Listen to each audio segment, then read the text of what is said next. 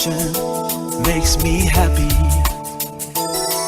When I wake up in the morning, only this station makes my day. Yeah. Oh, Asempa, Asempa, Asempa FM. Asempa, Asempa, Asempa FM. Oh, Asempa, Asempa, Asempa FM. Asempa, Asempa, Asempa FM. 94.7. So fi Accra na wo ko Tamale and now ko Boga. So I by road that a long journey. Yeah. Ha, but ufi kokomlemle ha wo ko Boga no. Udu Achimota ha no. Obi su fi kokomlemle o ko fi wa Tantra Hills.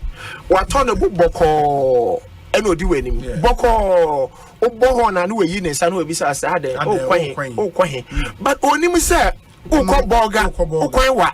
Enti omo Omunim said the journey is far. There is so much I need to accomplish on earth. No, I'm on Tom Obon Kase. They are in a hurry to get things done. If we were school 10 years, you tell me you haven't gone back to school this year. Go and pick an application form and go back to school. A big disaster, mayor lawyer. Adia saying na union na ugusu nyini. We are lawyer at age 40, at age 35, and yet the same as wire lawyer at age 50. So the things you need to do, obi nyayanko be a PhD, go and start this year. This year, as we begin the year, we are here to fire you up for good works. Say near a shower kumem na nyayanka be obi person ye YouTubing, obi person throw book, obi person start a blog. A few way is the year to do it. 1 year this year, it is gone for good. You will never have the opportunity again. You will never have the opportunity again. And there are potential directors, pastors, politicians, CEOs, sportsmen, journalists, musicians, and then they will never become because they didn't understand time. Because you prepare yourself, you know, opportunities will come with time, but you need time to prepare for those opportunities. And in Tassamane said, sometimes you to me try will be so. Obi awa prepare when you to be the two committee be so. Do baby crank say obi a show, so be a program. In the BBSC, near try work as a challenge when they step in for the person. Nipano went to me and ma and son could be preaching last minute and they kept breaking down. And then Nipano preaching went to me and ma. Can you try it? Obi awa prepared no. When you give it your best shot, it opens the doors. A free honor opportunities will keep opening to you. Anytime you buy a product, Ubehu best before. Products be Ubehu best before. Not just a product who you soon emria and kaya abrabo bia but there is best before. In your life as a husband, as a father, as an MD, as a pastor, as a journalist, as a director, as a musician, and you mribia now bet me a fly as a musician. There is a period called best before. Who will be already 50 years I call class 1. Yeah, boss mama. Why are DS I call class 1 at age 50? But the best before age 6. Age 6. And to call 50 and who be ban for so near kakre and who man for so be brave. To me be also for penny at age 60 and just why also for penny at age 35. The mileage levels are different. Obi or DMD at 35 and just obi away DMD at 55. In fact, it's unfortunate I have to say this, but I'll say it because we are talking about time. In the private sector, Obi, in the years to come, a lot of companies will not allow you to retire at 60. By 50, you'll be asked to take. Going. They'll be asked. One prepare. They will ask you to leave. They will pay you off to leave. They want fresh ideas. They want young people. They what the non-sexual appointment at companies here. What they watch it. Managing directors, the CEOs, big shot. Watch it. 40, 45, 37, 36. So say you're from 55, 60 billion. And I am here to fire the young people up. If there are things you need to do, go all out and do it. What is this? I say I'm pentem. It's as if we have all the time.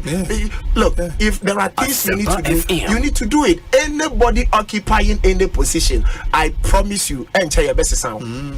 Now you need to understand. Say once you have that position, you need to give it your best shot. Because enter your best for former whatever capacity be I wanna. Whether it's 7 in your company, 7 in now rise head of department. That's true. When them say position be where you vacant in the company be where there is no debate. Obvious. Because we're prepared approval position be so better why I say will be apply. You be for both internal and external. You can't say not just say internal no you can't say much I say internal and external. Into my point is prepare. Look, when the stage is given to you, don't use it for rehearsals. Yeah, the platform show and the microphone show and now be quiet rehearsals. Go and perform. And say we are prepared before. Juma be bring my sales officer, my head of sales, business development officer, portfolio management, head of asset management. Local youth leader, district youth leader, area assistant leader, district secretary, district finance committee chairman. But some reno emrena ya de share ma me yes juma no me ye evidence was also ye so this is not the time I'll be call back catch you say there be way say you had opportunity opportunity then out here but you are elevated. New opportunities will keep coming your way. Every time is not a convenient time. Every time is not a convenient time. There is a time for everything under the sun. On Asempa FM 94.7. Ekosiisen on Asempa FM 94.7. Ekosiisen on Asempa FM 94.7. Ekosiisen on Asempa FM 94.7. The CIMT Radio Program of the Year, Ekosiisen. Are you ready? You are listening to the CIMT Radio Program of the Year, Ekosiisen on Asempa 94.7 FM.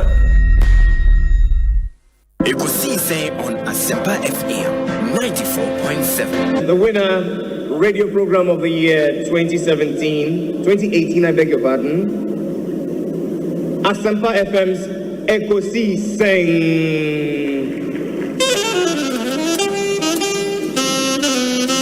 Let me come, ladies and gentlemen.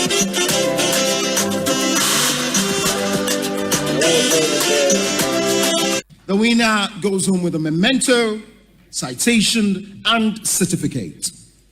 Ladies and gentlemen, the Radio Program of the Year 2020 goes to Asempa FM Ekosiisen. Well, the host, I don't know who he has not interviewed yet.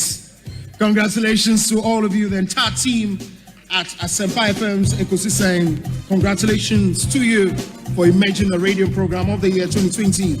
Presenting the award for the Political Program of the Year Radio going to Ekosiisen of Asempa FM. Ekosiisen Asempa FM. Political Program of the Year Radio Ekosiisen. How did it end? And the host of the show, OB, steps up to pick the award. Congratulations, Ekosiisen. Asempa FM Ekosiisen Asunyi sa platform media se unya na betna subia na Fabibroni bese it's a privilege and an honor na yamu be so part of the inception of this particular platform Shasi Ache and no more so na Shasi, and we thank you for maintaining that credibility when it comes to delivery of more program. Ma mimi kai Ekosiisen ma mutinkwa na no and you nyamwa yedi ashtamu ejuma pa moye ne award ma monya yidi de pa se dance efe Ekosiisen Asempa monso Ghana ebi ma men kebino mu pia mo ma kwani titru sani amode akan kasa ye adwuma ebia wo de bia otiti ase na ansem bi tu kwan ekonenam America New York abonten taxi am fire na dipakon otie Ekosiisen taxi no emu me nwanwa na nso ni nyina aka ho bi na ya bom abaso amamon abonso body no Ewurade wo nstram amen ya ewe yenemi yada Mendas na memfa konya oso enchia etifo nyina omuti Ekosiisen dwumadi no na yebedom so as because Asempa Asempa nyina so etifo and me gigi self Ghana fa na nyina obia radio eda awuti na adwuma pa maye but be premise amrenti memsa mamuni yo money adwuma fo mpenifo nyina. Well, I know that Asempa has gained a lot of experience. Asempa is one of the, not the forerunners, but in terms of coverage and listenership, you stand tall. The new FM stations that are coming into the arena are not calling on you to exit, them to survive. Is that what is happening? No. They are learning from you. They are learning under your feet. They are also trying as much as possible to find space.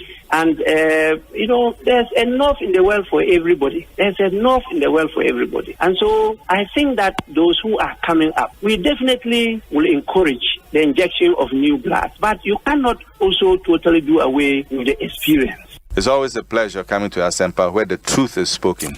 Lawyer Morfin Shapa. Okay, Major so. Bokodi. Nyakupa Darama. I finished what started. Eja ho fe na ba papa kakra yebuso money yososo that's it money yo uba betra kwanje no me monitor uba na I am ti office and am ti o car na me gidi se ye bompa se yankumpo o ma wo hode na ma wo yansa na on timi fa ye adwuma no ye bompa se ye banya obi ti se wo no na betima replace adwuma na adwuma enkoso emagana nyina Wachwa ma minika na wase na yina so yenko so anhye yenhoden na adwuma o yewie so yensre urade ma woni adwuma yefo ne aboafo ni nyina na no Mose na nyame ede no Israelfo yinam na nyame hihye yi muduru be na ese Mose ekwara na Joshua obetwa so na o hyene den nyame ka kyerɛ sɛ na me ka Mose ho no saa na won so me ka wo ho aboa gidi sɛ mu nyina saa nyame dada no a obɛhwɛ mo obekura mo so adwuma ebekɔ na nimpo akyɛn ne a ebinum adi kan ayɛ Ewurade nka mo ho na ɔma ani onyam ne bambo onye kese ewo mo so bread say amen ono abo yepomo Kwabena do be Ekosiisen so awien me Jesu me aba ite say adumu ono abo na so ye o ma me ma hye ese hu se kusie so api awia na kyese bibi na di na kire enti medin e de akua aboachewa Yiadom nua ba na mte hoyi eti ono abo na me sta also medase.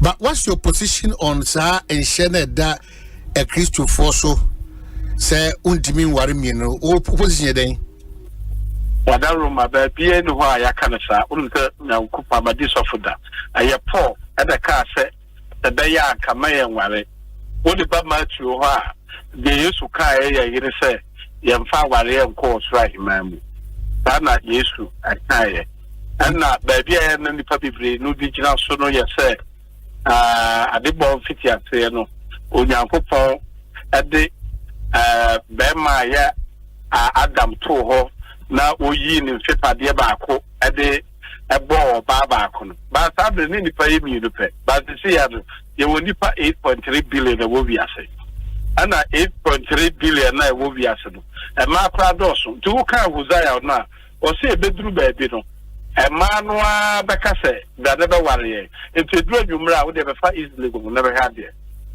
It's a name. Me, I'm your elder, our apostolic empowerment ministry. No, be any white say, is see me quite me, I'm a worry. Make my 12 hour be account. What that room, the affair to say, you need a me for phobia. What kind of Matthew chapter 5 verse 17 now? or say my mama said no, name me papa said ma. Eti yeah Abraham nana. Abraham wa wale do say. Or wale Sarah. I know Saba befa Hagar. And an a catcher ni so no jadu. But a Sarah at 200. Or Sako befa or baby near friend Katura. Or then there was 7. But there be a car, yani a car. Ishmael Isaac and a yaka, but what will a match 7 be as at the car? It's Abraham, what will 9? Hey, na the okay can the okay can na ujidi say a wide door AOC a quine ever Christo form ujidi say heaven or honana. Miss no, so I dear say, untimin show man, the untimin ship. Oba no ne nkwara de ya bone don go but wo betimi ahwe oba no ne nkwara ne de ya me hu ayayi because in my man for bebre o ha o ma ware ba ko but o mo plan for no doso what you say think o mo plan for no kwa no me de na aware kra say no de ayira wo no say we do register empien ko ba bia what you say enti no o man wo betimi nya ware ba ko what I said, no be so bet my worry me, no, but no nimpla, but will be bet my worry baku, but I am proud crabno at awesome. And a bay I am shassi and tea and was say, a bear see be a name of fee, than see a tita quantin fee, now a man who soon to me who money see. Or my major said, son or baby, and a pay. And see, and no see that I will have most of them run. I was sick, so what do you will be a yipa, young show no worry. Not as a dear incremental and ominium your oh, yeah, of course. Of course. Let's say you couple 9 4. The Neunia Quenya, what did send a becount? Ah, maybe the honor. Oh, dear honor. Command Patrol. Now, maybe a mingo trammy didn't come from Kamu. Oh, my. Me know, Rebecca Sana. Prince one hour for Chairman would to be Babu Freddy Media Covo. Oh, Chairman would to be had you. Oh, had you. Oh, my mom was so powerful. Oh, Samum. Some have been in the And Chairman, good afternoon. Good afternoon, brother. How are you doing? Very well. How did you find the program? It's a very interesting, and I'm very happy as a chairman. And this historic, I'm happy that I'm also involved. You know, the country cannot develop without education. So if the president and the MPP have made a manifesto that they are going to help the tertiary people for them to get loans, it means that Ghana is going to join the developed countries, you know. And he said you don't need a guarantor. What you need is a national ID card, you know, national ID card. This is the first time. And what perplexed me was that, you know, that he said after you are national service, you have 1 year long period before you start paying the loans. You know, it means that Ghana, we are moving as a country to develop country. And he also said that all the students or the workers, you know, who will get jobs, they will also going to assist them for them to get the money, you know, to rent houses and stuff. A lot of people are suffering, you know, from money to rent apartment. So if the government is, you know, helping you like this, at least that abroad has come to Ghana. So this is what I can say. What's the meaning of coming was asking? I want to assassin my what I know single can ever way. No, see me, I'm now assassin. I want to my assassin. And then look at me, my assassin. One of my assassin, me this kind of a show with them. I never do. I can't know quite a problem number. I never do. I mean, the Milamino Casano. I never do. Tie. And Kate Kuto Munina. You will say what sign? Now, what was our signature? Kwabena, no abusiani. Hear me. Nanu ko ram la ben am ko ma asase. Na se ho na send this kama me. Eja bedu. Papa me nti ka chani yi. Eja chi. Dia okeka no, asa kamia se sika ne bedi wo nsem asase no enwo aba asem no. Ti na wudwa ne se wo signature na wo wei.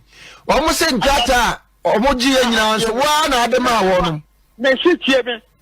Matona asase ma na se ho aba asem a. No me kan tie nke asase atol ma me ho aba asem. Me ofre me fine na me fa. Ne. Ai. Onim dia woka. Wo ofre me dabe. Dabi me se. Ne. Ai. Eni anade ma fro da be na benya ho aba ne atimi aka ma asomdua ba. Ni kura mi Ghana ha. Me ko kwayem, wo kwayem. Uni Ghana ha wo kwayem. Ai. 1997. Yeah, you know, USS University of Science and Technology. And then they took Kwabena University of Science and Technology. He was the president of Ghana.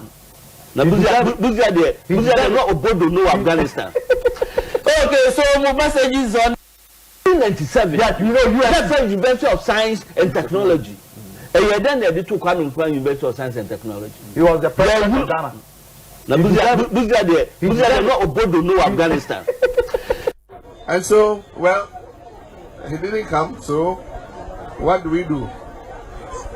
This morning, he rather went on Peace FM. I was speaking slang.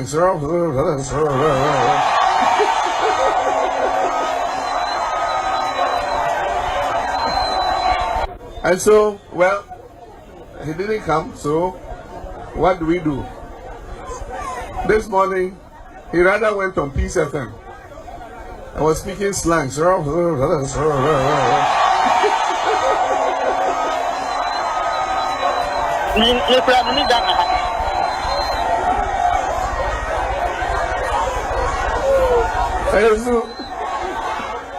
said, if you can speak slangs, you should have come to the debate and spoken the slangs there.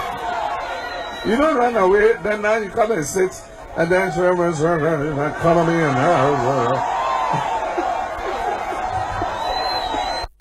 And I think San Newman Kitting so na Nina Akabo. Yes. And then Ramitie Dr. Enin of Kofi Annan International Peace. And he made the point say a frustration no and Akikabo Mami. But we have all contributed to that. Enra, I had an engagement with some youth on Unim Clubhouse. Yeah, Unim Clubhouse. Clubhouse today. What's the meaning clubhouse? Sport baby I joined a baby continue. And I know what's that? What's that? No, I joined a baby continue. Yeah. But what is that? Yeah. A social media app. Oh, the more because I mean, would be way for half in no be the question. Oh, Casama, because of a Casa, well, no question about more to be done. Because he did was a clubhouse. Wouldn't say technical tell you, Mammy, Boakyewaa, and a Kusifaka Kai, because Twitter education, Mediaco with the Bilami. What about Yakwana Wano, who bram a bread, screenshot to grab a bram and bread with them. Was a club my house. My medication, was I was looking you. No, my medication. The club has what's up, Babako? Masa, me ma fa woni club house. Who nim signal? Who nim telegram? Me nim telegram. Yeah, information. Yeah, ma me yeah. Na ga ji asira ma bibi ya no. Say what trap ring na bre so Kwabena. Na dey pa. I don't understand men. These days, I don't understand. You have one woman. You are struggling to take care of her and your children. And you are going in for another woman. To do what? What kind of cross is that? Why do you fabricate such crosses for yourself? God-given crosses are already too numerous for us to carry. And you are also creating some. Why? God is not aware of that. Well, don't bring that cross here. He will not even listen to your prayer because he has already warned you. I don't understand men. These days, I don't understand. You have one woman. You are struggling to take care of her and your children. And you are going in for another woman. To do what? What kind of cross is that? Why do you fabricate such crosses for yourself? God-given crosses are already too numerous for us to carry. And you are also creating some. Why? God is not aware of that. Well, don't bring that cross here. He will not even listen to your prayer because he has already warned you. I'm not waiting for anybody to make me happy. I'm happy myself. Oh. After mass, I don't want anybody to congratulate me. When I enter my room and I take my bottle of club, I open it into the glass. Listen. I use the glass to hit the bottle. I say cheers. I cheer myself for anybody to cheer me up. Because I know who I am. I know that I am a seed wherever you. Constituency chairman, Mr. Dramani, now Kwabena, a short comment and I said short remarks. Mr. Dramani, chairman of Krachi East Constituency.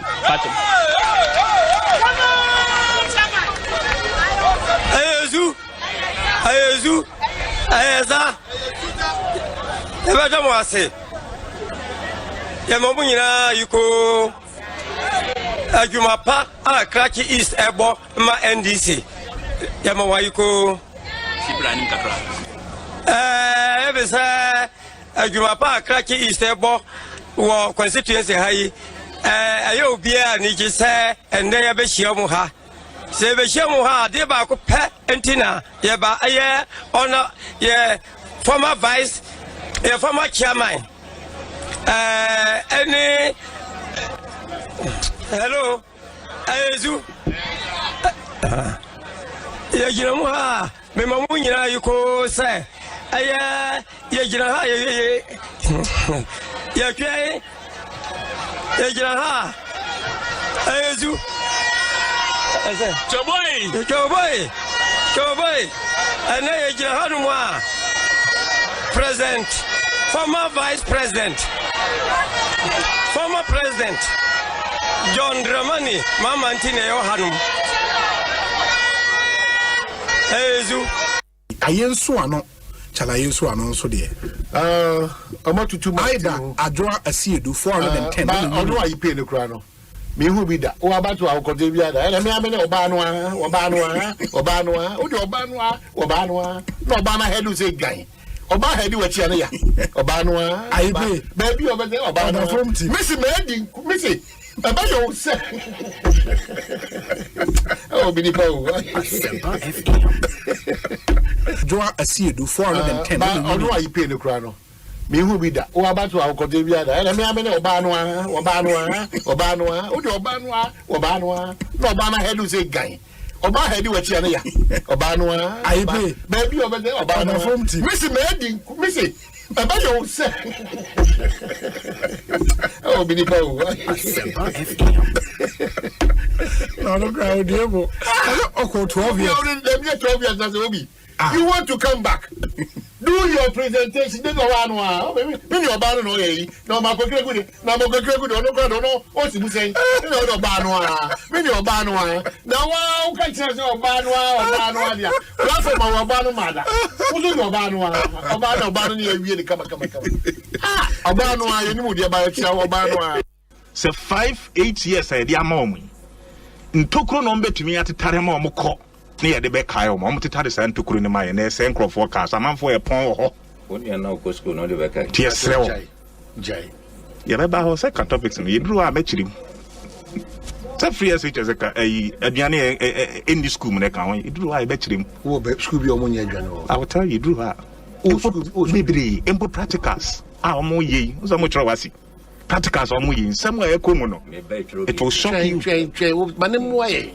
it will shock you nsem a ekọ practicals omo ye nim no Omanhene it will shock you say ye pa akokọ nan e dey aye practicals ye wesi omo chiri yeah Asempa na headmaster sisike ni ho etin kokọ a enam school mu wa say be manfo nkokọ a atumi afiri aba school mu ho no ene ye tekere wo mtwetwe wo nan do mo ye practicals Omanhene timu ni Omanhene ere hu so be akokọ free fie so mididi a wakọ school mu no because of buying first you can come headmasters any emi amfa nye practicals with ya tekere wo mtwetwe wo nan do mo ye practicals that is Nana do Dankwa Kufuor ne ba umi abai for you Now, you see, then I hope see yes. I'm saying, one. Easy.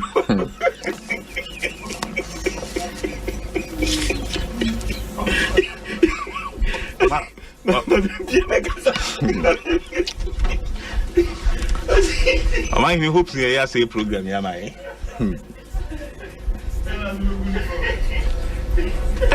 Serious, Omanhene.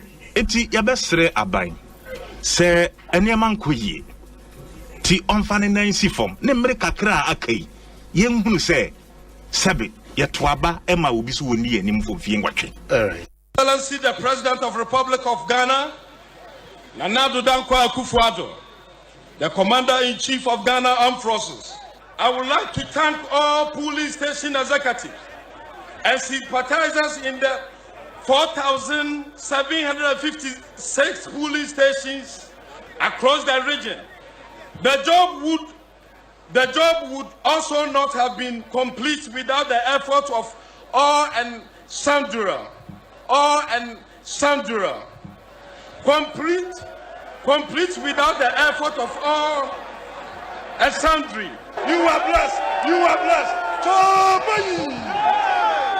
Sarana Uniabia Florence and Ponsanso Eda Eradia say Sidi aha ebien o say obompa say Messi Lionel Messi ebe winning World Cup no na yeho Nyankopon etie no eno nti Erade etie ni mpaibo odanse bebre na nije ewie peye ode Yohane Asempa tidun sianche mwaduonu ebiesa ne duonu anan efua na forebodo so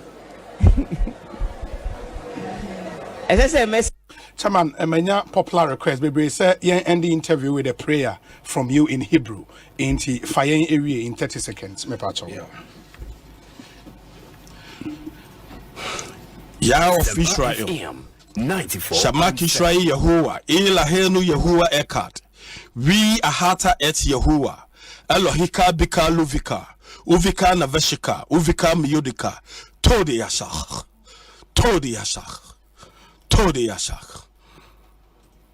Amen. Ekosiisen on Asempa FM 94.7. Ekosiisen on Asempa FM 94.7.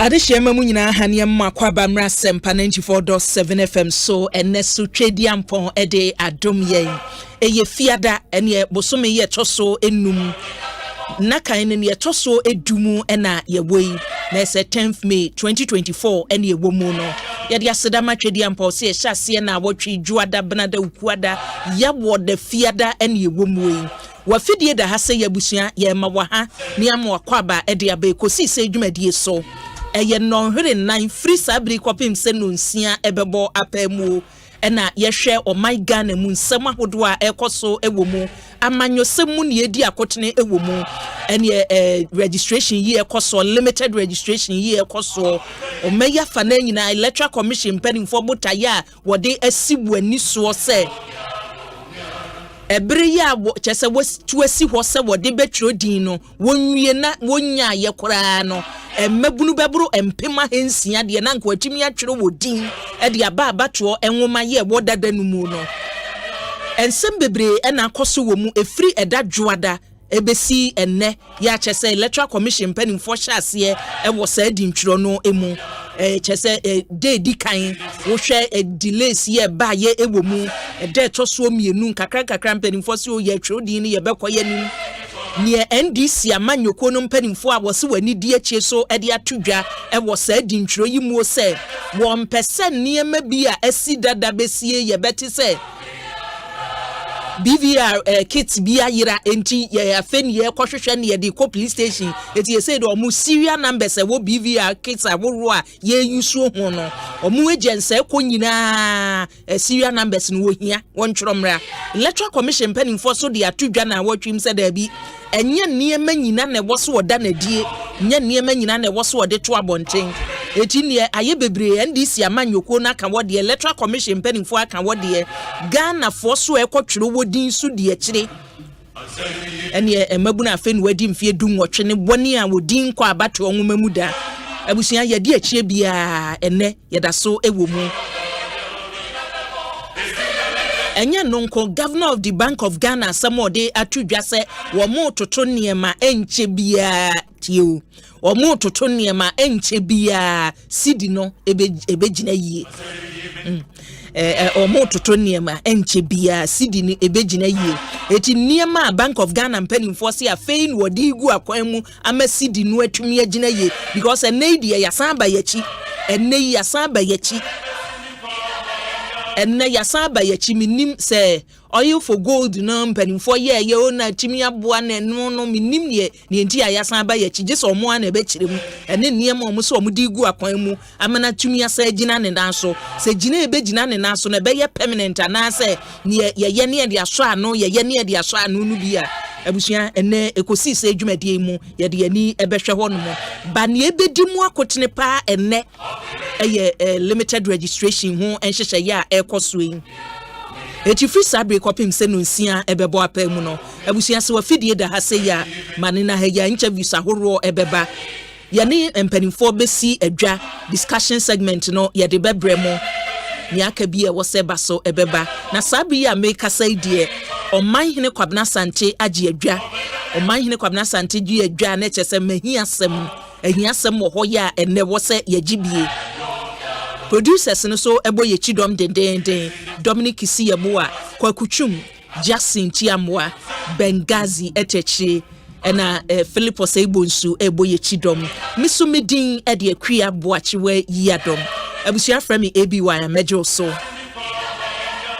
Yiadom live wo Facebook and YouTube nti wadwenche no say Facebook Asempa FM Extra Asempa FM Extra ene ho ne streaming efa and say YouTube so Asempa 94.7 FM Yiadom live wo ho no mo wadwenche no na de bi ato ho no mo efiri nura na meka che o se na wotwe awie ye so enanomo da eti ene wo de Mother's Day no wo ene bi a wo chia no to bi e be kan ma Mamima Omanhene Kwabena yenkaja enwoman Mejoso ABY osi eja ye fro se na be de mimi nua property akwa Boakyewaa na enti wo bonte na se JP no kura mfa mame Oman mame enda wasina min kantre baba nso oyi twum se nyame anim ni wase police corporal de ne ko na wakwa twum wahye yomu ana wahye yomu okay na say omo de activator kakra fam na say ne omo twin ye twiti ne tutum za no ena twum na me hyew oh wow dia che obi amema mo hye yomu nyina chia mo ya chia mo nyina che obi bia yomu ne de mema hye yomu nyina ye unse ni ye nyina Ashtown ni they can say Methodist bookshop and wo KO and atos na mami bi yomu bega normally yomu satam yomu no na je say you know not meg no into ye pena omu dia wo ya wonder dia bi that dia ni ba bi afi na omu wo practical to abi to the dadie no esisu a wo mia no omu dia wo no no just kakra anu na make ana na dey two mu dia America dia bi aba em say abefu dia bi omu ye na omu dia wo no fe na ze ba bia adabe no omu eyiti one ye careful a ebe te say dia worry insan ne tropio no because a copena sa mefino abem sa tunyina is a mefino kokon bi one ye careful be change na it mi sremo mo amhye yomu na mo ka yomu no the sremo amadaroma there's a only how no Jackson say eno me ka che na wo de only how na say yomu nti na kisi unity Dominic yomu anti no unity so we amada ni pa be di wadwo mo omhye yomu adwuma ma do ka so obobo na ye wudwe technician ba ku events Enoch eni pe hye yomu no ye adwuma keto ono ne omu de hye yomu no jama na ayi wo mpamin cream kakra wo tini chimi na yi mfiafia na chumi ni ze mu de technology bi kwa ba madam ba ku bi na pampo ma pa osunyane se o wakohye ayini bi no omo ye hair transplant uni se mehuno sir mehuno ayi asi bro apa mama unze we di bed e horo ba mi twam no frere koba na me da mi ze mu de mo ha na za oso krobia na dey we feel pa osi akwasi na akwasi abotiti di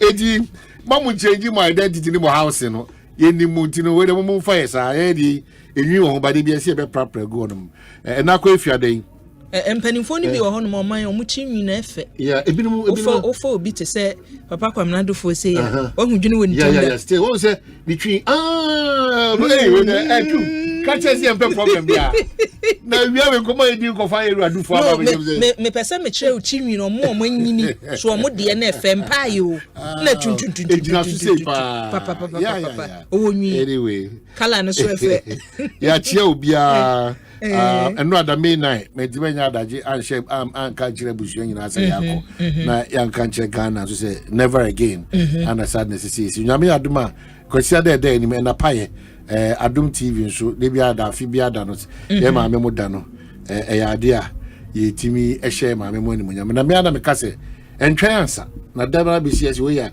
Mother's Day na o ma me bi whether adopted or real mom no ana unia baby o si wa bi wo fasi bi wa ko dan e do sonko adi a chena even though it's good say what ya should yi da sonko asi honom na ye de yes edman ana me saka I say ma ye ntwa ka say breast cancer day ko ye examination bia what to adwin afimuni nyina no check nothing this October October ba na no cry abebo daru aba say no check pink man I say unufu no bibi kokran bi anase bibi it's not good apomodi unhwehwemu de very important ti mantie ene mema no cry ntie sa breast cancer won say mema nyina no ya twi afra say only say mema no de no so say mad exactly but yeah man nyinsem so at say ne ye ka say ukọ enkurase ne important ma ya de HIV AIDS no emu peja na ye de peja ne nemu ya de ti de meka kwesi say ye maame mu nyina ye nyitwi nya doa ye da mu nyina se ene mema so amu abuse ma ye sra mu bebre o madam ma ne sa eni bienti eni abrabom ntiase ntino sa nneoma na kane eni oya ne edi hyema no ni nyina ano brase kura eni epese free okura nti na obehwa minerals commission chief executive no na enua ba na onya abasobode o appointment no takwa man so say no we refi the kuto kudi and then refi the Catherine kuto refi di no na nenia bre wo ho sa no if you say oni mema na ekosi akan mo si akan wo Ghana ewa disuam ni nimdiem masa akwa kudu South Africa me asa akọ so ne so ama wo ba ekandifo oba ba ni ana eba sanso a wo se na emema na obetra yeso no na ya chance ye hum bi na we oba de misre the same support I did my bema obetra sa akonwa no so a ye mfa sa support no ma because ma betima enoma bebre our system frustrates and intimidates women your system no entimi ma pejamu no entimi nkoye ti wanya oba sabe omo yo so oba be for ba be mbo so oba be ma oba kokoni se wanya sai ni bia eno nyame ma ne mpare man na mo nya ma kokoni mo peyi ama mabusua na o my Ghana wanya oba oni e din na onim de o pe wa brabo mu a ubo se oba kokoni oba be oba yesi ne ye piaw ko akire o sa ye piaw ko akire na ade anyame de dobo no ade nyina mu because of mine nanka appointments he say who say political parties o mo de campaign oh ya ba we appoint more women no nim de be ye anye CEOs no mu na be deputy ministers and parliament so chese nanse kura de unse nka NDC enya 20 MPP enya 20 ba sa wo hwe by elections ahoro ma ye NDC MPP bebre atiegu eti ye ntumi nkoye nimu mpagya nuru babi a e wo se ma ni duru eti chese ensam no de ye kan niema ya kwansidie wo mamu eniema bi te se be ma wo se me ne meyire nyantokwa misusu se meyire no wa firi machinti makuno nanse kura na tuotwa ba san ba mahwia se da gunu so me suspect se on be ma wo yi twempna enti makuno da bia me kan eye nipa bi enti ase me ka se oman awaye no eye but I don't think say the ultimate say that is what you want to do ebekun still chilem me I don't believe in it. Sorry how don't na councillors how don't na edin kom obi ani oso sabi our dijari so obi a so china but the afutu e ba ne say ehwemu am ye hu say emma dodo na nkasa de ade be chi no na ahun no na afia kofa se fufraba eti obi ani ho a okasa fo Asempa film suko but say be ba be ye yoni abeto abusua ne maso na Ghana be boka eni mu nipa ba da acho be ya na say wo yesisi e ene awade ye de na emo edu pempenso bi a wo betima ka che say wo abuse level ye mfa wo nya hwe ye mfa wo nsi ha mfa ha bra na ye bro o ka say wo be kosuku na okunu se enya de be si da o ka say wo to onim de so eno no fie on to kwasi de o de o ka say wo pie kura na o je ho bi aba o fie kura na no eyensem bebre ni abusive words I did too much. Yeah, they are no emotionally. They are no kind. Not just the normal Mother's Day. Ma in general, no. Ma aye shira. Ma aye yedini nkoso. Ma ye kuro. It is a ma chichire. Na hu ma ya. Bribia da ne kuro bia hu ma ye bia no. Mo kanko. Ebusua bia mo hu ma ye bia no. Mo ni mo nyam ni mo kanko no. Bribia da no. E wo so ka because be ma ko je ni mo nyam ba. Within seconds, obey attack of minds for one about you. Who say the basic spread their kind of community, the family, Ghana, baby, Betiafa. We are saying your man beam to say, Ye Casa come say for fair faces to Momono.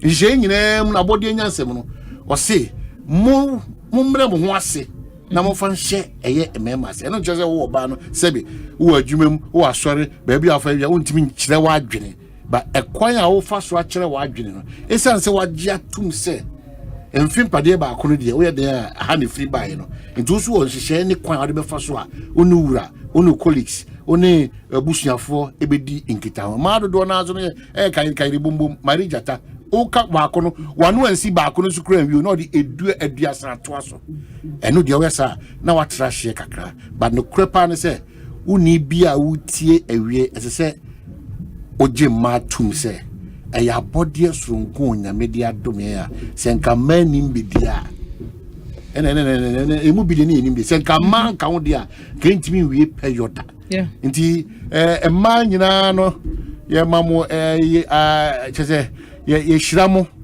mo bre de onyame ma na nye kwa nti wo so asa kan me woni nso waka wakoma se me pa se me ma me pa se me ne be kasa de odi ye me ana se sebe sofu bi akobọ ma me din se oye bayifo enti ne wo ma me tie so ha so onyame ahirawo ono abosom nkro no de aba na wo ahirawo no wo se sofu bi aka wo so adanfo bi aka wo so ma me ne ye bi ntino and for the past 5 10 15 years ono ma me kasa eyo de udidi eko e de nko a na ye pe wabrabo yi udidi amani bi ni e de nko a na ye pe timisre nioma kura de hihye ni pedua nim ni akoma mu ni ye kra mu no eku ye sunsum kura ebe wi akire na afi ade a eni din kura na afi de wa akofa ato so but di wagya ene wona eni na onkwa na awade e wasase we ye wosim mesre obia o maame ne kasa bi na montuo bi ne ye bi ama udi yaw ama ususu se we de oni wani ni ya wafa ko mu a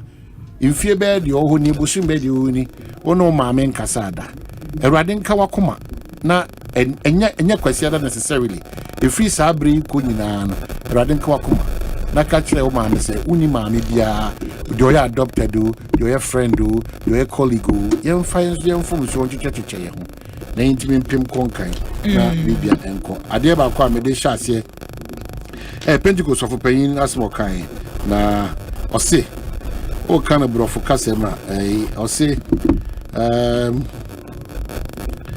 yenye careful ose watch your friends closely because the kind of friends you have will determine the altitude you reach ye namfo no yenye ye koba nyina namfo sam nyina no yenye careful namfo a no mo koba ena kire baby betumi adu abrabo key it's very very very key enipa oni omo koba e kire adwene kura wo ye den odwene e kire su abetuma dan because enipa enantecha e won sunsanso no kwasem e won sunsanso oni obi nantecha opeo umpeo efri mfie be mienu ko nyina no se nipa ne braye papa onipa ne obi oye focus abrabo ma wo se wo so anya abrabo wo so sa pepe na ekosa de we kokobo so payin na dia mai no obaka se dan da nyina yete o de bia yete ba no kure because woni nipa no enisuade hu na wo no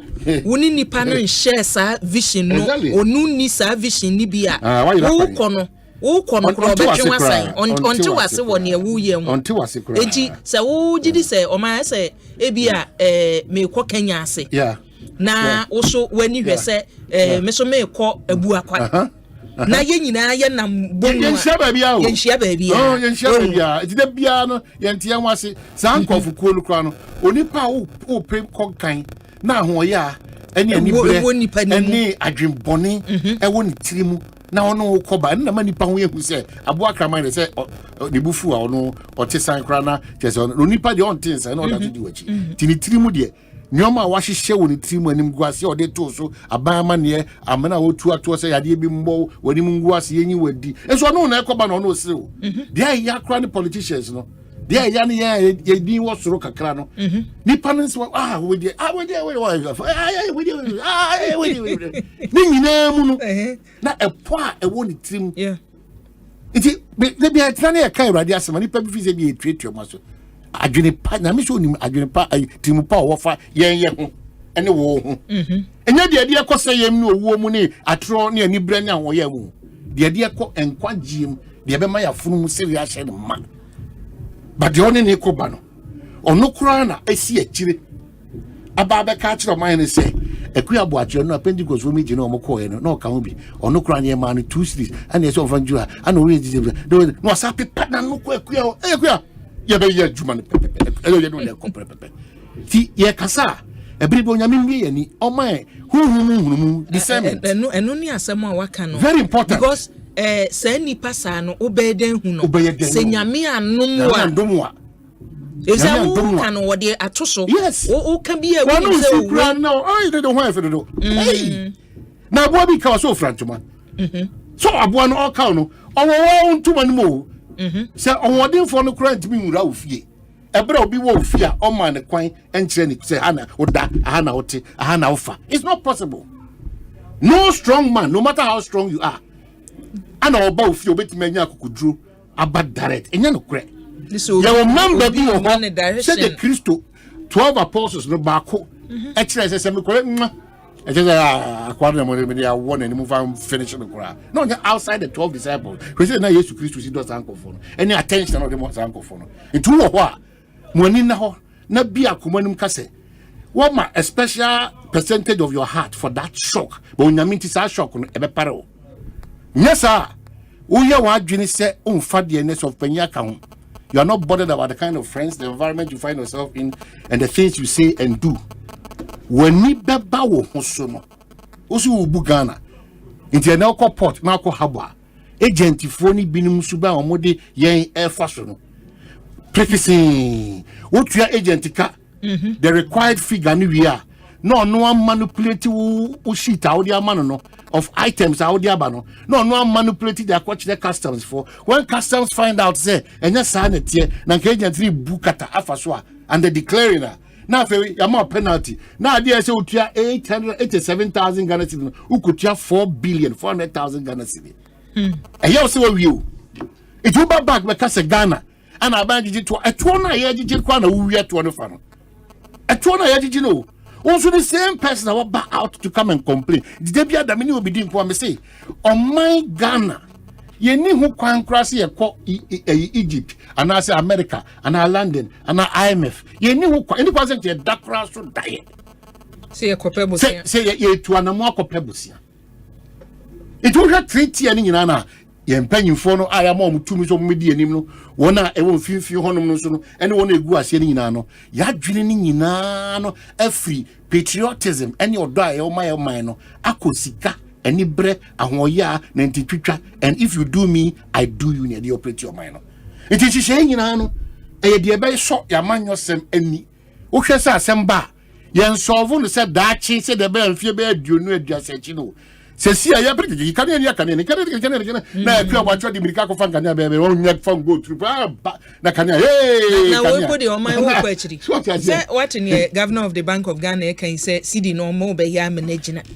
Is it the first time I hear to say CD no ye be ya man stabilize just say me say bia maybe o ha ne obi ne din kono imiti say mo say yanko of yakodi Bank of Ghana pay for you say for you chichi enwa no mo say sika say eno na masika sisa na ye cry track say with impunity airport wa no gaw for no wo hono jino de omukọ omukọ ye sika ombeka say omunya ye no we nyina no enkosi na I dey wonder because forest bureau no uti o manka forest bureau for no e Ghana no o mu ni tuato wo tuato tasi bi e wo so tua bia wo tua ye no call mine fotuom enso o madwuma ni igu because of sa black market for no eti wo sha ase ekwoche wo mo ba ko no sa forest bureau for no bo say na we dey on bebo aye ba ko pe no ano no no obi si no bi dey obi wadaroma me say na wa bi ko say wadaroma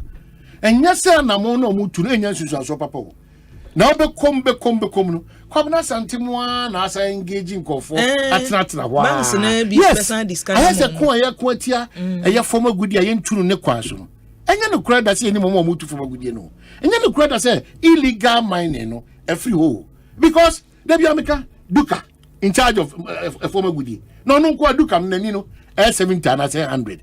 Say 100 krona, dear part of it. My say, Mam Duka, one more Duka, which a year out in young form Duka.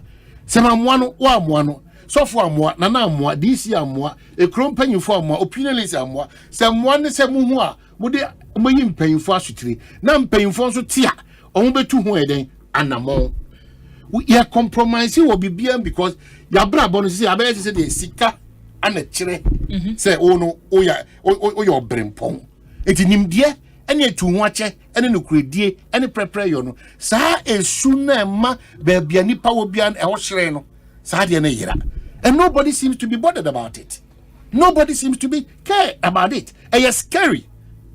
It would only next radio ni TV so nya de bia da meka social media no kwa de men ko ba wo de radio ni TV traditional na hwe enkrata ahodum na hwe nsema wodo a ye church no de kinkan ne de keka e wo radio ni TV so ya so nyoma bebre so amene o how ni atiti ya Ghana fo ekom no minsuo minka ye ntimi nka enyi de obone sentro fo enfisa ha nyoma bebre ayaya akuya e de ayam hihie etro entwato so adanse kurumu kese ehunu a kane no anka obibeto we dey mintimi nya police station tutuo na me den kwadi tuoko police station ekoto me yedien police ni gina ho tuokura sha me ho police station se obi ko busa bibi na me se me na nya adweme den ni pa so pa move anadwuma na se mo Ghana ha. We are losing our identity as a people and as a country. Debiara damekai obi mekai tie for na refo. Oko America o mo ma chance de o jade bi o sikra na en shada nya ade a big deal mo mo sa. Sem from e bobo America e bi bo ha. Se na nyina nke be butu. Be we dey hu bi do we dey kakra ikra bo na da so pa. Ye se hu bi da. Nti onyame nyanse mu no. O ma obia ahode obetim de agina ebra eye sinto bi aba o ni krom ana ne bro no so. Ghana de yen identity ni nyina na. And they be the adwani example. What for bushia crowd or mupie?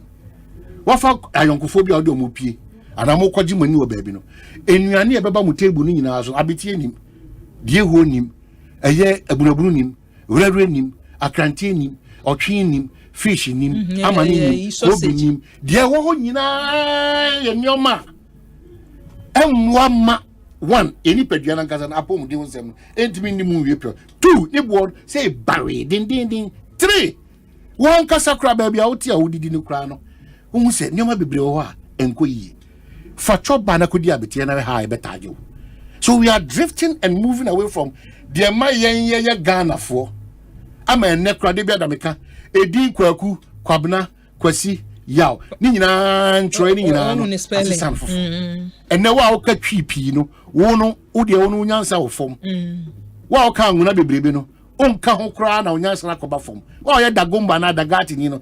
Bibia no a wo ye. Enti ya mani nyina no. Omo slang. Artificial adaptation of language kasa enyo dia. O ka ukwe kasa kire wo ba wo fie no dobrofo yi wa. Enti ya mani bi kra no. Omo ko suku a. Edi ato omo so no. Ya mani bi ko du suku a na omo fere se edi ni ti no. Na omo se di didi fufura to omo so. Obekwa ko hwe oba wo school. Obebo din throughout the whole school. Obia hu akoda ne da. Obia hu akoda da age akoda one ne nam prekope na okase oda bi edi we ne ho. Enti no kura nie. Se ya kase oman no ye de agidie ekoshe de bia meka. These alphabets NDC MPP mu a ye yemfom so. Si ya kase ye de wre ekoshe se na sabio John Dramani Mahama, His Excellency the former president and now flag bearer. It will feel so one pass Obano, Ninkrata or person deba. I contract on the Ghana for Nina. Nina dear Kodichimwana. Dr. Mahmoud Bauman, Nisha doing a dear Kodichimwana. Okay, Rakojo Alan Chamatia, the Nisha doing a dear Kodichimwana, or GTP. San your money in Abet my Eddie Murray Paya. One, and so much money at ding. No, we are very strong and firm, very objective and fair, but still on me a firm. No one force or money swadi won. We need be our public space occupy biano. And ya hona won ye basum wona wo sum yen. It ya ho brasem ne ani die kwaso ne obuo kwaso. Ese se wo sum yen. Na ye ka se wo ya kwapa no kwafo wo ye de ahenche ye de. E hye e abasobode ye. Na yen susu aye wo fom aye o man no fo no. Yen so aso de da so se min kodidi ana se min ko winam ento ntwene kwa mu nyama adwene se zoom lion ana se Minister of Works and Housing for no on baba na nso yiri eto wi a what's baba ka sa ban modern bo enso ni na o de sika nyina $539 million to the Ghana city akoshe odo no ma wote na se won yes afi na because the truth is here now. You know political parties and politicians and opinion leaders, nananum and presenters to be here. And I will to in the Uraka crowd to Kuhona, watching the hospital and Toko, but be here. Akukudura woka say akukudura my woka say na didn't ceremony unim. Please depoha. Tesano. Ufi please if we hona wo sania ba. When say e kwan no a ba ko betimi dia sania kwa ave no ho. Ena ba ko so e ko se broni po efre say aya waso central ba bi ewe down ho no mo. Please if obi gina ho se wo hu omo a ufi sa abeka ho no mo ba. E ho no mo da bi bola no ye tugu kwan ni mfimfino. Da bia bola no da bia bedu woni ato bola egu kwan ni mfimfino. Please if oni gina nchen wo. Ena ka say traffic light wo ho no mo bi minim se wo mo ekoto bola ni gu wo no bro mo tugu ho na nka kwan mfimfini de eso hwa kukuduro please if no wo ha say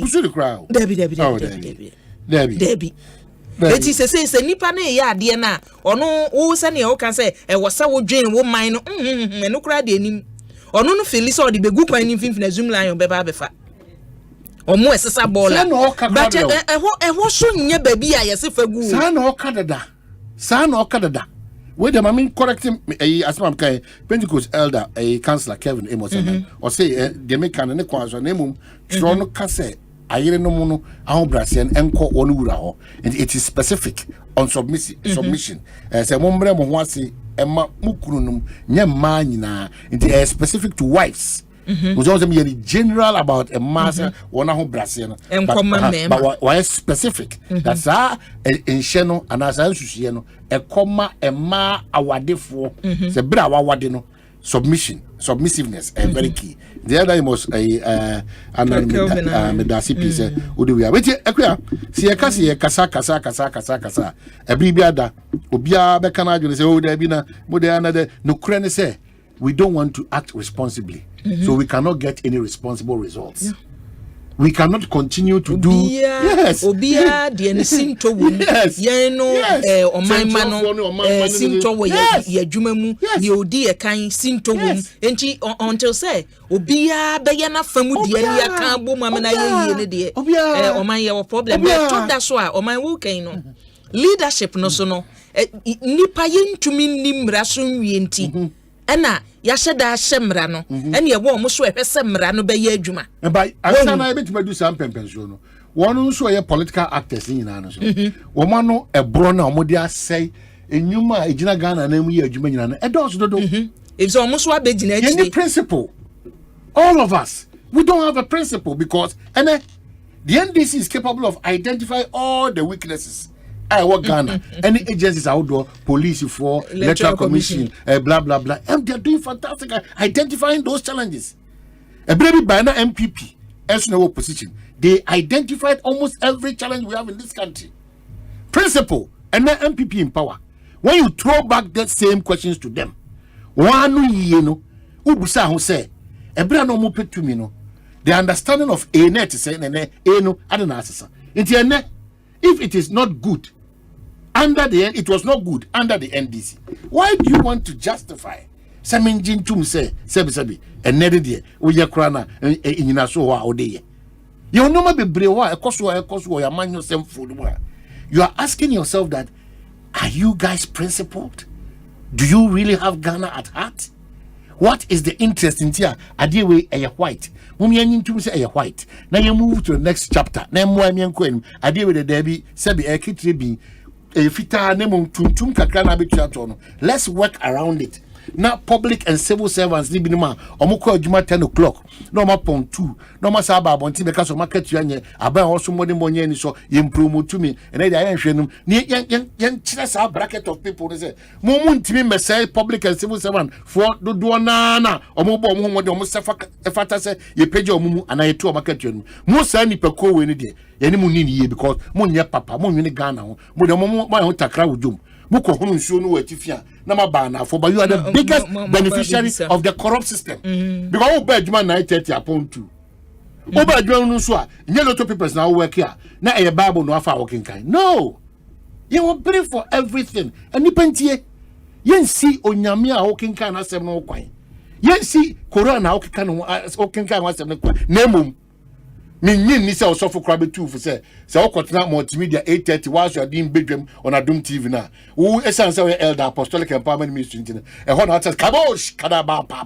na ori ere nta bomba ya ori ere wo set ne so ori ere wo set ne so o mai wo se ne oken NDC ewo opposition a ni ehun bi anye MPP wo opposition a ni ohun bi anye eti yene a yeto aba no and they say no e was say ye de yadwen for omunse mo ka no e was ye sone so because ensem ni bi ohono mo a wo de emfa bibi ti say dum so yi ansa na be du okra no amesa fa so baby on nam na me wo fa ansa na be dwen ensem mo de to okra no so no de hia when 2024 about to continue say never be used as a scapegoat by any politician or any political party but what you if we say abakosema me hu say ye use yen e de agi tumi ewia na ye ni bo ana ye nsate ana say ye mu be ye ya ana say ye di dem bi ana say ye adwuma bi boyen ana say ye hwiri bibi e sombo man a abakosema me abehu say ehun ni mfaso ba kokora eyese obewu ama o my Ghana whilst you're on duty than to die for a political party or interest no self no you have absolutely no idea about what they are doing timi mi anum pamcho muntie mi wofanom mi nananom mi sewanom pamcho muntie ansa na akuya kra be break ni down mo atini ma bi asese hwe foto nseniani NDC 24-hour economy Dr. Mahmoud Bawumia so na eka digitalization o se den fani nyina to nseniani na wa ma wa dwene no enkyere o se we die ne se no kan wo se wo boy be we se dey 24 me ba say die na me gidi se every we betimi abo enye se wutie ne keke die hin na nipa no obetimi aye o kan keke because aniema mienu oman se wo fa cd ye be ma cd na gina ye be ndan a NDC MPP ni ye hu nse ye kwa ye be ba be si achi wo fa ye nyina mo nkane a ehu nsem a so mo de be ye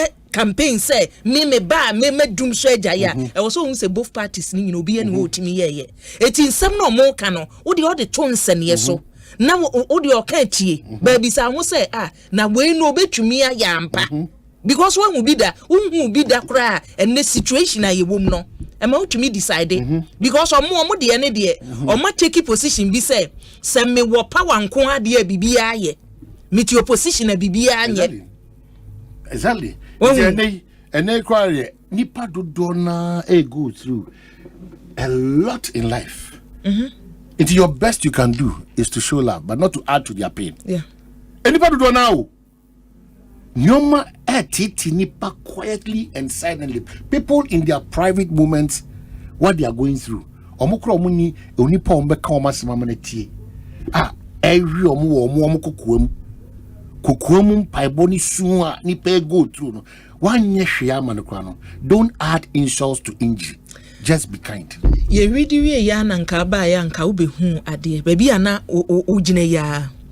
Abantie kama bia chese wo wuro ne ho niema kasa ye iko eti nyakwa obeye oton niema na me ye say obi ba be ma pa na hwe o se hwe enne problems no yes when you obi anka bia ankyere no a wo hwe ya be pa ndwuma yes mesere mo wo hunti se ne o ka say hye nipa nkura ne keke ade akoso no Misewa wo de nyame ne wadi ni ye da nyame ase but enyo adu ni say because nyame ne wadi ni ye ntino sabi wo de also umuhwe unti se dogo bi ni obe wo fi say wo ye superhuman wa na wo fa onyansa na wo force ya na wo hiri kotena so bam na wo sisi afie na wo cars na wo sika na wo adan wo fi say no anda bi miso the nipa go through no you have absolutely no idea ti wo nya hwe ama wa ase kra na enkobo no kro no enkotuatua na so enko dada no is it enya the papa baby do say wa brabo na ye bonum no we need focus seriousness we need to be determined say we cannot continue as a country to do the same old things na emabunu dodo na edwane ene graph no emabunu dodo edwane free my Ghana no all professionals omu dwane free my Ghana no ahonti talk to emabunu dodo na obia ye adwuma ba o so nya kwanya pe also betu kwan obi aye adwuma Just this morning, me Gina Kappa, Enipa and Son, Obiaji 700 cities from various places on by. They are coming to ask me, say, Minia Kwenye Bia Metima Mako, even Egypt and as Russia. And Sankofono, and the 700 cities. Abu no ebi kura 20,000, ebi kura 15,000. Intim recommendations so go for fourth grade and I'm enter into farming, piggery nisa. Oh, make kan kwano. Make kan so be ko. Say adwen ni nya besi obi tima. Na ko kan say kodofo we ya. No make kan kwano. Make kan na me hu say. Ebu no mubu mi keke. Omo wi a, omo come dey watch it on. Oh no, what you must save we to 20,000 say 20,000 sorry. Say odi tukwa ne de ne o kan nyina. So say na sa nipa no. Wa nyame anya na dom be kwa ton kranim abobi age 20,000. Ase dia yera chira kwan. Na uni a wo so be boss abra no. Wadaroma. Ehun fa wondi sa. Wadaroma. Nipa boni adoso. Nipa boni adoso. Esum eye duru yen. Enti de bia da no is fita be kata yeso no esum no epiaba sa onyame mane mpare ye because esum duru ye pa because nyoma bi esisi no yanko ka obi manso asem ye manso asem nyoma bi wa esi ne ye bi wa ekoso kasa bi wa oti ni pembedwam kasa oti suni ban bi ekoso anamon bi obi atu etro a ni patimi difa nyame asem kura fa cross fa Quran dia dancing we are missing something. I careful. I say whom na eba Ghana shebe no o timodinfo obekum no awia no asai see entity e ho ntampa anko achi ankai e ho say we have all failed erade hu yemobo na yantimi antoa so say oman antrase ye. I'm telling you the level of bitterness and pain in this country yaudie pa e wo man we no. The level of bitterness in this country. And Radin Kosu, only a mobona, untie yasem. Yes, I agree. Your special days, Dominic. I pay Richard Sky, and then I wouldn't know. Richard Mensa. Rich and Round. He's a good guy. Yeah, Kakalika. Also, got a friend. Richard Mensa, CTF. Okay, why you Richard Mensa, we can quite no more. I'm no more. Parliament guy, no, what transfer I've seen, and oil, Edwin, Edwin, no, no, he dean. The oil is Diana. Lawyer. So say Independent Broadcasters Association or company for no. Oh, good. Wabre Edwin, dear baby, will be a munchia. Wabre, papa. And also Buama, more Rashibi report. No, so call Parliament. Or no, Babuao. Who say you were a times been near maybe a 1 year on Chias or Parliament. Yes, oh, first reading, second reading, ya pass a bill. 1 year to I was a bill, no way, and then no pass it, and they will help you. On Bema Watia or no, Mr. Quay, ye, do jam ramo, Titifono, yes, or Mubit my guide, and yes, and one day we have to bring the likes of Edwin. Not much what has changed. Power, your settings, about Parliament in Comodian, Parliament is here. I'm sure so no, we're trying to do super. And then, Kwachifosu, Dominic, also do now there now. Felix. Felix. Yeah, another nice gentleman that Ghana needs. And also, ne Udi wa wada Kwanson. Dr. Sebo, me and Kasa China. Dr. Sebo, oh, it's only there. Many will be trying to cast a hand. You sumo mogugatem, or the Abase, Unyamia Dom, has a Timia she, and me and Sa. Na yenu di any empire na nyame create. Kashenze ndisi for here. Oh ever. Kashenze so muji si ya numbers. Oh my ensembi so enwanwa o. Di ntwere mu kwa ya me ye chew sen.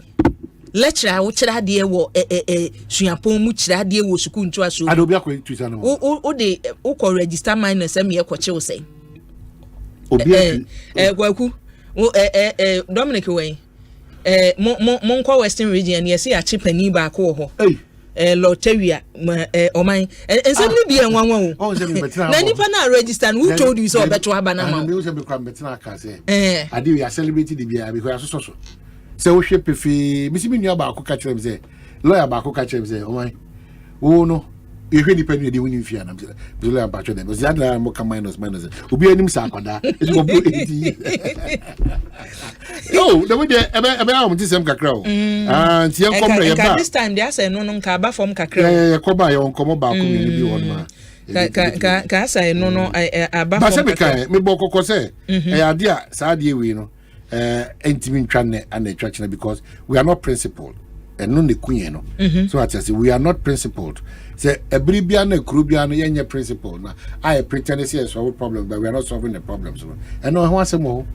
A Krubia yenye principle bia no. Sanity a Krubia say only principles. If you entity akura no want to fa ma. E ho na wo oni a ho to amudi empanyin komo no bo na o manso abetene mu bi na o mudi nkomo a wo no oni wa ho ni din entity what straight know say there's a problem with entity ofio if say awofo anya ho amudi nkomo a empanyinfo nkomo na ba abetene mu bi wa bra first now we dem ben ye de yani o mama ye ni say what out ya de na ye kana say that's ye ni e bia ye de ka say ye putu a lock on whatever parental guidance ba wo be hwe Thursday theater no hwe talking point na abro so for days nyoma me say na we allowed to watch after 10:90 TV we are talking about bedtime stories we are uni obi na ye chill so we go contrary to Thursday theater or so for days talking pointer e ho na bo say wo awofo a omo ne ball wuka omo no ball na sa bre no man unim ne mafo be ka fa ho ne abrofo die say omo maaye timid emma nkwala na omo hunehuna nkwala na but say ujai bebre so en na wo kan say mbanimfo di nkomo na akwala de na watum yes no wa be ka mo hu odi nkomo ni bi o enti Mr. Ghana for ye nyina ye o yade yansa ye ho yade na yentimi nyina brane na ye ndo Ghana odo ade a o se na e ya chen bibia se o tu hu chema o man na wo ye bibi tia o man na uti wo we dem se ade we de chare emfa na si den na ye kwan 6 months esukodo esukodo 9 day one esukodo mama ma kwan bi o kai fufu so sola ma ka budget ma ka budget bia fufu so sola road ye koye ani etumi ye kwan no 2012 man 2012 no ene yesen how many years ni 2024 no by 2019 na kwan na say ye kwan ni 2012 fufu so sola road no ene kohwe ensuo no Rebecca na ntoma video yo de ba ye no enye se ensuo na tutu kwan so ahoro kwan no Ge hasani team. Odi na kohwe esise loan na ye approve ye aye de yes afufu so solar road no eti say ye be sand sika foforo akoye fufu so solar road sani team Eastern Corridor Roads so far Eastern Corridor Roads ne ensawam ofanko kwan ya sika ye se ye de no man wo kabomu a almost $1 billion sani team say ye jesa wo IMF no mo. What has been the challenge of this political party in power MPP almost stop all cocoros ABC ne I can times 2 times 3 cocoros report so ABC ne omo say asotwe bi omo say atwe ma so ABC ne say anamonto bi ho no ma yentimi nko repeat asoban bi ma ABC ne. So we are a bunch of people behaving as ostriches but here per results are beyond who an ostrich is. It's not possible. One kasa na all you ketema say and what na o to it's 1 to 2. There's a big difference between abua ne brebo any wo o touch them man but I say the same to we na here there we the koso fansa o the war of vision oh dem chano o say ya be kwa koto aba no rules no vote no no kwa de mo me nya ye o de unim sa kwan no oman o de opa yenko na kohwe akwan a ye didn't no rules no vote ye say wo ye no rules no vote na no the 3 months bi no de abeye ye to aba ni wie ye anakwan na say eti ye me basu bi ma em say nipa bi so church adofo me fam quickly ma opemu wayomi o say MPP Amasaman communications officer say please wish Madam Shirley Che, Deputy CEO Minerals Commission and also a parliamentary candidate for Achimangobia South constituency. Also take Ekosiisen party, madam. Happy birthday sunko. Na asachi also kwa sunko sukra. Sanso na London wa unimo ho. Also achia waje brown so tebi we thank you so much. Rankus so London also wajibre now the obusa asem say etonsa frɛ NDC amanyuku no ebra ye bie port airport no and now this sector minister almost tonsa frɛ but menim me the kwasi wa anti say kakra ne ebenya kwasi na specific say say mo tonsa frɛ mampanyin a onisui John flag bearer no say it's a special invitation.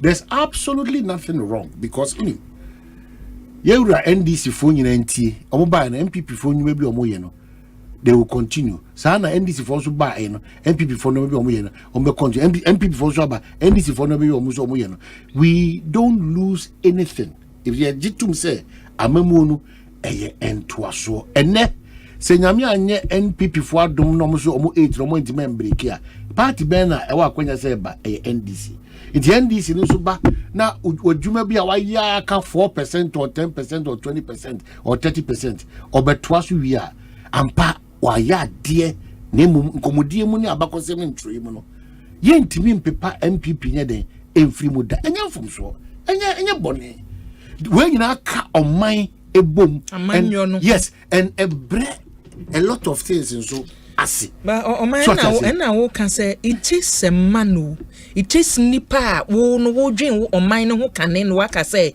there be a your oman adwuma ne ye enti wo ye duru ba bi me ma beto aso ma memfrɛ wo because N1 ni ofa N1 kwan ya sabre mampani dada obenfo join Van Satamils so oto nsa frɛ mampani dada join jekum kofo wa bra ne ye bie kwan na no ba chese minim ne enti a because so frɛ nipa no a minyi ni so oba eniema besesa na no kwaku yi a research team yomoye on projects ahoro a aban no weiye na wei so abeye bi ni ye hwe obi ade e Waterma West unim say chip compounder NDC amanyoko no ye edru kwaku be 70% ohu as ohwe ba bi omu yedru ya be 70% no omu awie no aban ya wo ba ye je no wo honomo asan yi si polyclinic foforo wo ho no so yenwie ye na ba akona ka wura yasinsi aka ho pamcho enti obi ye bibi obi ntua so enye obi aso pocket money yes mo ya amanyo sem no madaroma ye di asudie ni say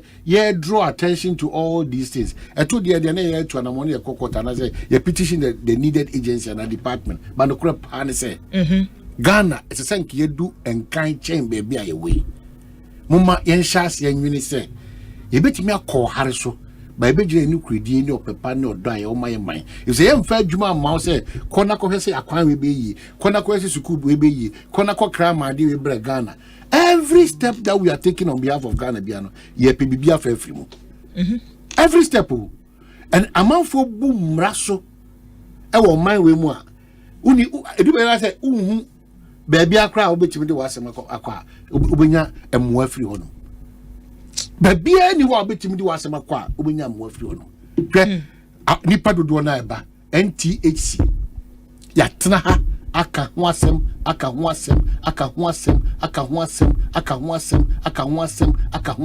so when people start if you are not careful people will start taking the laws of this land into their own hands yen onyame manim pare yen but ensuo no ba na eba soro onyame ankokura mu ne aso ahye ho so a ye be ya poncheni na afi akoye but the editi en waka yon say no mu no we don't have 3 Ghanas.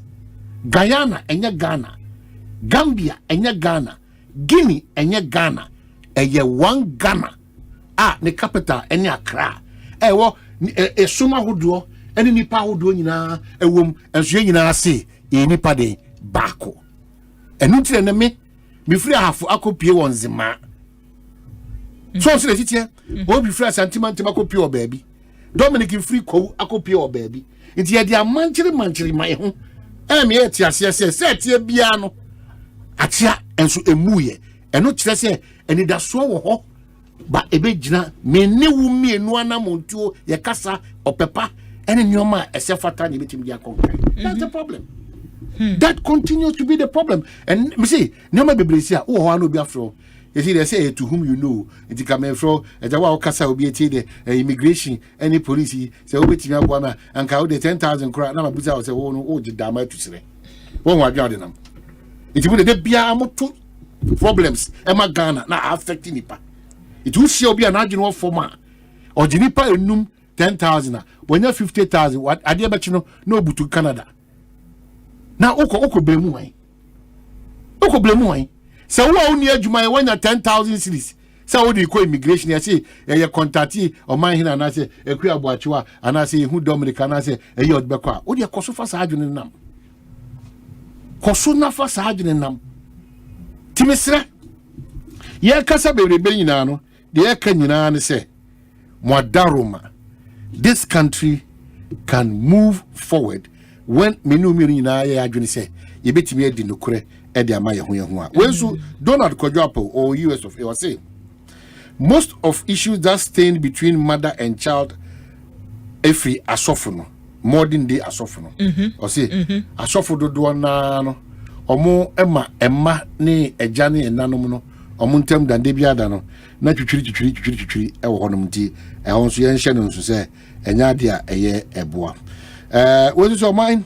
Happy birthday to Richard Mensa of CTF Enra. Okay, and belated happy birthday to Rosemary Gazy of Judicial Service also UK Benna that's also Wajibra also Uti me the master baby na enyoma mienu se bere wo ho a na maka odi kan Bernard Oduro nyako ne papa film se wa oni Bernard Oduro ono ne papa film ti e be kwa kuja no wo date number next week Dominic Bernard Oduro next week babiani Bernard Oduro babiani anwa so bekwa babiani anwa so bekwa me say adofo nche yenkotai yenua be me say oh papa and now am tough for my I tell you it's not a joke what say bibia free peduani what ankasa enne ma hu se onyame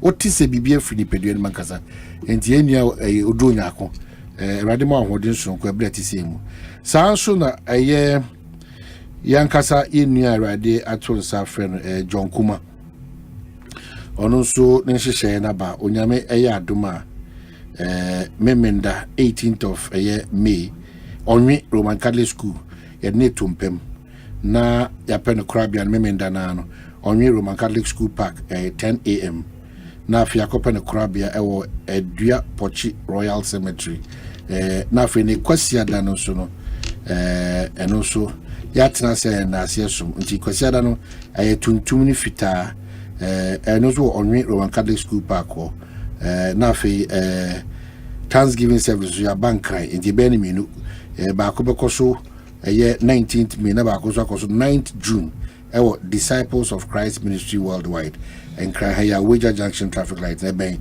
Santol filling station mesre se monkoka ire ne mane abusua ho na yenkokata nimnyamfo Dr. John Ampontua Kuma late nti abrabon sanity and sometimes it's extremely painful said ye ontinyoma bibirase so for so ontiase de be kan se abusua yakọ ere hyeden emayire na ejanom ene nanom ontiase radin come ewe ya so Mr. Dominic minim se video na ready a ewe ya shenkafon shenkanibi efi oil dome kwanchanka infio no oba no ye hu de ye Benghazi fatu so man video na Benghazi de atu no we free overhead o se de no so no we free wakititi bram baby oseku for da Jerry for no won Dominic Jerry for no no wa behwe from bram enye ka no mo ammo baby o free crowd ba no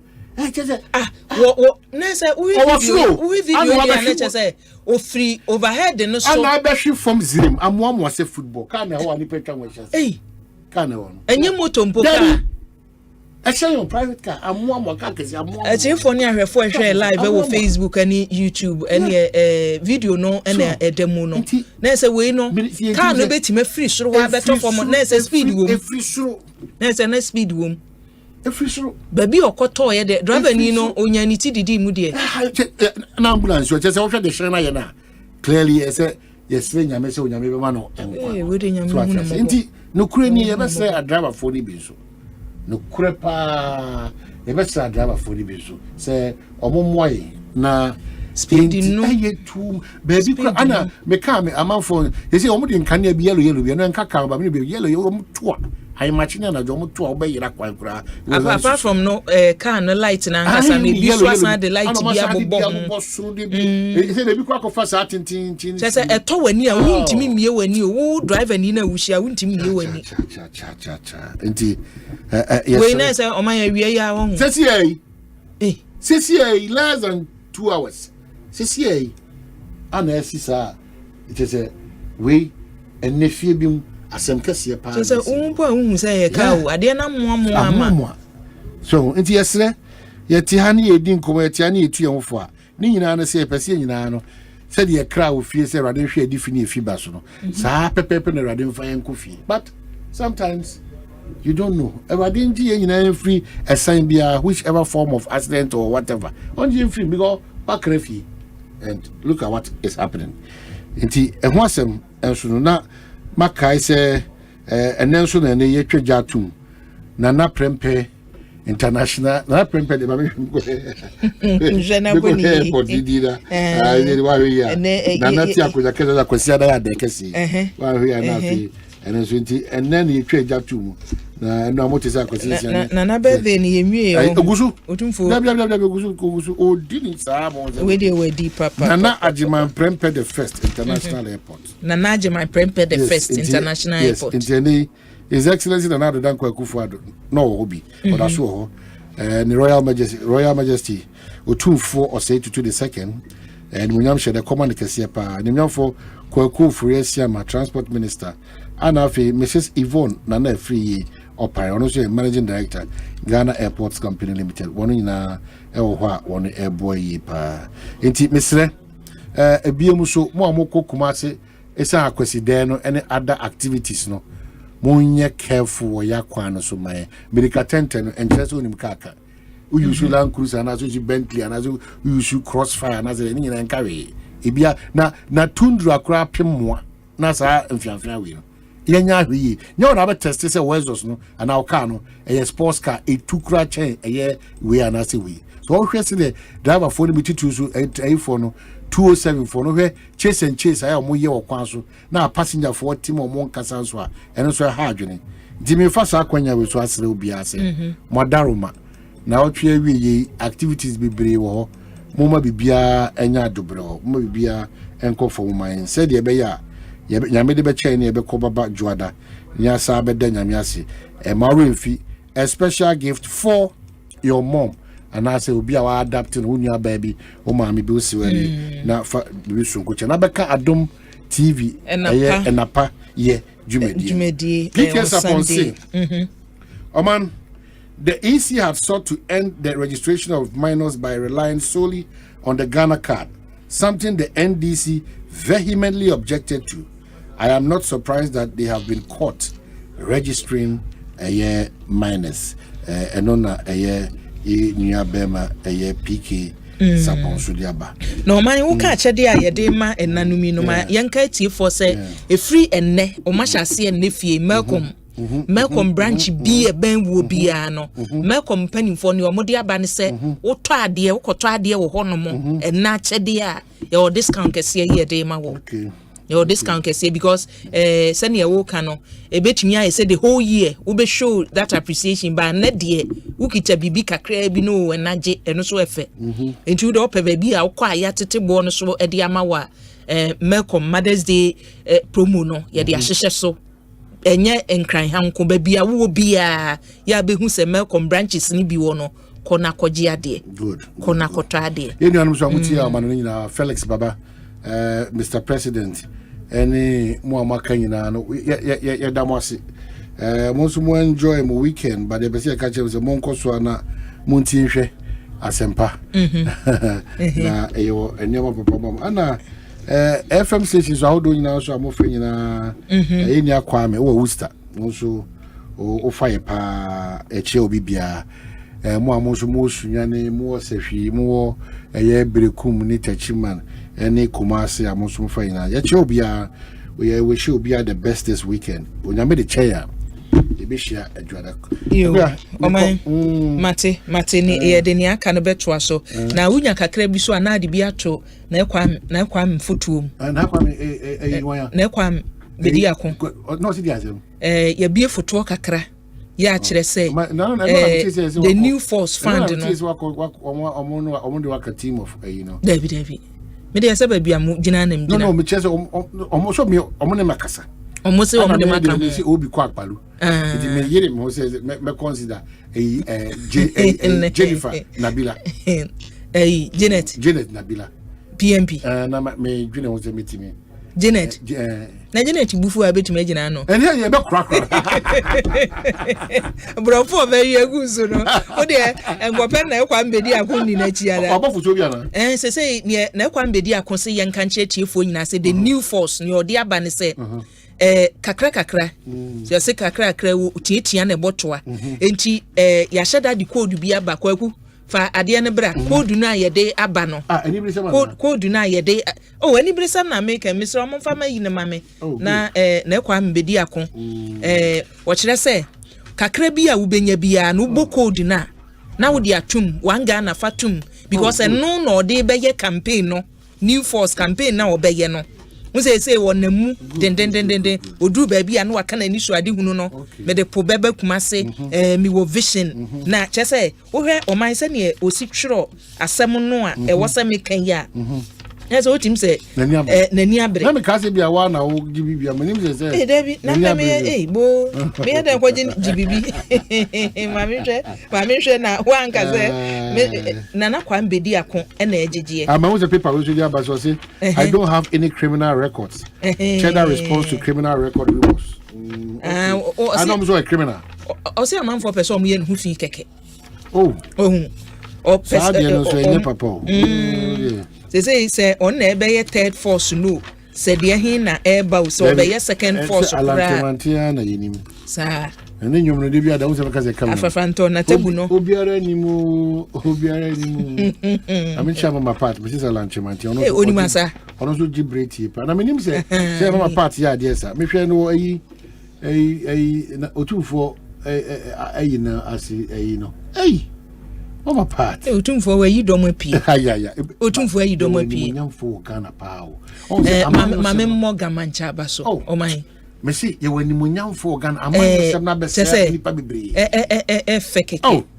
Ba ne me dan se o chiche mu se me ne mayonko no me ne nananom se jame se ye nomfo de ne ye weekend ya manyofo de no o de abeje weekend ni ye nomfo no. But mpanimfo di kan hia bon hwese ne gamanchesi ko gracie occasion no man fe akono na kwa mbedi akon asem ni o se we are tired of political nsem ada bie o mo kan ye beye no wo a wabre wo a wa haw na wunhu ba bia wodi utibo no ogefo no aba ogefo ne hwan ogefo no na kwa mbedi akon kind of ya eno na me kan ne hayi brofo na me kire mo otwi sem de onim ze ogefo ne hwan ogefo ne hwedin odi aba introducing nana kwa mbedi akon on na ye gefo no on ne gefo na waba no o se presidential candidate who is not just promising change but actively working to make it happen. Ono ne gifo na waba no. Your friend say na kwa mbedi akon. LPM na me ye ne sa no. Ohun eti na kwa me. Ohun sa ne me kan no oman asoso me kan no. Oh yeah, be don't ni bra ba mo. Di code na nsa no akọ oman ye wo so odi bitu enra na ya agento atwero den atwero code nu odi ko anti say wo de kakra tum say CPP wa free ni jama weba na kwa mbedi akon koseka in the building eti abusuafo ni ebom wonie wo a wo pese na kwa mbedi akon bedi oman nanim no wo si code ne ye star 887 star 2024 hash star 887 star 2024 hash. Okay. Enti oba ne beba bia no. Si ebisa se sen na ade tumu a. Se bia 1 Ghana no abo 1 Ghana ne ate kakra ne de akoto futuo mu. Why are you? Why are you? In fact, I could draw cry as a young man to attempt such an august office no. Also makase. Isua ade any sua hunu benya no. For bra obey. Say there be subsequent elections in the no. Yeah. So I say obetimenya enough grounds. Ama Ghana for e bia na ya consider because sebi ono nko aprobo kra obo no. Sebi party akese. Yes, party akese create for mo kon. Na sebi ono nko se okọ content kra ko jina na ba. Enye adwuma ketwa. Ne handless no na omommoa no kasa no name. I wish him well. And after so an okasa on demonstrating a certain level of maturity. I think so. I think so. Na omi hu se sebi nani abrese onya kwanya ebetina o man so a obetimi se de o kaka na nisu ade hu obetimi de yakosa America na o ka ho asem no ebia oba na ono na brabo mayisa na achiever so atenti achieving your personal life issues no ebibia da o de ba man yosemu a you careful because we are be tricky so atenti we have people who have survived in terms of academics o ko ira eye kenufurata ma o mabrabo o mabo any adwuma o maye wiase afra na nyina no ohunu se ni so amanfo be candidate data bank ato no hwedie data bank so oba amanyo semu won se de oba prayer enso ne prayer na se afi enyina ni to bi onso ni to bri no kwakoye record class and the party for etimi agina brani mu be aduo in parliament say moment nko but it's a very private person he's achieved so I say ba oba mamu no well omijiri say debi so try back because there's a big difference between while your private work na ura manyo semu so be di ojuma we wish nana bediako we wish him all the best. In fact what you say na monu kan me tuche the man because nipa bibiri bet actually ebe onti anamo or 2 anamo so 1 2 anamo how it is it is the bit makanya say we wish him all the best. We will also contribute to our quota once or this can be kwa probo ama Ghana enya mfaso we contribute to our quota and our contributions no what dia bemu no ohunu say obesum yen nti say oye no hu say ono no say ono no fi so your ga no until say obesum yen and nti no what says is carefree ono unya to me we embe overload over us it is he's going to be a servant. Unfortunately, and was a beer donor to our say, yen fasika, and some born and issue ading hunudia. On TSS, ya be major stakeholders in Adi Opasoyan, the 24 unti. Ye can't send China, the papa no so on fire. Now, if you who say, afraid you or Besum Ghana, not say or the Nana Bediako or Cheddar or Jacob Caesar or what. But me pony obi come on. I say obi is a fraud. Say obi. Yeah, enjoy your weekend.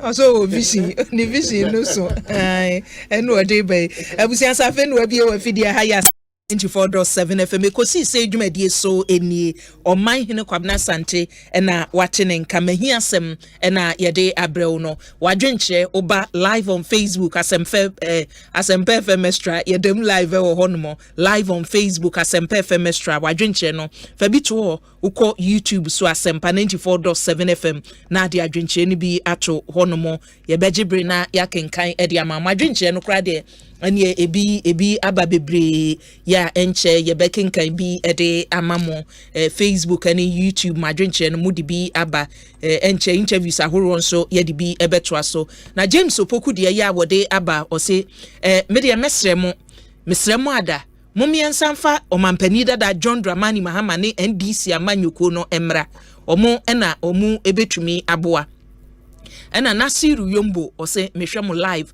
mehwɛ mu live wo Facebook Gasti man de ayi ode aba o say Ernest Asifi o message di because say akua mesremo senior lecturer you watch Akra de Technical University ene eye na woda ni din e de Ernest Asifi Mr. wish na happy birthday mame na me maame so me maame obrekum kuchie number 1 man happy Mother's Day in advance mame papa na kache and say nyame hwa no ene moa yo de aboa me honorable Ajete ni Randolph so e de yo de aba o say akua me wo la dade kotopon me hwa mu awie enhranka mo enkan so na Lamprekin Rashid o say akua mesrewada achede na mayere mu ho kan yenkoto achede yenkoche yenche maye na mo no yesrewa ka kire girlfriends ne se omunka wozu ba bia de nam no ena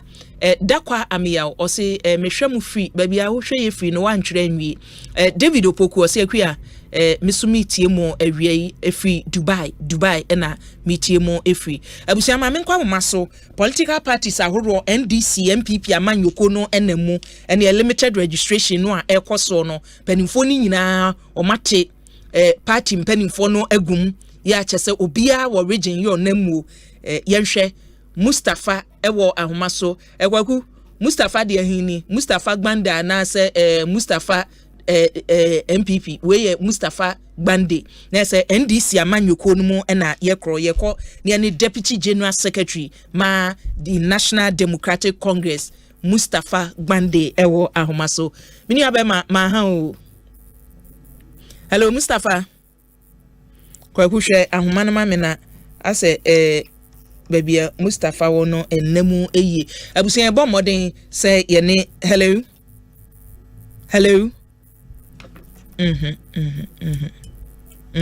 hello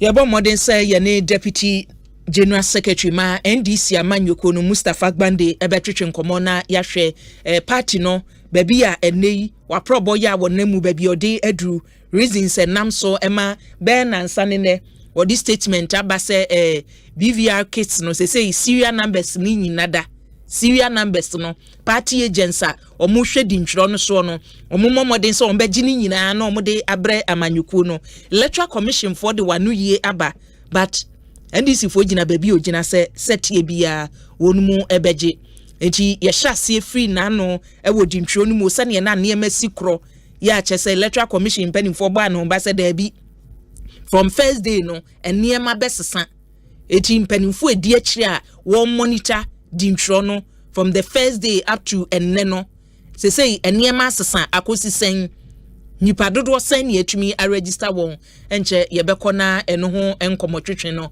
ye ne mpanimfo ahyase ewo emu enche kra na kyese enkomotwetwe no ahyase. Hello yeah mini Mustafa ame boko de radio ya dumo na unam he sisi ade ye monitoring region ben na wo my feet western region about central region from the okay, how many regions no etimi akọ from the first day I started limited registration? Yeah, they are come 3. Eti yanhwe miensa wakọ no eniema a wukohu ye from first day ye nyina ye hu sane eniema ka chi kakra ewo dintro no mu sane na network e ha adwen panimfo no me yete ase se ototo second day no kọ niema be ye eti net sen I'm say starting from the one there na na network challenge and call offline yeah na nadia say cancel about online so far the network no nyanye papa bia but say yes na na e wom no say MPP for na wo mo ha adwene kakra omo de omo plan ne say constituency a omo nim say omunya abaka kraka ho a ometumi ewe ne no na omo akọ to say another region na omo akọ fanko for omo tua wo mo ka e de wo mo e de aba that constituency ɛna baabi a ɔmo nim sɛ ɔmo ntumi nwini a ɛhɔ deɛ ɛbia yɛ ɔmo stronghold na ɔmo yi nipa no bi ɛde akɔ NDC stronghold na afei na wɔn de kɔ threatening yɛ numbers ɛno na yɛate agyi mu a yɛ pam wɔn sɛ yɛ ma wɔn register yɛ Cape Coast for na ntwiso wɔn MP yɛ Kasua for na ntwiso wɔn MP ɛna sɛ yɛ Accra nso a Accra for na ntwiso wɔn MP ɛnyɛ yie sɛ yɛbɛma MPP but obiara chacha saa nti ba bedum rebi no yɛbɛsesa nkurɔfoɔ afi Kumase na ɔmo abɛgyina ɔmo abɛregister wɔ Accra na yɛde atusu MPs a wɔn wɔ Accra. I mean, that is not politics. No pena. But Mustafa, you're really saying. Mustafa, my clarification, kakra. Near who can you free enra? Yanemo Eastern Regional Chairman Etna Haseya, or stress our consensus, send your wo come with ye no. Or more Modiano was said because say Electoral Commission registration no yan wo electoral areas no near the call district offices in Intino. A man ni penny be or hono more baby was say wo free bano. A quine no one tea party no one casano. Penny for no cry mama take decisions a mobile boy. Ya say sa transportation I walk can transport ya do a more conny way na bem. And yan no from the awokeness and yan numum, name ya di nipa or moon free constituency or and the Akua mama call register near more identifying in no. Sanju Madiani woman, one, a year, one constituency numuno, almost free baby, as a woman by district office, no bachelor woman. The last year, you can't encounter that challenge, Yaka Electoral Commission and and I'm saying, you know, no MPP full continue. No movie saying to me, Emma and conforming by a mamma. Number two, one more, almost school kola, almost free constituency, but almost school, other regions and other areas. One more ordinary resident, our constituency be. One more so no, arrangement, both NDC and MPP. Now, the Omaba. No one more better with him. Third one, no, a criminal one. No, you almost said that. Ye, yeah, the Togo for Burkina Faso for whole thing. That think of what I mean, work of our home free Togo, Yiadom. Ye, Upper East. Now I'm going to conform and border and your mobile one. Vice President was an honor name one on Tino. Or yeah, rented a foreigners. No more register. I don't know. I am Penoko. We never say a Pedro Martins. Najuma no. A Pedro Martins NP obediano. And then put upon a Twabamano. Or said that tongue for free other regions. Not all my bedroom. And then the third one. Ekahono. In all of it, no. Electoral Commission.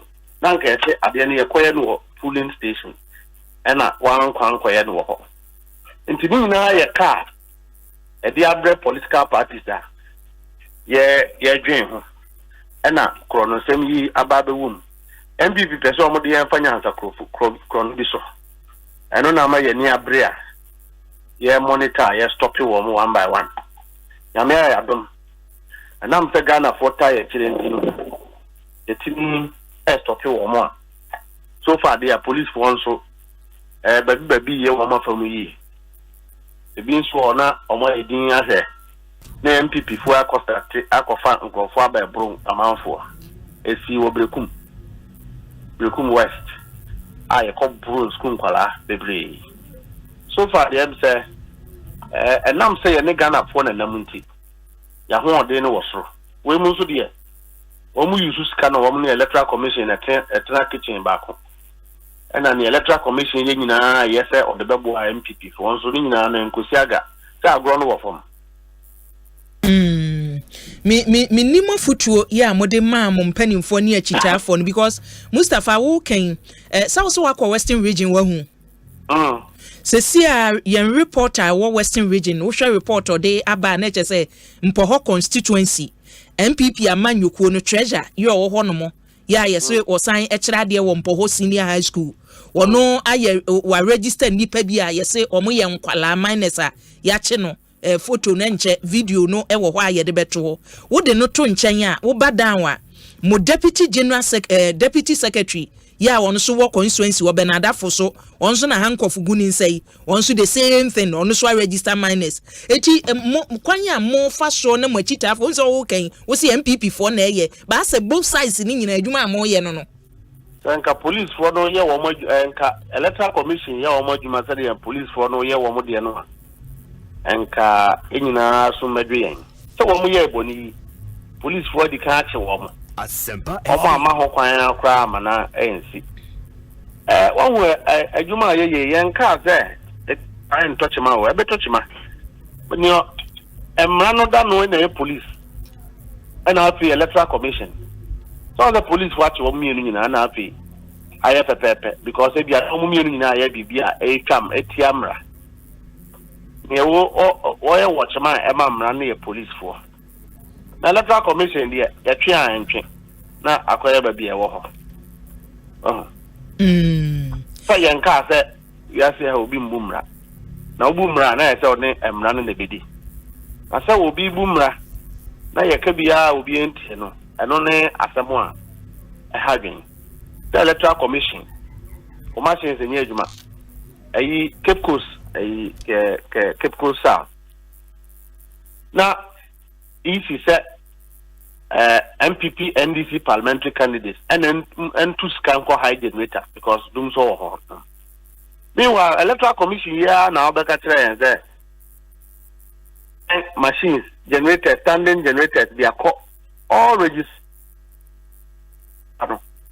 na wo mo yusu so we are commissioner untimi mfa wo word nye adwuma na aka mo am say MPP for the government abo pa bi say wo mo adwuma na adwuma na jemen se ba be di woni wiase nyina ne say obewia ade enu de abo MPP for eno ne o how bebrebe a ya pese Ghana fu nyina ehu because the kwanya maame no de na adwuma ade faso no say here na abedu baby a ye be fi say ye ni referee na say obia atomra NDC mpese ye be ye bibi na atomra already obia nim say na nado president na nado na aban no anya adwuma MPP for cry ye ni omo grassroots akom de omo class na NDC fo Yo Mustafa Meba obeto so ma me fantro ye chiefo ehwe live wo Facebook ani YouTube ani se videos a ye reporter lo tawia edi free mumpo ho abreye no wo hwe live wo Facebook ya Asempa FM Extra anase Asempa 94.7 FM live on YouTube mpanimfo na make say ya che wo no obi a wo kira de secondary school kira de tutor wo kira de e wo secondary school sa ye treasure ono na handcuff gu ne nsa no na mpanimfo mienu no so omo so na handcuff egu omo nsa omo so the same thing yes o masesa nkwada ekotwero wodin ade we hu da ubo bebrebe nyina no video ne pictures no ne da ho no na Mustafa ye kan mo party no na no directive amode ba se mo agency omo wo ba bi a ye twero din ni nyina mfa serial numbers emra BVR serial numbers wo ho kits no ye omo mfamra Mijidi say anu ye electoral commission penning for the abase derby bambo mun hyehyɛ ya wo ye say electoral commission na wo hwɛ abatro so wo mayimo no say omu nye nyina na ombetimi di amamo political parties no ni omu wo say omu de mamo ba we de emwa mijidi say anu ye mo nsaka yazaka ti say mo aka che mo achitafo no ni agency ne say omu nya atwero yakata mo say Mom Peneso Mama machine Pia Mbe Juma Bra woman serial numbers. Because anya pay near at the forefront. Titina Makache omo se mom Peneso. Enti omo fa machine no so anase machine omo be prevent the electoral commission from registering. E ho de ya opa yesa say police for crowd ha omo prevent say untimi use machine na yennim ba bia okofa bae. Particularly at the time one, say this is the first year registration abaya if yet me akoda amaya kuya registration machines. This is the first time one EC Commissioner of IT and Rana Odi Dr. Mahmoud Baomiachi wa campaign. Nti amaya fee any pa in say ebiampo machines ayesi ayra no. Say commissioners ni bi ka hono mo wia machines na. say woman panko ye bi and fan throw di and to so now wo ma fa kwan bi so di abeka de ye no ho a sisi a ho na yehwehwem enti I vigilant pa say machine bia ye be use no form ho no say yan tro machine ni serial number entimi panyejuma ena ayade a koso do da question easy answer no what change factor one say easy way your correct exams man na obe fail because serial numbers are na ye hia no machines are ira machines are ira ya no obeka ya ye can have them way easy I said there be machines are ira oba actually be ka say wa pere machines are ira and yet you say ira dia and your serial numbers no bra say be stolen item so the emrano ama obi akwan say citizens no ye betimi aboa mo ahwehwe yan konkon hwehwe na afei so ye make sure say machines are obi etimi akowia abra CCTV camera wo electoral commission mo entimi ehunu ma obi mfasa machine no mafra na ye de adwuma no afei de also there be meanwhile we call registration center every morning be the serial number of machines remember MPP NDC can agents. So we don't understand what the EC was talking about. Bania uke Mustafa say ni ayira nanka omumfamra na mumwa na omunhwehwe Electoral Commission penimfo aka say suspects e womu osa omumachines ayira no ho no oma hande omama police fo guso eye nhwehwemu ana no monte adentina ade no yira nyina Ghana fo nyina nkonim oma ntina mbo Ghana fo amane Asempa antimi ammo political parties amane and a woman to me a chain crop for 2 more Ghana point. Now, so Ghana Police Service. So, throw review of Facebook, right? Me throw press statement to one. Mustafa Kokasa radio station, I throw press statement to one here again. Asempa FM. Now, so BB here said machine idea registration to me, right? Now, what you want, I'm going to do for national security. National security and car by no regular election week. I said, yeah, national security, a MPP annex. And a boning kwan or mudi hoodie. And you would make national security, you are not the MPP headquarters. And Tinina, ECN near Bia said the Begine Dinugana for Beginedi said, and I'm one to know, or yan a pepper pim, the Anocre AD, a Jumana Arsenal. Ebiniho. This is the first time one. EC way near Manina Bayase Ubia or to Chacha. Now, and I draw the number fitri. No, yet near ma. Who beside your own cafe? You will some out of him. Oh, and only Asamoah Hajin. If he responds, no, she set her own questions and giving her own answers. It was not what the NDC have asked. On when they know, say, serial numbers are here, no. Serial numbers are machines, Ira. But the year pulling registration center, no, dear. Yajin de at a point of the registration will be and Kofobi started there. One will prevent NDC agents from writing the serial number. And no crown a MPP Asante regional organizer. Yes, I didn't be. So that is really the matter. Now, of course, you can't have no actual press statement. Also, a network away will say, meanwhile, every year you could register. Not easy to network. Meanwhile, Krumuha, your companies are all doa. One more network. I didn't know young coffee will be from Kahona, the way I knew you near switch it. A Kamia said, Electoral Commission, any abino edda, a dime bakum. And a woman, your margin say, Yam penny magana for and true within because one more true within yet. One more woman, shishi, one more, I come the woman. But be more, I will phone to me, Yajma. Efi na ejatum san krofo no mkotro mudin aban nso nim se wo mu a wo mutro wo mudin nyina beto abanetia no so the lesser the number the smaller the gap of defeat.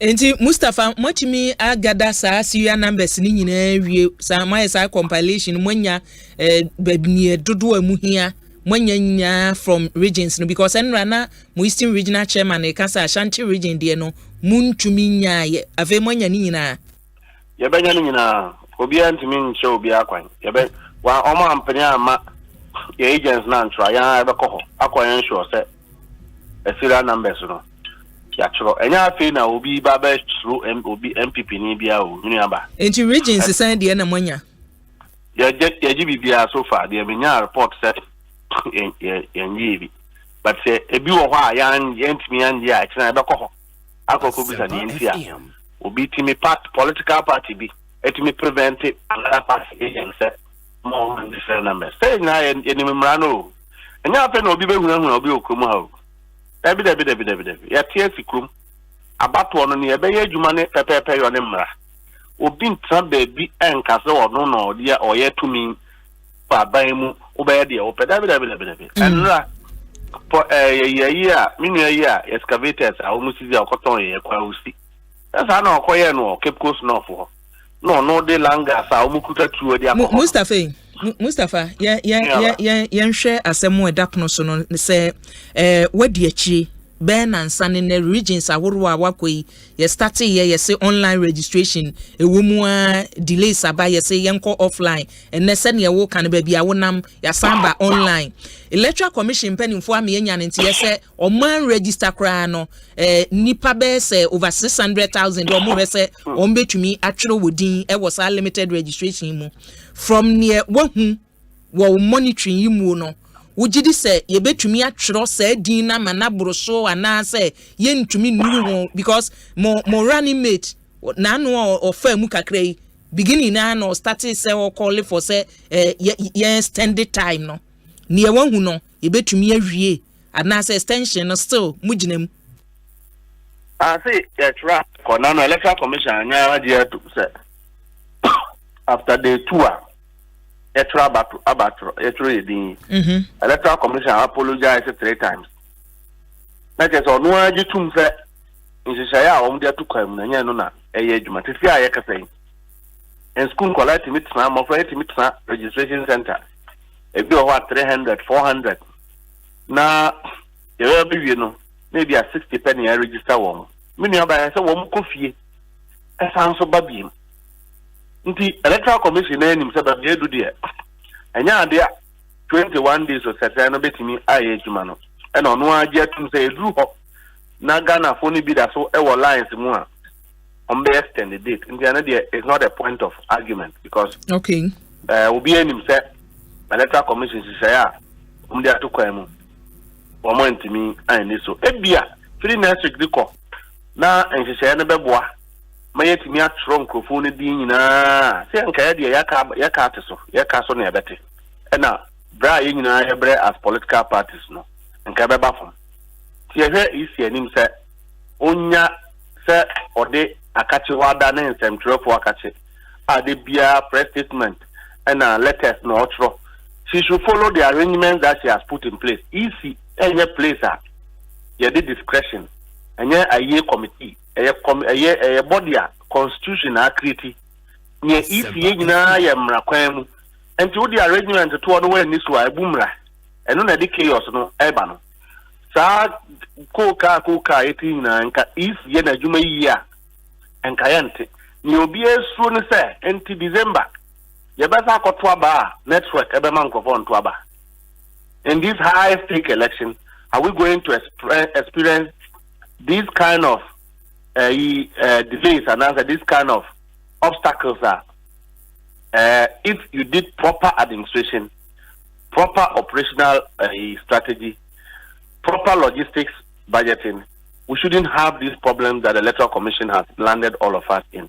And are we going to have the same problem in 2024 December? It means that if in paying for nada, ena omujaji mensa nkwa na oyedi ope ya nhwe ya saba yo ebebokui me de mekan de bia ena ape di hokono so wanhwe ya daba ko obe chinkrubu ha pagana fo acho so ape di why ready say obe ye niema say de tie but ebia na ebedu ho na it is too late for her to do the right thing because o Ghana ni ena yina so ye Ghana fo say di mensa ma wo krum ha na che say Ghana da che say here ne pa say the mensa betra krum ha after say what the commission and area then I believe that it's time for her to rethink and put her integrity as a lawyer first to her work and then leave the monetary inducement and material Udiachia, on just one age mapano. I think that it threatens the peace and stability of this country.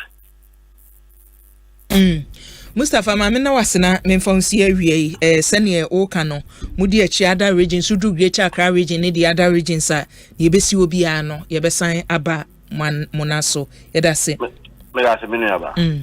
Abusuya Mustafa Gbande ene ache ne nkano Deputy General Secretary ma NDC amanyuku no regions sa en wose wako ene de utie ni ono e kan wose o na de muye na de babia wafa bia no enema eye okay o masaba online registration no ekoso etu so regional wo mu district awo senior registration no ekobia no o message oba Asempa 94.7 FM eno no eye YouTube wadwenche na de bi ato wo Facebook so Asempa FM extra wodi adwenche ni bi eto no mu a ebre ya esem yebejebre na ya kenkan ede amaw yehia nsa wode wadwenche no ebeba yebekenkan ede amaw ebre ya esem no manfo bi ede adwenche ni bi aba make say ene mini abema so adufie nche discussion segment no yebehye ase na yede discussion segment no atwa so na namponsa bedi akon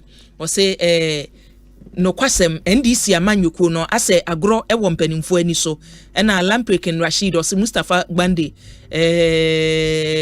nko ya yira kwan wasikwan mu yawie kwakupoku jebi ose no kwasem ne se NDC amanyuku no eka ho oman problems ye kasa ye kan a NDC amanyuku no onumu eka oman problems ho ebi na kwasi ni clote ose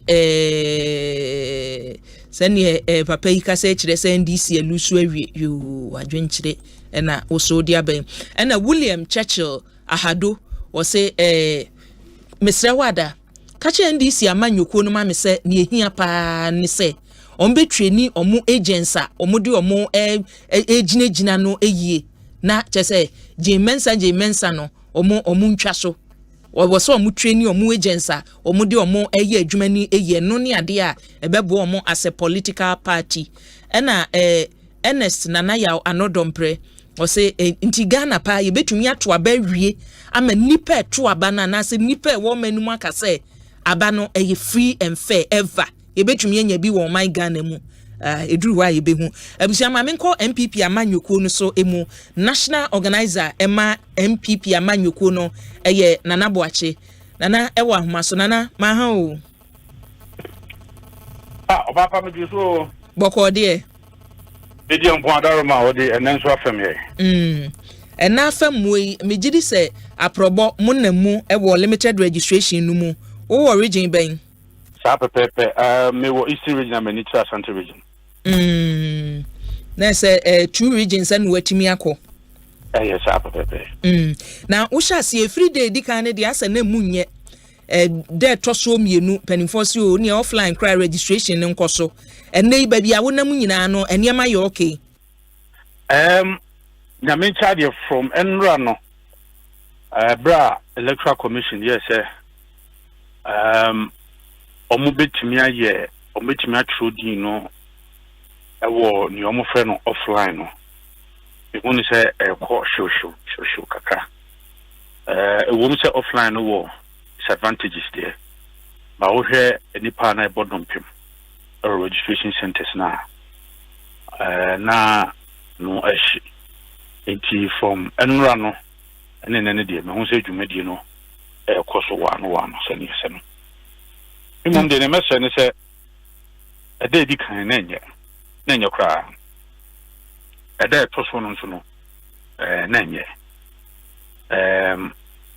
my instructions ne buy so mbe use offline no so no da na toso mi ensa no eno so aseye asenye ene na ebi aseda fa ntuma pay fra pa wo hwe target for a day na ebi etimi areche intimate electoral commission hwe omudu medium ni ehwe nipa e banano na se eye ena adudu ba ko ye yesi ho no se ebitimi de ebia na nsambi kwa ka ho a Asempa ebitimi aboa because obehwa Ghana Education Service the krata ba say ye wo fa se ye ma a mu school mu no nka omunko fi no munko tromudi se chinya ne se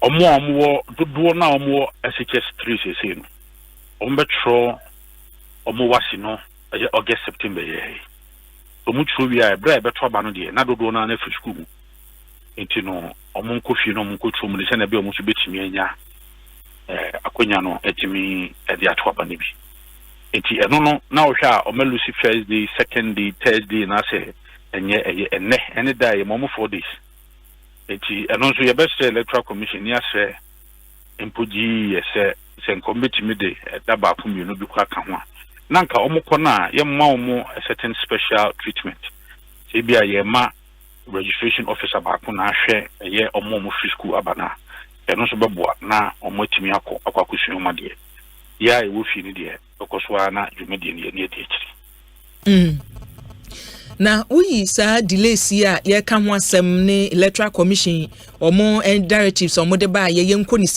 se no ntro nchen a mo atumi identify or how fufuro bi won because NDC amanyoko ne de no efi na no krata mpanimfo de betu dwase da bi BVR kits no serial numbers ye wo ho mo agency ye wo ho ntworo bibia emfamra because omo hu ne say BVR ni bia di kan ayera no se anhweya na abewure mo mpese bibia bebem eti wo serial numbers isi for se da bi say atwen abesi ne mo de end apart from ne wa kan no mo ne say everything is okay, you don't need any serial numbers ne keka kan ho na sisi NDC fu yo mo pese bwacho omo electoral commission mo kan say ase omo ne ye bi omo ye na se woni akredi agro na bibia na se wosu.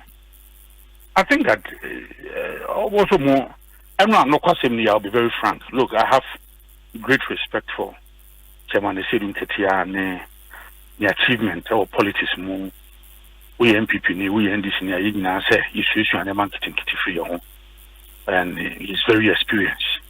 Manka boy one of the more serve as general secretary no partner chairman asabe chairman. But I think that press conference no dear. It was way below him. Simbu high and fata, and Quano, who high fata, Chamiano, Sandy do on fata in Poangazano. I'm not very no casting me, you want to say. Because, yeah, so what prepare party if you are well prepared as a political party, you will not be holding such press conference. They're waste of NDC for more time, but I want one in your party.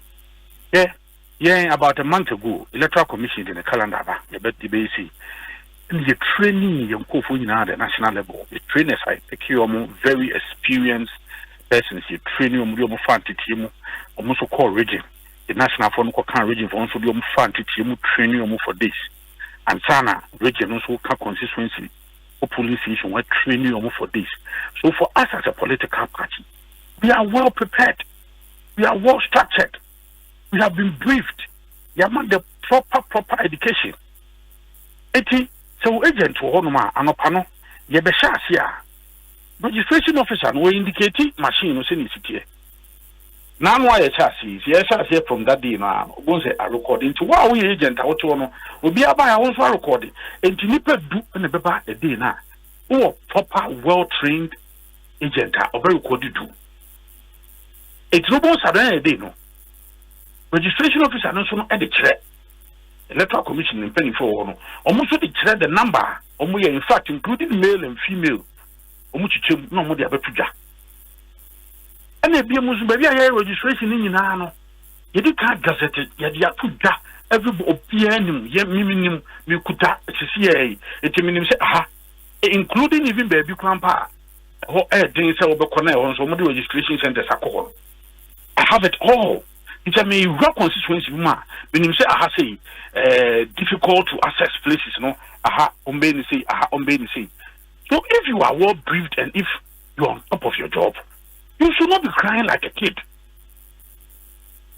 How can anybody stop a them or register with your gum? Means you as a political party, you are not serious. What's why it means you are not serious? Asempa FM. Because there is no way any registration can happen outside the gazetted centers. na numbers no say na mdi kanka we nya say bia ye exercise ni nyina akwa na ye the numbers na bro no be ka say bia fo ani so every single day ye the numbers ni tuja and san ye wia the provisional results aba provisional results ne ba and even including mo e be challenge omo no the district level no yeah omo there's a committee a bibia no omo ho no ma and also political party rep for so from the one political parties have been involved deeply in this operation. So if Obika said BVRs be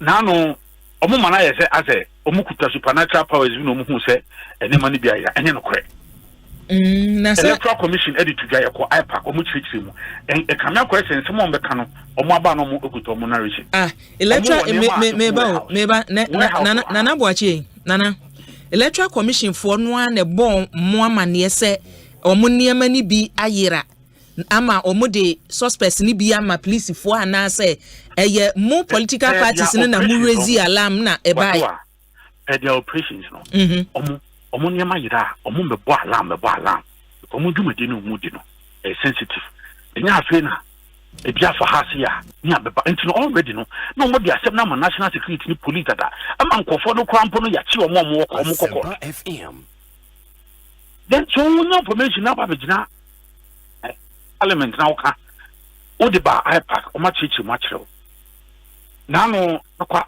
dompem ye district assembly elections and the machines no be a 9 bi pinten ba ho and omo say no hooligans bi on ba ho omo be say no in fact machine dey say kra omo yi so yi and ba ko so na ko voter region ho be bi and no so bi ko wi a box le ba inti enunti no na the Electoral Commission say your the serial numbers ni mamu because how serial codes ni and only the generate omo codes ni na access codes no any the generate no mo say the mamu it will compromise the security of our systems e be bi plan e be ma omo use abefu e dey attack machines nana ne wo kan ye ne egu machines no mu use no ho egu ho a oti abonten kura hu se egu ho na na se de yen na wo kan serial numbers de yen no there be omo me ka omo nye na omo request for na Electoral Commission they can't about they cannot provide them with all of it but omo so no wo tie ni omo kan omo say machines na esi ho no serial numbers na egu machine no ho no e na omo tworo enye ne se ne wo kan say ebetumi di track ya ko hu de enye no ho asem na omo ka the serial number wo ho it may not be accessible to you. So what the Electoral Commission is saying is that yes, machine be our serial number, but it is not accessible to you. It is not part of the things you can record. How is that difficult? How is that difficult? And you can get some more computer and internet registration. Then that is what they should tell us. They should tell us no more person for registration kits anymore. Now, a omo sabo computer no more registration. And that is what General should be telling us. Asempa FM. Sana bwatu omo ye. No mo din Google 2020. For me, they are only preparing the grounds for another imminent defeat. Omo nimbe guase no mo ba jinti no and yempo bi ne yemfa no. Sa 2020 omo ko din Google. And oh ye wini aba no ye wie mu nti be court. What wa omo ko say ya daje 21 days every day na me to court. 21 days no. Who say you receive nketia say we na so here o say my lord I have not brought any figures to court. That I know general secretary and a chairman. Who say no so we have not brought any figures to court. E promo yo mu internal elections e be to just say omo kromo machines no. E break it down omo coalition comment mi anye. And mgwase poto. Nana they should stop and question ya. Nana woka training a o se mode ama woni amoni wo ye adwuma agents ahodowe no minim sa wate ne akoso awie e wo mpoho constituency a se mo treasure yo wo mpoho constituency o sa kira de wo mpoho senior high school wakwa register wode nkwala bia kwa register wa ma make say police for achi no ye owo police for akache ho no mo NDC for so deputy treasurer so eka ho ye ono so ye de no ekro who can training ben na mode mass amachita for because electoral commission de bia ne omusu ho free Dr. Kwabena Ferijan ya breso na maka na ye de nkwala ne ya register nkwala Dr. Ferijan se menyam na register nkwala mo na mode omoba ene say yetisa anye obi a o mo treasure your work constituency mpo ho ene ya che no se wo register nkwala training be na mode ma sa mo mpanimfo yi no kwasem ne se ne na me verify from region na ye NDC assistant secretary on school be proprietor and I show man ko na social media handcuff egunesa that have seen the no current who premises here what impo treasury I'll find out minim say unim treasurer no NDC the deputy secretary no the what no so matini nyina me say unim o treasurer no won po constituency no and I make say I'll find out Frank Nkrumah you know baby as here na work at yo mama ma unidi no na ehwehwe mama Frank Nkrumah na deputy secretary so Benadafo if so munyina na ye chi omubo mu tie nwanwa so wate NDC dia 1 di oh there be na say assembly is here enye say okay mean can't so boa me say okay I'll find out and no me ni say journalism experience we me can say makambo ne there be me say I'll find and no out me no anyway because ne me tie kwa de ba no papa enti minim time we see no so ba he no papa ye sorry ye sima eni ache ye adwuma no na me tie no na me frame organize busa no this particular have not heard it but the question ne say emra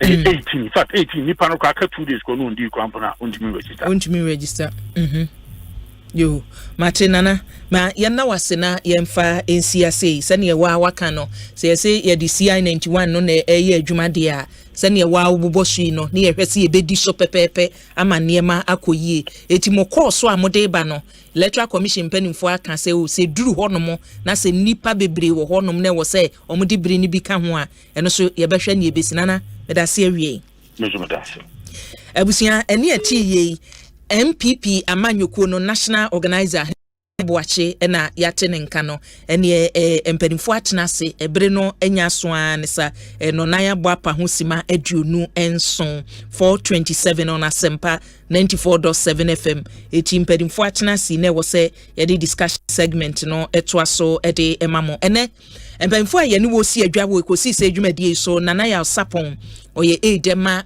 alan kwadwoche matin na chese yadumu ewo butterfly no afafanto movement for change na ya sapon ewo fie ha sei na minu abema enokafo akwa MPP communication team member so ewo fie ha na Alhaji Nasiru enche obeba NDC communication team member ewo fie ha Nasiru kura se zongo kokoso hu Zongo kokos onu odi omanim eti Nasiru so ebebe fie ha ma me mampanifo yi akwa aba na me mfaseda emma enwuma eta ye chi because what say enya hoden kasa se ya na che say African origin travels and tours wota ye chi African origin travel and tours wota ye chi akwantu a ye beko wo Paris 2024 che say Olympic games e beko so no African travel and tour en wo de ye ko eti wo de onipa kro se opese wo kobia na ukwa kodura enya fe na beye so baby ameda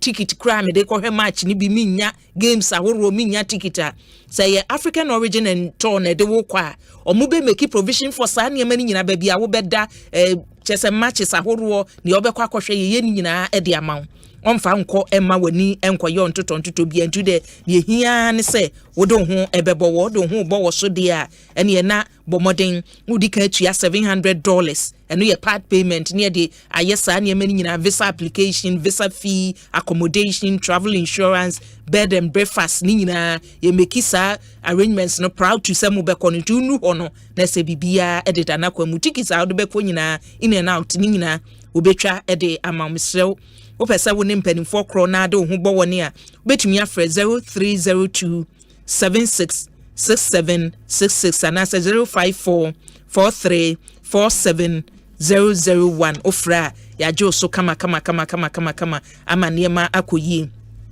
wo ye drobe ni awo ka ye wutwie no wo hia engine oil yela eye papa engine oil ni eye papa seahorse engine oil se ye ka seahorse engine oil la abusua cars no ebi wo ho no mo a enye wo drobe ni no omfonso se ka wutwie no enye dede na emomomfonso a waye ne se engine oil a wudigu kanum no enye papa na seahorse engine oil no Ghana hase ya ye bibia kama ade bia ye ne ye ka se ye wo kronu a ye wo mu oman na ye wo mu no ye hwe conditions a wo ho se ye weather se ye bibia ye hwe ne ye de aye nti ye no be ye sonko mesrew se wo hia coolant a seahorse engine oil abusua ukwa ye besevo kama ukwa baby ebufu obi a seahorse engine oil ubodi na ni ama obi kama oso awunya bi atu akoton so no ube frɛ number 0244577559 ofra ye beje oso na seahorse engine oil no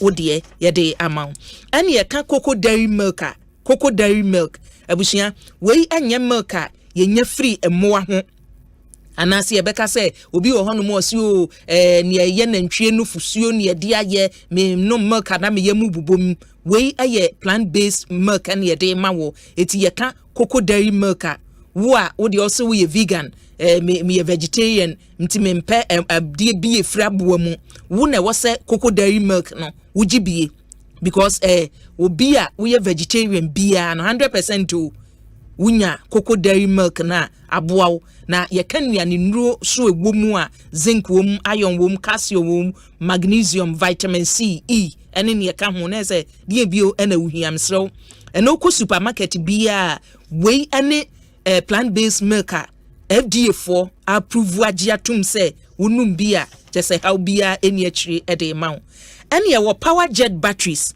ye ka power jet batteries a enye battery a wunya di siw ka so wudi siw plant bi so eni 1 month kura na chese battery na run down wo ko na wo mamma wo se ya ma warranty po de ko mo se ya na adi ko si cement so na ama battery na run down na da say ye power jet batteries ni bi no wato a abusua afebo esiuka so adin woni ha bia wachire say ye ne wudi ye bia ne ohia sa wode battery ye bia no power jet batteries na ukodwa so wo sa wohwehwe bi wo ahya man a ko wana so ho no mo a wo chinanti enterprise ukwa power jet batteries e bi wo ho enkran ha so aboso kan shop bia bewura mu bia no power jet batteries ubenya bi na kumase pampa so udu ho no mo a waje ode so amemazi so amakom macro junction ho no mo a udu ho a power jet batteries ebuso wo mankasimu wo suedro wo takradio kasoa babia power jet batteries no ye jeje agum ya ubetumi enya bi na ne wudi ye bia no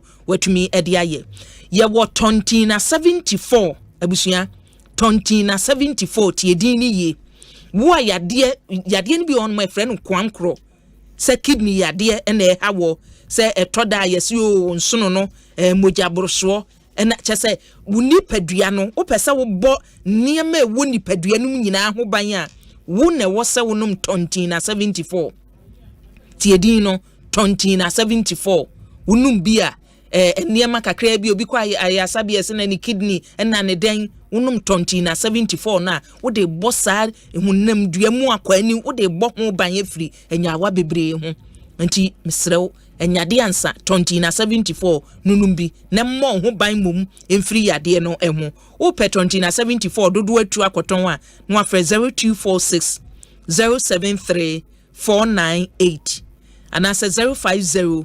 1628 ofre ya ne yaje wosue yesi afifufuro mu obosumi num ne ewomwe enti provident insurance yeda so girem wo ka insurance no waye so we a private driver na be insurance a edimu a provident insurance ye ka say men you are covered ye nka ne keke you surely be covered say ye provident insurance na ado ho ebo wode a woni how bia wo abrabom na ne kra de ne ye ne say what's apply am di tudwe say wo fa wo start say wo chate a oni obaya na e chate ye wo hia free provident insurance bia pesa wo ye no ubo na obaya reply ubo na obaya reply wo number ni 0242 42 6396 obo ya komodie no oba ya na obetwa so afi hono mo pese oye cover dia na chese ye Provident Insurance na ebon ho ban ye wo Sintex tank wo ho ene tanki ebi wo hono mo a wodi nsuo no gumu esi ho na pai o ya yesi na esi awiemu ache ne ekeka aka ho chese wodi je Sintex tank no we ni tank efiri soro bebo fom no wafa wade no wasa de akwa kosi wo bio ena chese nsuo no egum no kroje eye tough eye strong Ghana ha babia ye ka woni a Sintex tank boton bia babia agents wo Ghana over 300 agents ena wo mayimu wo de wo pe bia tu aton no ene mremu nya sika kakra ni uti bibi se ya no akotu bi no aton for 0244 335168 to freya ene Sintex tank no akwajibi na waton wenya mumfa so ya wotabia heba misha so ewo hono mo atidi aduro frime santen kane na nka obi nya malaria no a enuro no kwa behwe na chese wo ji abrofuduro na emum tabia heba misha eba yi tabia heba misha ba yi ni ewo mu ani unya kwa ya sabia ya ye test no ya ka cho se eye chidi ya de na hawo malaria no wabeje tabia heba misha wetu asia no ene mema duraba ife no tabia takum bema bia wunum bia ka se wo ye takum a wa otiase na se tabia takum ununum bia bema waye bema mu ena emaso de wo hono mo wo a wo yamutim wo a pese boost immune system no ye wo tabia zone care ewo ho eno so nunum bia boost immune system na ma se constipation na hawo a onnom tabia herbal capsules no so a etu ase e de ama kama abusuya mame mampanimfoi akwaba na yentwie homra sesia ye ba na chese ye kaja egum mpanimfo makwaba o ya wenyewa bokode busuya ni a wadi kan tie no what is special edema alam kwadwuche matin movement for change aka afafanto moje so saying Ghana will rise again. Ghana will rise again. You say we here baby. Na say you rise ye da form. Una baby na me. Samu. Ghana will rise again. Dollar 14 cedis. Oh, 4-5. Now want to governor of the Bank of Ghana. Also mo de niam egu akwan mu be pagya ne sisia. Wa kan brofo. Brofo say brofo no de o kan o fa ho di.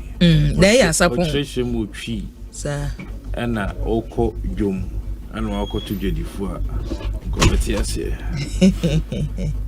Abusia na ya sapon na watene nka no enokafo akwa ewo ha minu abema mama wakwaba. Mejo so Boakyewaa. Bokode. Onyame adom.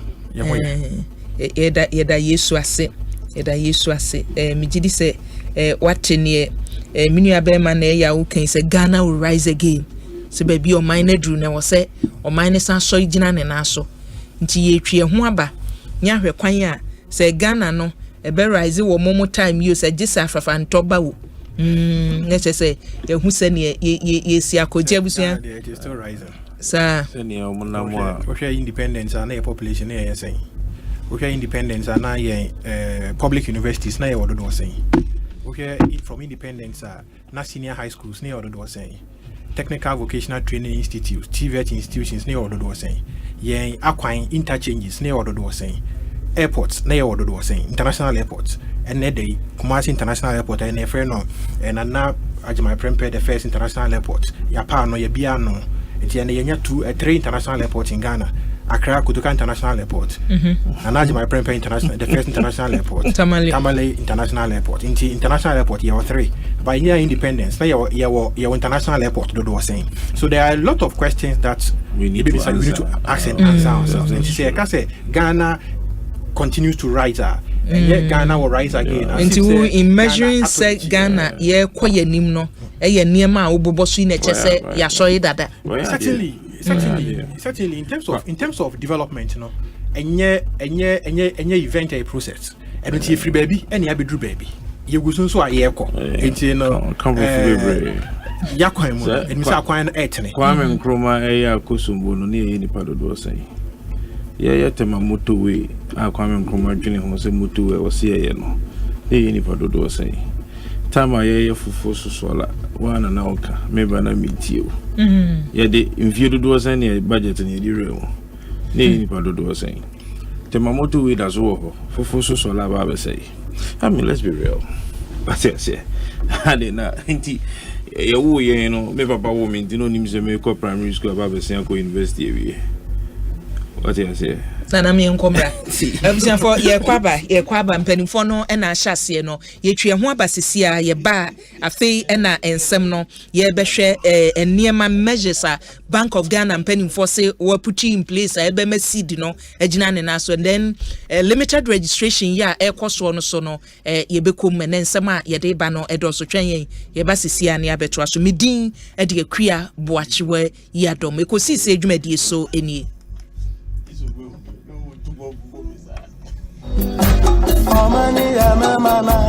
Ago, people of Ghana, are you ready to make your voice heard? From Tuesday, May 7th to Monday, May 27th, 2024, the limited voters register exercise will be happening from 7 a.m. to 5 p.m. each day.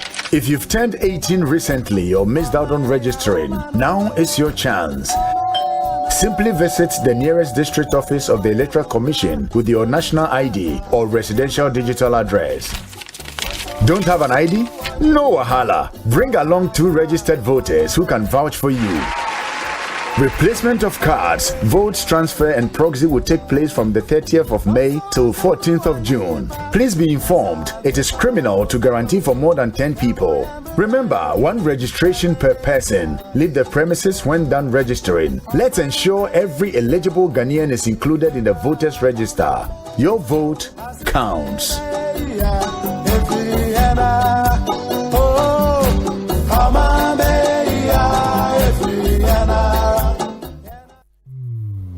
Across Africa, a new era has begun. Shifting our focus to a new horizon, connecting us with one purpose: to create and share opportunities to grow.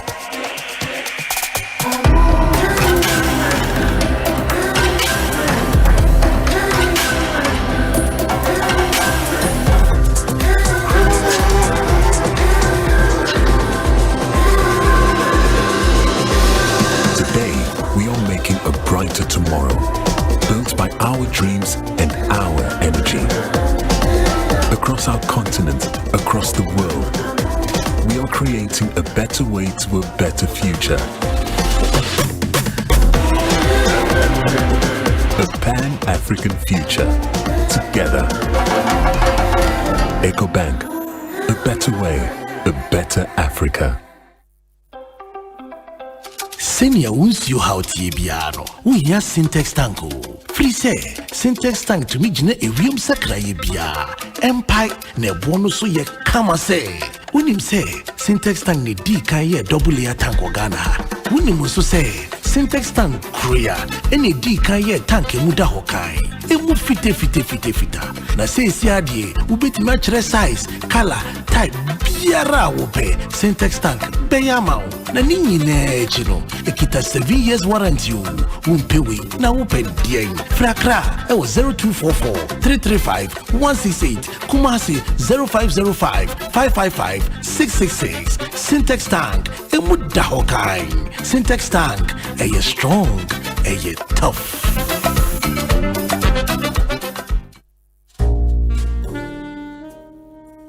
With the recent increase in electricity tariffs and fuel prices, power, although unreliable, has become expensive, and owning a noisy generator becomes a headache rather than luxury. For an affordable and durable electricity solution, you need to go solar with Translight. Feel the independence, experience the comfort, and be productive. Translight Solar. Wherever there is sunlight, there is Translight. Think solar. Think Translight. Locate us at 98 Boundary Road, East Legon, in between ARS and the American House at the White House bus stop. Visit our website at translightsolar.com. Call us on 0504 249 229 or 0206 542 454 or reach us through email info@translightsolar.com.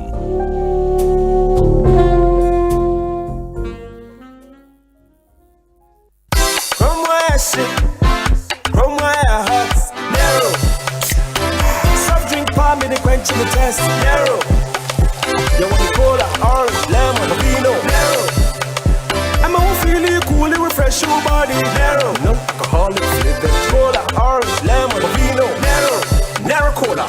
lemon, and Bovino new non-alcoholic flavored drinks from Nero Beverages. For bulk purchase, contact 054-5300-811. This advert is FDA approved. You worked hard for your money, and DSTV gives you a whole lot more for a lot less than you think.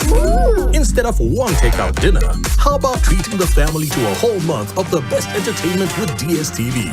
From thrilling sports, blockbusters, captivating series, to entertaining kid shows, we have it all. Totally awesome. And with DSTV Stream, you can watch on the go. Plus, you can choose a package to suit your pocket. There's a whole lot more to enjoy for a lot less than you think with DSTV.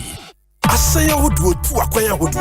Kese no boasi sinkura kese a nipa titimu no. Die yetumi di ye hoto so no wo homre bia. Wo yente hia dem. Afei, yen trotro no so boa ma yetumi di akonia ba mre bia.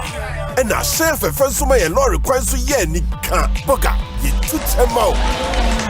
Asay di juma hodo wa ya brabo mu. Enti se wo yie na ma won fanwo a be ma asay na di juma yie. E no ni sell fanwo a wonam Dynaflex nim dia kwan so aye no. Tumi hokro e shay engine mu kama na bo ho ban ma e di juma yie. Shay bia hia sell fanwo. Ku sell fanwo bu engine mu. Na be shay ni nya oda ohia. No dia tu kwan ahomeka so. Auntie can cook. Dedo.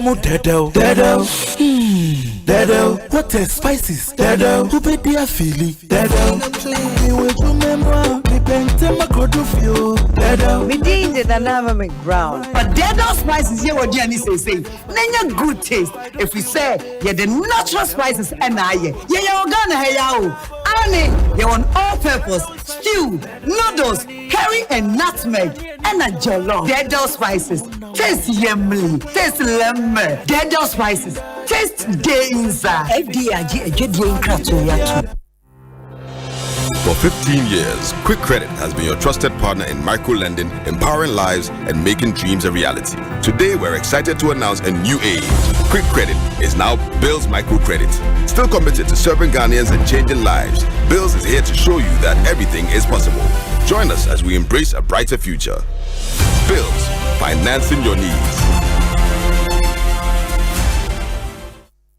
Tontonte yɛnom nsa ne yɛfa adwen ne yɛfa adwen ampa sɛ na nanu nim sɛ berɛ bi bɛba ama tontina 74 wopa yɛ no simple T74 abɛyɛ aduro tontina 74 anaa T74 asa twe yɛadwene asi nananom dodo so sɛdeɛ na dodo boa ma nananom ɛnyare basabasa no saa na tontina 74 anaa T74 ɛboa nipadua no ɛma immune support enti obi ɔnom bie no aberɛ biara ne ho dendenden tontina 74 yi nso yɛayɛ no sɛ nsuo krokrowa enti baby a wonam bia obetimi de wade akọ samene wa ankefi na ekuro yi eda no nkọ na wie ye wa bra mennom T74 samennom tontina 74 amenya hoɔden mennom ne da bia T74 yi ɛyɛ hahama ɛne yɛde ayɛ na DHC ɛna aframa na yɛ kama saa no T74 ahoɔden ne apɔmuden ko a wokɔ pharmacy ana baby eto nno bia wobenya tontina 74 yi bia to T74 yi ɛnyɛ ma ɔba wafa afuro ana obi a ɔma nufoɔ ana sɛ obi a onya mfie dumienu eto phone 050-162-8931 and a 0246-073-498 FDA agi adwadie nkratoi atom. Hey, you're the up and coming landlord. Who then yes we you? Kwame, edan mi wie yo. Aka roofing and a ceiling. Na me contractor no so say. Even nyina enkodan rocksters. Wonso wo kromo pa, wo dwen ho sen. The contractor no nim ne ekọ. Ghana ha de e ba no quality metal trusses, roofing sheet, plasterboard and POP ceiling dia. Eye rocksters. Enfie bebre ni na rocksters. E di roofing sheet papa ne ho aka de asum Ghana for. Enka yesi ya no mu die nso ebo. Eni adufudi achi na nkotọ de bone ne Sundache, Fred 0544-338041. Say metal trusses, roofing sheet, plasterboard and POP cylinder. Fred Rocksters, now one chawuntum.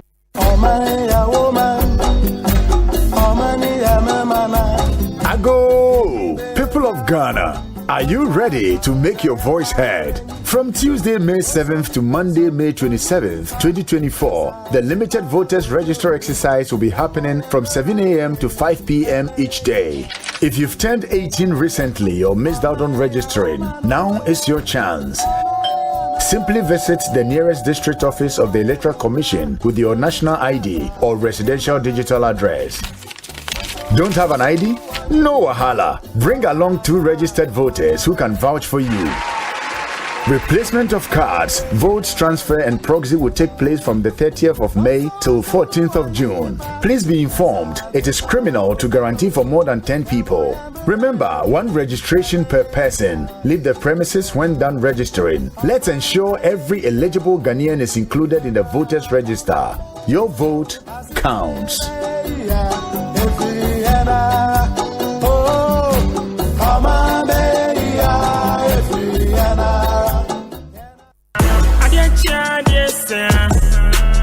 Ghana for why ready ana Game Park Limited a lottery company for ewa Ghana Kroma e dia grow for Abeja na e shasi every 15 September 2023 so abeda wakoma so every the number 1 Equity 36 chani boom na share nim say wo be disika bocho wa bra ye number na pie bobo hu na ye ready say wo be di mula wa bra wo twa from 1 Ghana cedi to 350 cedis na face kana wo be channel fa bo hu predio no nsia me tire 26 times e was up pick 1 game yimu but star 946 hash e wo networks ni nyina so and now betting download the Game Park app no e wo your website ni so www.gameparkgames.com share live draws e wo Adom TV anopa no nkron e wi adumie no e na nwumre no nsia de bia Game Park more mula more power Sagrodi National Lottery Authority in Sashase undi mfie du nwoche a endi sagro ibi bono wa hwe yiem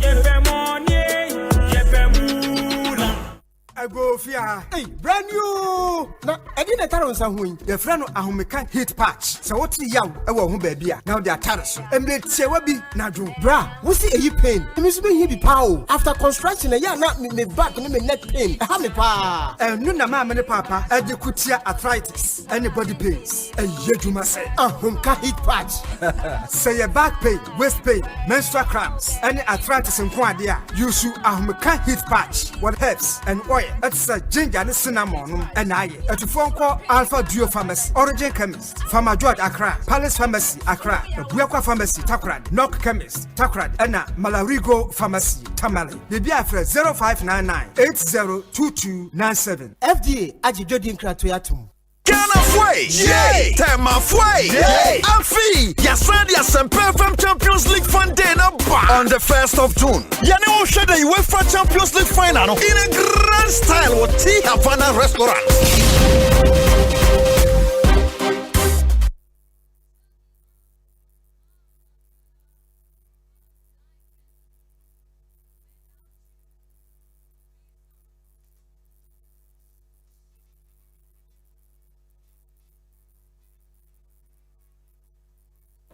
Oh my Ghana, enti embre yesi ye yamanyo semi. Embra so say de ensayeba. E de okendifo a odwene mmabunu mma ene nkwada ho. Ene manana kwame bedi ako akwaba. Okendifo pa a woyi ne ho asi wo se opese odi omanyi so. E de impuntuo ni ensayebre obiara.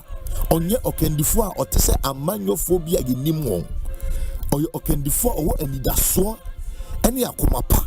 Se obedie nyuma e de omanyi asi baby pa. Beka nana kwame bedi akoho ewo sa nkoso ene imputo anamanto a otuyo nefa won toboa boa ni dwumadie a wato din se Save Ghana Fund no na afi we die ye giaman esi baby pa so wo pese wo boa call www.nkb.com.gh and now say for phone dial *887*2024# ne boa mayen Ghana esi obi. Bro, Redland Properties and Investment Limited Estate in Sassono. I was semi copy between Munimuya. And a Yantemo na Wun. Once you dear, 25% discount. Hey, Redland Properties and Investment Limited in Sassapano. Anne, there were Horizon Gardens, Gomwapoton, Accra Winneba Highway, 5 minutes drive from the main road. Grove Court, Gomwakramai, Bay Villa, Awutu Breku, Accra Winneba Road, Ebisu Dodowa, Amasaman, and a downfall. Now, what top prayer be on Modiabane say? A nipa edu, you are betting me a cabo mabatons as Nibiano. Bosume be a 500 Ghana cedis per when out there. Wow, a bonus from Kama. Aye, Pregnant Properties and Investment Limited. Who 30%? At was here, which mission would I say? Who Won't we are free site plan and indenture. Wednesdays and Saturdays be 5 a.m. on Mama for a mom kosha site ho and shake a crab in a dahu. Regnant Properties Office no Ewahiva Kaswa Akweli Water New Market Noir. Aya Frewon 0549 54 45 10 and 0540 46 12 76. Regnant Properties, your property, our priority. Across Africa, a new era has begun. Shifting our focus to a new horizon, connecting us with one purpose: to create and share opportunities to grow.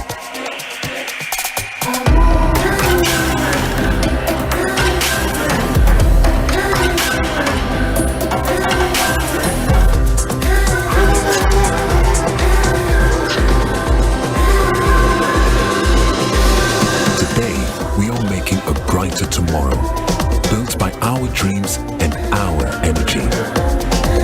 Across our continent, across the world, we are creating a better way to a better future. A Pan-African future, together. EcoBank, a better way, a better Africa. With the recent increase in electricity tariffs and fuel prices, power, although unreliable, has become expensive, and owning a noisy generator becomes a headache rather than luxury. For an affordable and durable electricity solution, you need to go solar with Translight. Feel the independence, experience the comfort, and be productive. Translight Solar. Wherever there is sunlight, there is Translight. Think solar. Think Translight. Locate us at 98 Boundary Road, East Legon, in between ARS and the American House at the White House bus stop. Visit our website at translightsolar.com. Call us on 0504 249 229 or 0206 542 454 or reach us through email info@translightsolar.com.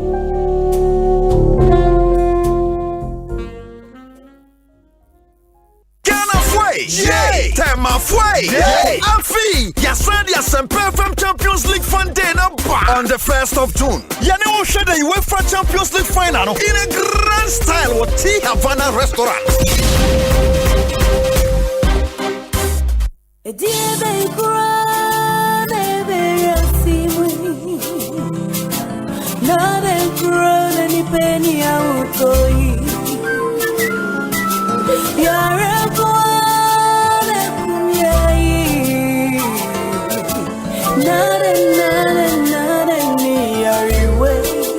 Malaria fever, typhoid fever, body and menstrual pain, cold and jointed, loss of appetite,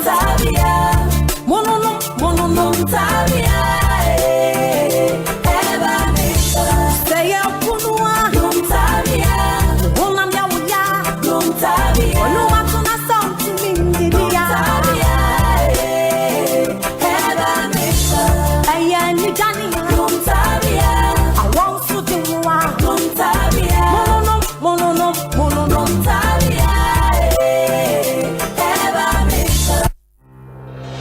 For 15 years, Quick Credit has been your trusted partner in micro-lending, empowering lives, and making dreams a reality. Today, we're excited to announce a new age. Quick Credit is now Bill's Microcredit. Still committed to serving Ghanaians and changing lives, Bills is here to show you that everything is possible. Join us as we embrace a brighter future. Bills, financing your needs.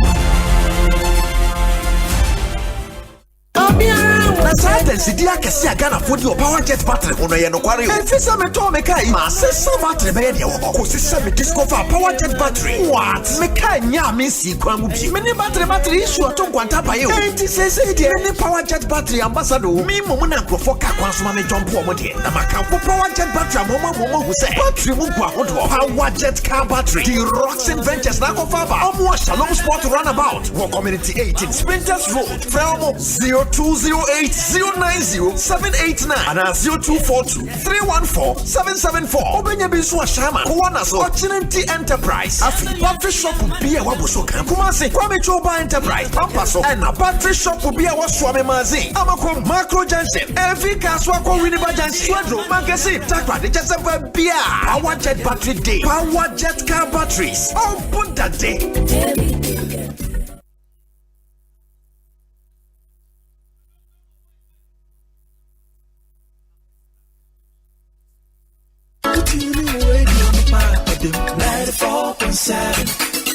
Asempa FM, oh yeah, don't papa.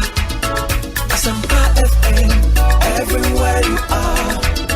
Asempa FM, everywhere you go.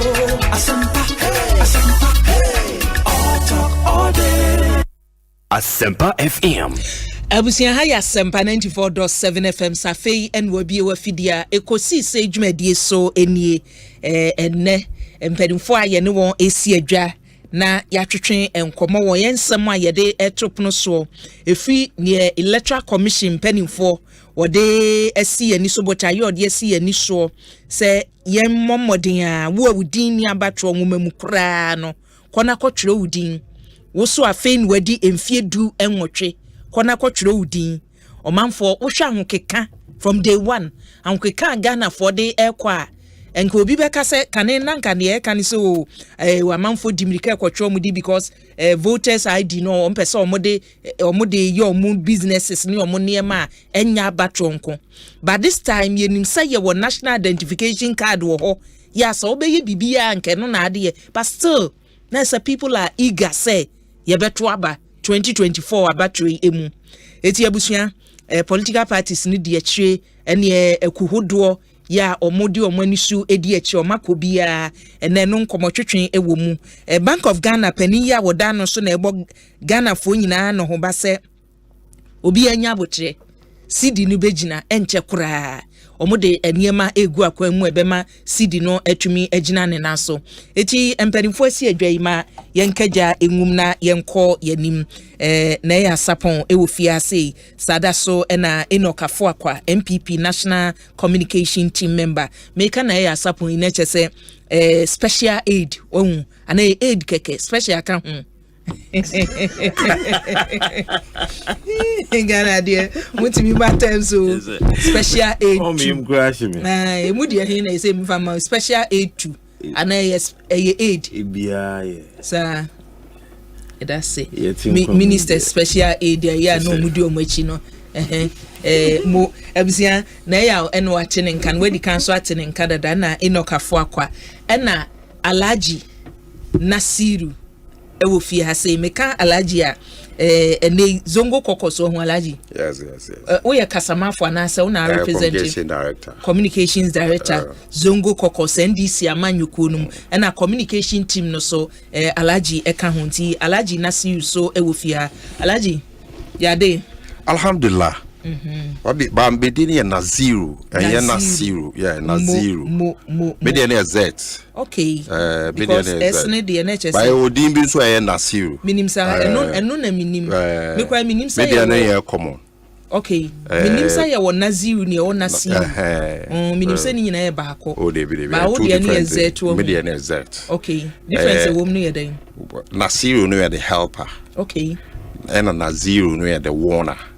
The warner. Yeah. Let's say like Obokoko. Me Bokoko. Yeah. But I attribute to the Prophet Muhammad. Okay. Is one Nasiru Muhammad. Indeed, I can't the Muhammad count. Muhammad Nasir, the helper. Muhammad the helper. Okay. Muhammad Naziru. Muhammad the warner. You know, you warn of Judgment Day. Education idea may be now. Your honor Nina Gasa the one and one and only. That you one again. Preliminary intro. Metiasia pass Ghana must be built again, and I was saying Ghana must rise again. I BGD say Ghana will rise again, but Ghana cannot rise again without building. So me BGD say we must all build the Ghana we want if we want it to rise. Into that, His Excellency John Dramani Mahama, and so I need building the Ghana we want together. Yeah. So we are American. Yeah. So turn where we. Oh yes, we are no. So I say adventure no waje we for the manifesto na no so dey betro no. Seriously, we are no. You better put in place mechanisms. The next move, no, outdooring of the events, campaign team. Then now we see Mubium now. Your full complement of our campaign and as an election machine.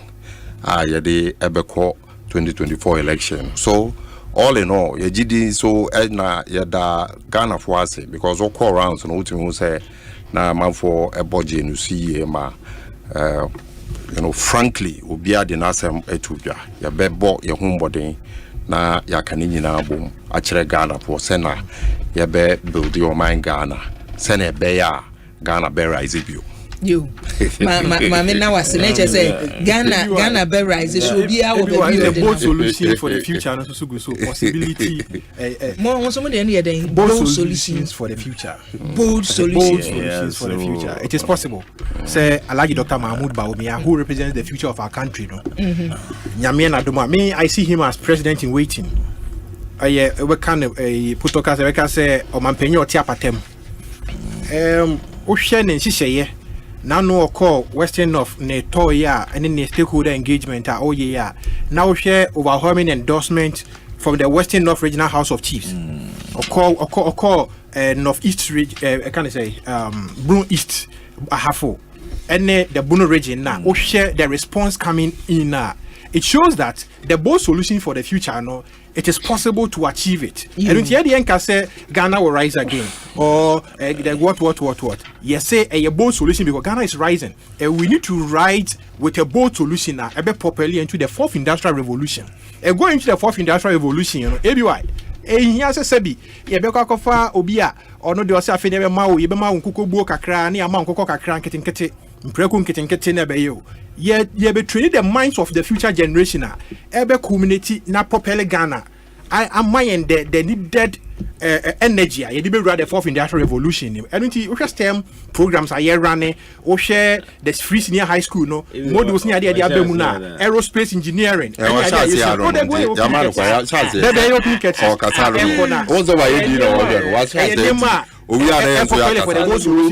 is possible that Ghana can be like the US of A. It is possible that Ghana can be the next United Kingdom. It is possible that Ghana can be the next Europe. Because currently we are hosting after. So it is possible for Ghana. The possibility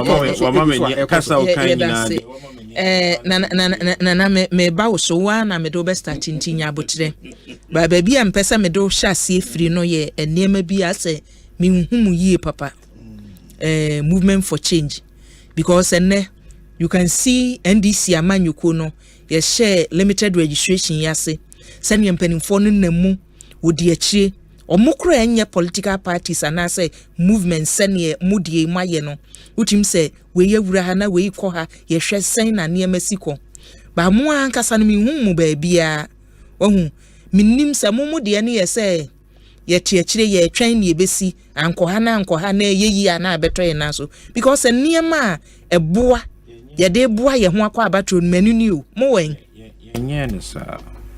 yenye sa na nka me de sha se free bibia London because all London or Kobo African Continental Free Trade I friend after only the fare buyer we want to say near or junior home dia onwene ho ntuma ema ne bemu ema African countries heads of states in United Tumu iwie ono asa sunyame adom no ono asa minister for trade wa Ghana asa GC ne niso edi chini Africa nyina ma ne head secretariat eba Ghana no ene Ira Alan John Kuditramanten na de onim ni utimi o woni a utimi ye emane bem owo say nipa wo fia usan ho sa akoso bi hwe dabi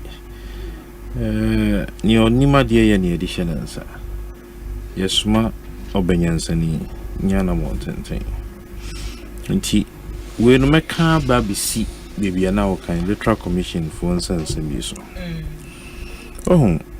oba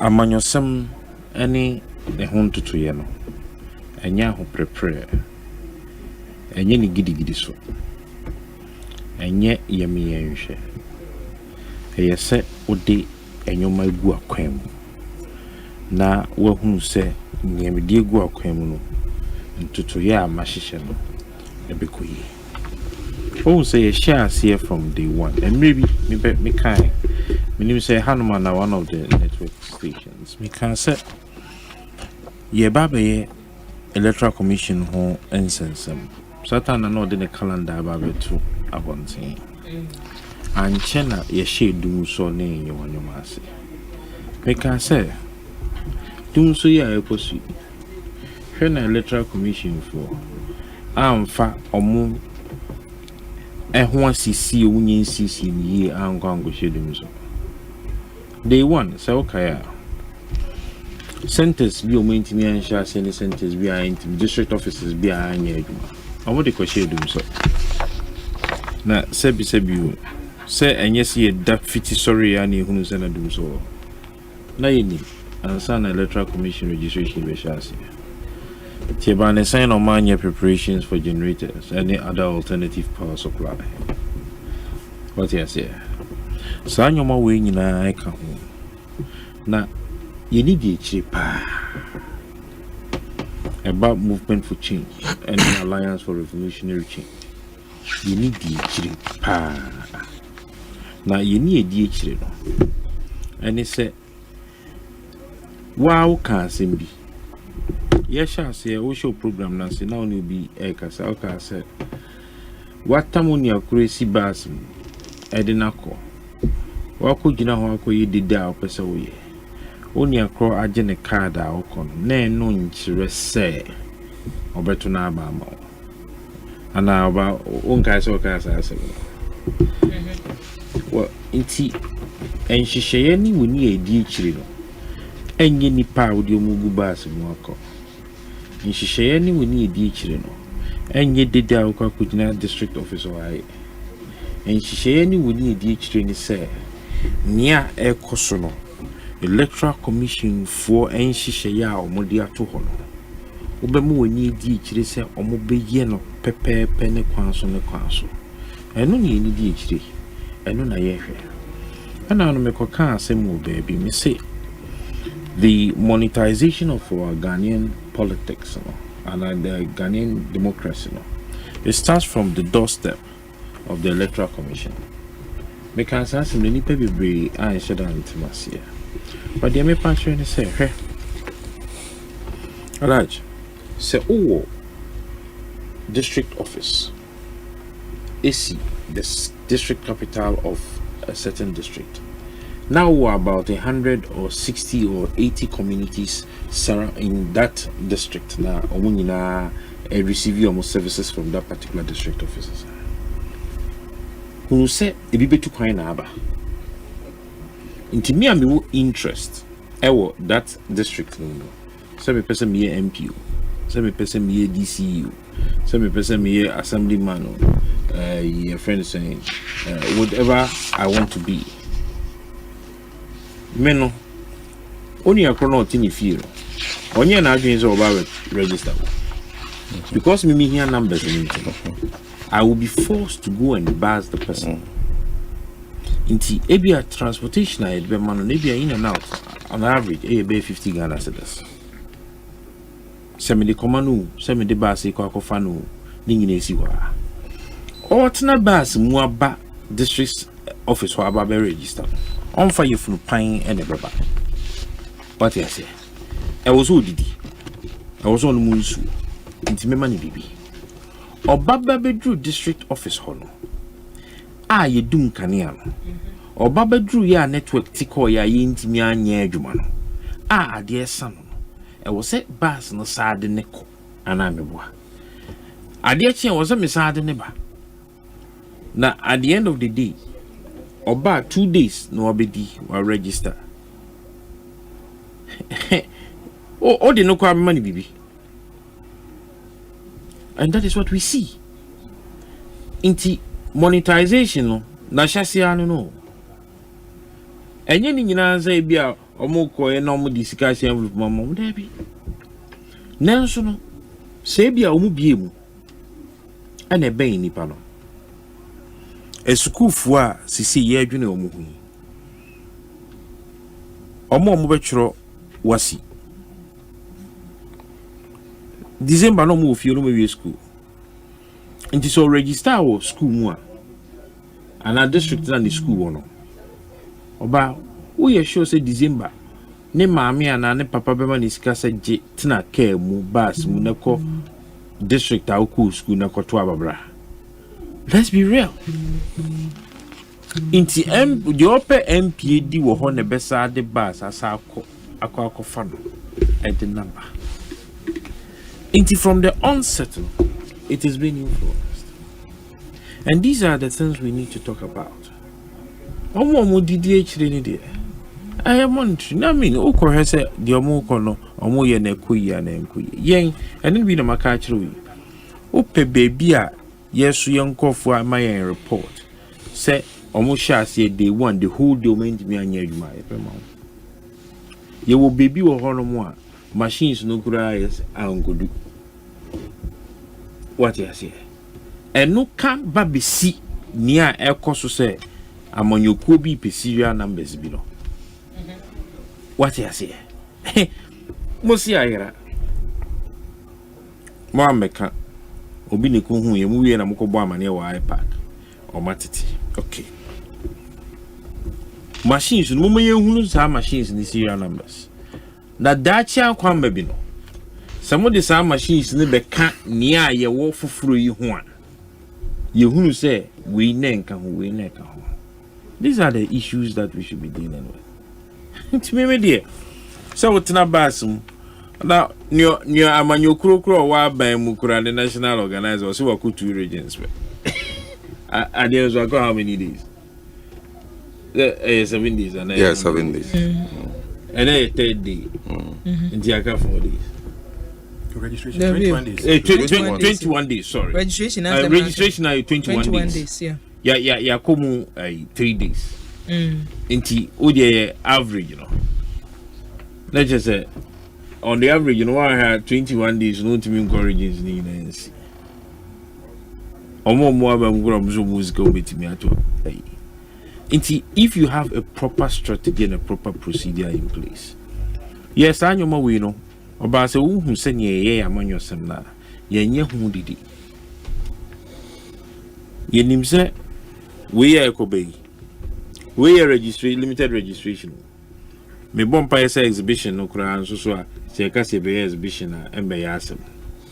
But what we are actually pushing for which you're making statements to that effect, is for us to begin to implement the all year long continuous registration process.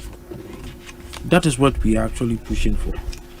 Say a bill or what they call parliament the passing a womb. Or much raise almost person chassis and won't be chassis. Yet the Enkiabin and Cassisi and goes over the chassis. Now to be chassis is in a baby another chassis. Say one chassis in there.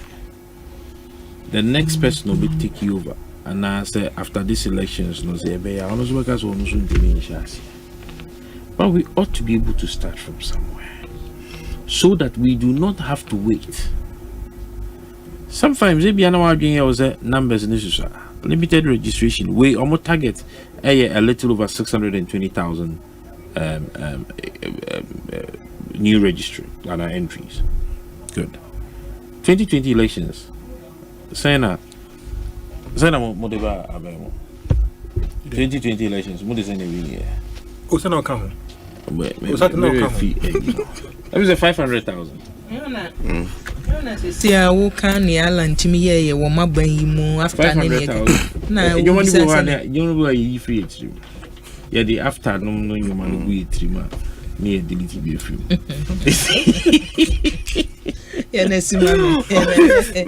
over the 500,000 any win year. And we are talking about a little over 620,000 votes. Can make a huge difference. Huge difference. But say you can say yeah. Continuous reduce because at the end of the way and there. Do we have another opportunity per their calendar? Yes, calendar. Yes, there will be another opportunity. Which ends, I think, in September and November. Yeah. Before the final register is compiled. What you are saying. But between the time now, or mobile ending it time of compilation, what was it in Kofobi Subedi 18 or? Your uncle Fobisu or her, Abia by now, be a woman and near now, baby, African or babe, requiring the Abbas. But if there is an opportunity for a continuous registration, just as they have proposed and it's been passed for them to begin to use now. But I mean, yes, sure, sir, you been yes, our problems. And these are some of the things that the framework. Sitting down to have a framework and a structure and pushing it through is very important. They know now go yes I do one account what is the assurance over to about you need the air cost when you back and some betty I don't know be more saying to the market can be a chrono. Make come a boss on kakra. I'm who say you need the each. But more reporter Munyano from day one better neno. Mumu say Bibia you okay. Because na NDC 4D chiro mu said there be ye niema ye gidi say ye beboa ye ni MPP4 ye national organizer ka say wa can say there be time no senke de be kan ho anke beboa. I no be making. Oh dear no continuous registration. One of the proposals and say looking at what is happening if rather we had started the implementation of the all year long continuous registration process that can overbuy. Okay. What I say because and students no class yeah but how do we I don't know king omu school e bedu say e beto aba no mama kwan omu final year no me wie school ombe ni abeto aba nti that card no na here omo ana say about the omudi card ne be ye ne here wo I was saying nyina no electoral commission ntimi na see na odwene ho yi nti nka odwene ho yi kese a nka obehu say obe taking into consideration academic calendar of Ghana Education Service any tertiary institutions and could be taking into consideration all of those calendars. Or they are drafting it there, especially where it has to do with the limited registration. Now, for the limited registration, Akua share abra sa school for we in Ghana. How we unim say you were maybe we Ghana Hanumwa University for Amakwai, secondary school for Amakwai, primary school for Amakwai. To say the intense, and I'm saying you were maybe we Honwa that's all.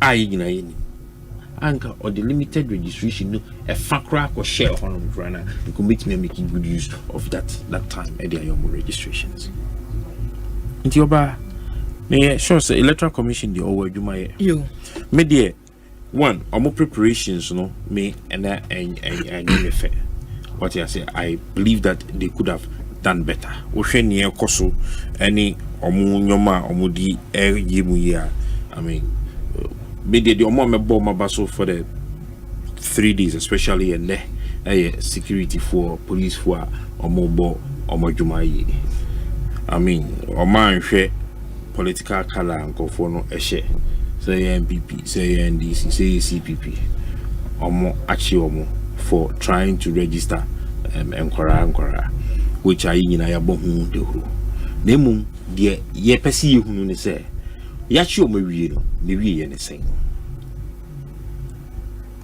obi enkofre emeye nkuja awomo ye behwe say prosecution process ebe speedy up so mutimi speedy up nka na yachi omo nka china na nkomu gina court na nka gina so evidence wo ho ni akekam ni ehunu na asotwe a ewo ho no ye dia mom na eno abeye adisue hunu ama omo maka because one the yakos yacho mo idioma koi say ade china say omotiti omufie see amomu bail into omotiti fia omo divuvu a engofo so be ye bi pa inti eno no e wo so mai hu bibie kwa kosi ni intimi ehunu yeah you find for is I mean a very bad we personalities are involved so gradia na me crash head master mo senior lecturer or university omunyina kra a constituency executive positions both sides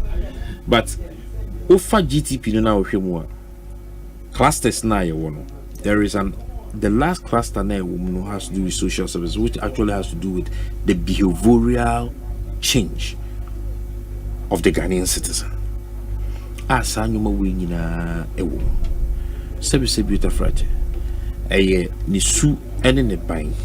Intinka onya orientation bi nanka ebema ne nya oman ho do a enka won ko register eman no. Enka wokono nka ne yimpo behye no.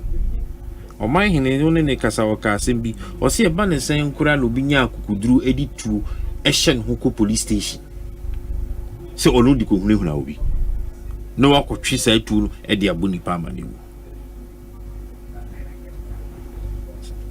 all concurrent in the it has to do with the behavior and the attitude that is inbuilt in the people. Nana me na wasena yemfansi abusia ene a uti ye na ya sapon oye ejema Alan Kwajuche Martin and ye can afford the movement for change a baye.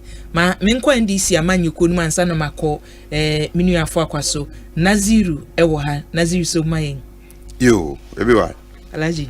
Medasi ya di chair sumbu bema ahwefo ne atiefo gira. Ebuwa mede this issue of registration efa abato ho sensem.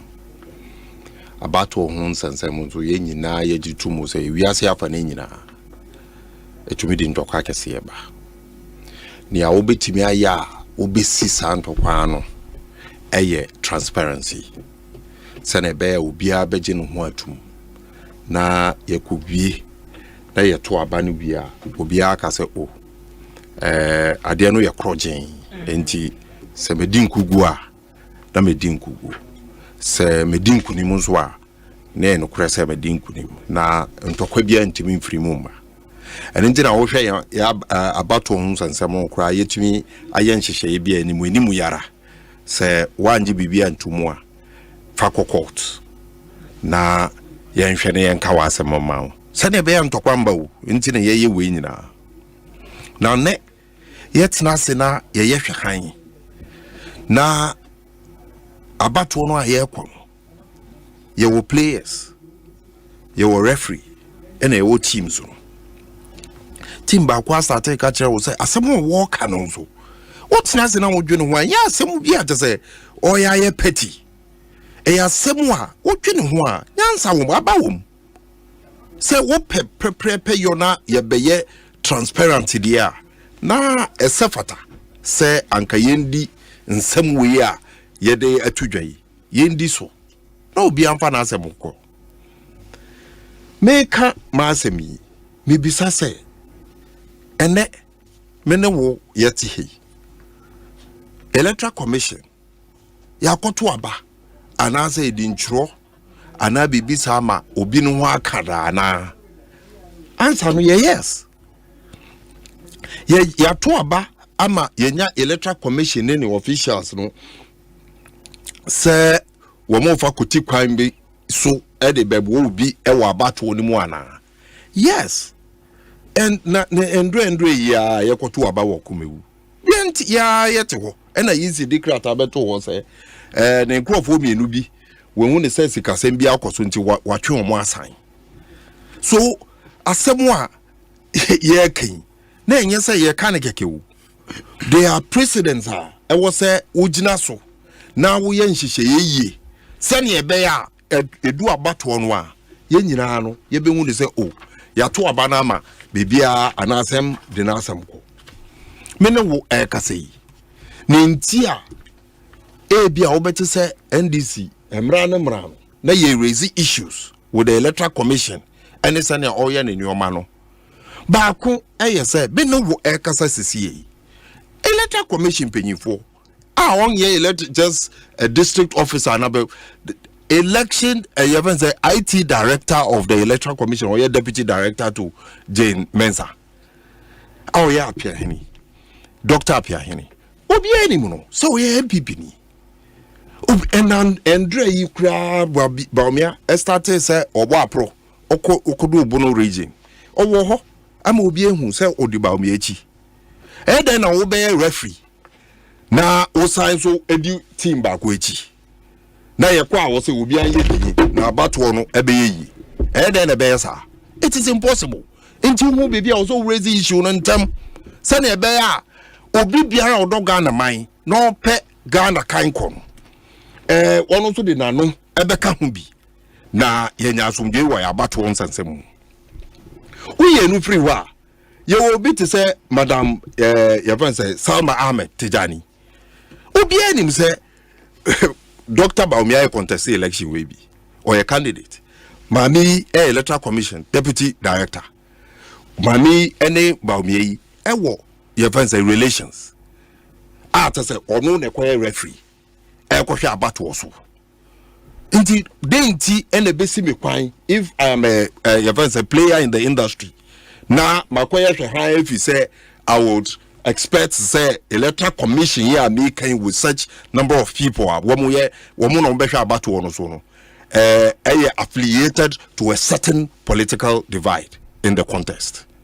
Inti o say me raise issues. Inti raise issues na say ye piti keke and I say ye to one ye ni bibia ye na ye raise issues because when ni yo questionable make o ni yo na make electoral commission ni yo no bebre questionable. Ye be start edintroi abatwa ya tutu recently nyina ubisa from the assembly election ya ye ntutu ye bibia nhihye no kama ye kodu abatwa danwa na won sensama aba ho edintura ye beturo yi ye bisa ye se nsep se nhihye amoye na bibia enkotochima because in days na wo mo ahihye se wo mo de be 17 days no ayes wo mo amfiti prekope no mo ye ye wo mo ye projections ehun se pese ye register ye kra de ye kasa ye betime na 10,000 ye fancy new voters wo mo so wo mo de 6,000 into 17 days be so na wotwa womo start registration a daily bia no womo target bia womo pese womo de now ye ko start here no obi a wo Ghana ha enim se abato no baby edintro no baby eni wa womo timi start before 12 o'clock baby eni wa womo timi start before 12 o'clock enti na just say a half day enti wa projections are why now, what I say, what call field, when to me and started to meet even the projection in the 17 days, by now, no, if say electoral commission, say communicate and I release a one more release, no more catch and say one more synton until by now, no, immediately Ghana phone in anti say, or more days in the crab account to meet if for nothing at all. On my first day, no issues started. You catch and say at the end of your online. Me no ka say electoral commissioner Jia to mu say yeah no offline and now they are back to online and America no okay so by ye be offline yeah that was correct send ye be ya ntem because ye could be na problem with the internet ni na keka ho no ama yetimi ye by registration obi anka say yentimi ye offline the difficulty in no say obeye tabulations no ne o calculations are emane edin and instantly so won't be nipa wa register be even to caution the person in here keka. So that's notwithstanding maybe say denti and electoral commission could decide say in this current condition of ours ya be registration ya be leave to district offices denti no yes me dem feel say a attempt to suppress one more person one more register. Why? Because in Kraha, even in Kraha, take baby to say East Legon. I was West Legon. Now nipa person register wa this is ofaka eba electoral commission officer answer wa be registration. Do you think say who ankasa earlier submission okay say and the electoral commission card no abankwa na edito and can't na sign so ye national ID ka ho na and abankwa na edito na amanfo kura be brief say yenko throw them because people might not have interest in about one, but people have shown interest. Inti eba say even in cry hana make no easily gone to electoral untimi catch them say nipa ne be nante akọ in cry ha nipa ne ntimi nante nko odi ofinima na wo ba untimi catch them say nkwala ne be nante akọ so automatically or for some political parties now one ehia vote no to put in place mechanism to make it easy for one more mobile register no ekwa register, which will come at a cost to the political party already only source of finance via from the state because on one dues or any contributions and every man are surviving.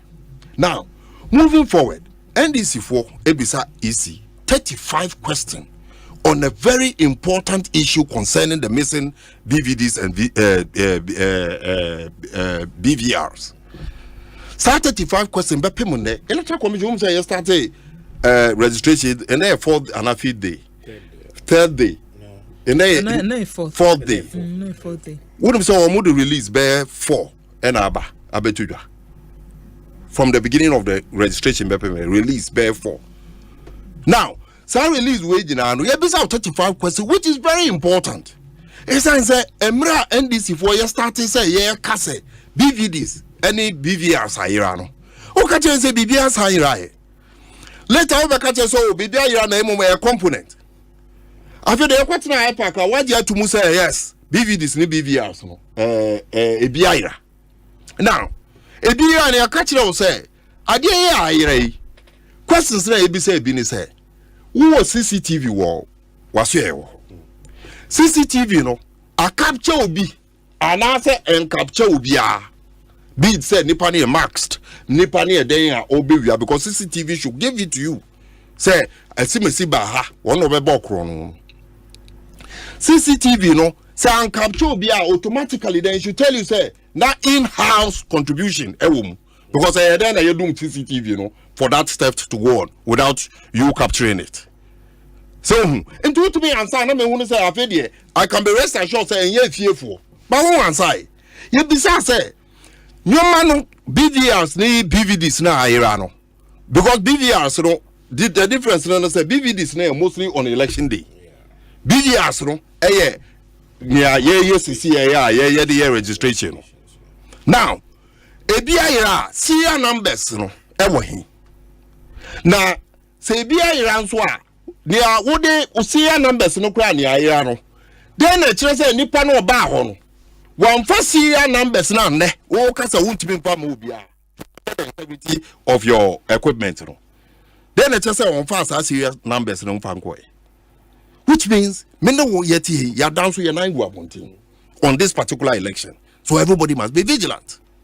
Now if that is the case we answer 35 questions no one car in farm.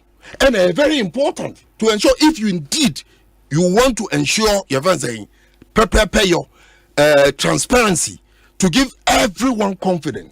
Say election no ebeye election na obi entumi nsisi obi. Nyentia ye be hia BVRs and I say BVRs na ye de adwuma ye be hia serial numbers. Very important. Ebi ayira ye ntumi hu say obi betimi de akot AC baby.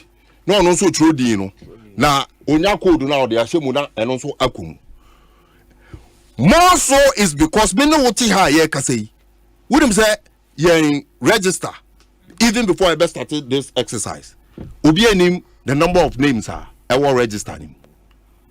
There is no political party yet me am audited because register from time to time will be where you be in the free mu you be into ye best starting there no nanka Electoral Commission born homebody. Am I register and say as of now and they are starting this is the register to all the political players. Say register no nipa do say any woman. Into your calculation you say to me register 1,000 people say 1,000 abeka near wo but as we speak now we be anyone bet me catch say your register no has this amount of people because yemfa sa we no Emma political party be before this registration. Ye be bisa many questions. Ebema yejina ye nan so aye nia mra etre. Emre bia ni Ghana etre se kotena se ma yesisi wie na fa won sahye wodem refemu. Ye wi a wa beka se yesisi. Enti ye ne aka kire ye agent no. Na ebe me wanwa kura se as of today NDC enyanya sa serial numbers ni nyina ebe nwanwa knowing very well how NDC is prepared for this election here me gidi say by now wo monya serial numbers ni nyina so we insist say obi biara oye ye fenzen owo registration center ejuma no ye be ya sa BVRs no obi amfa serial number with or without the ye fenzen permission of the Electoral Commission, because a serial number will be a wobi. Your phone was serial number, my phone was serial number. Baby, I want to yachro. Inti, I can copy it. I know, and you're crying. Inti, we insist and we must get it. Send it there. We can put everything together to ensure say election no ebeko suyi. You. Na media make a kosi ebiye na me bogana for koko. Say obie ni wa.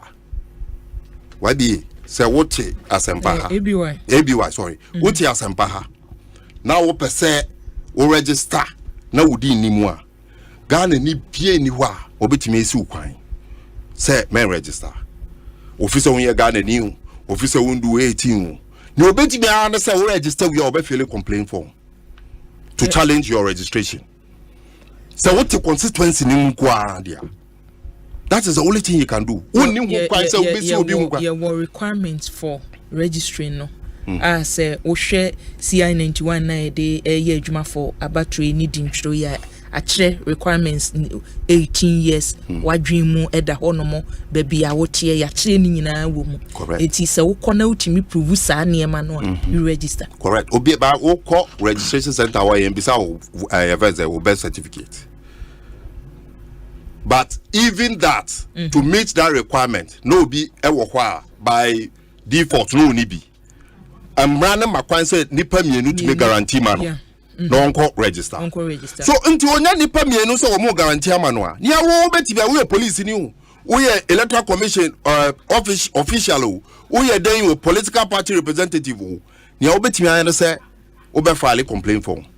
Say asimesi ne registration no me contesting registration complaint form no so e ba ma kwan after registration no to prove your position say ampa nipa we ensem fata say ne din bebe mu.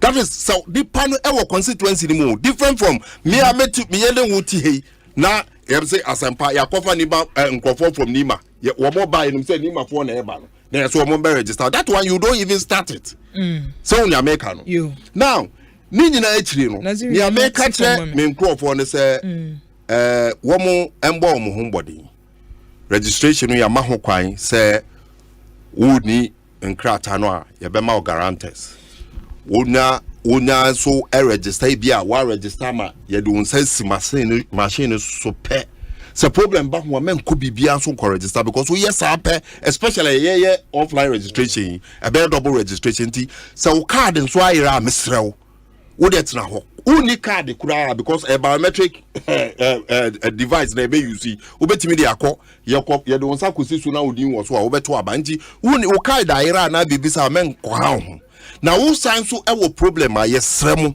bebi a NDC office wo bia bebi a NDC executives no wo bia no for problem no e ko dan wo mo beboa wo ama nhihye no wo mo nimu no wo mo aboa ma wa ko wonim na ba san so abo police for abaso juma wo mo ye so far no so eni with the exception of few of them are wo mo overzealous na afede wo mo detect we under age ni enye police ejuma mesrew enon ye police ejuma wo issue a raise complain wo the your friends challenge form no ebeko mesrel police penyifo mon kanche mon crofo no say ye omujuma no is to ensure law and order at the various registration centers. Abusiani a wati Alhaji Naziru ena yatene nka no NDC amanyoko no Zongo Kokos Kasamafo ena communication team member ena ode ono so ne dia chopno so no enche yebekọ minuabema afọ akwa ho no mo na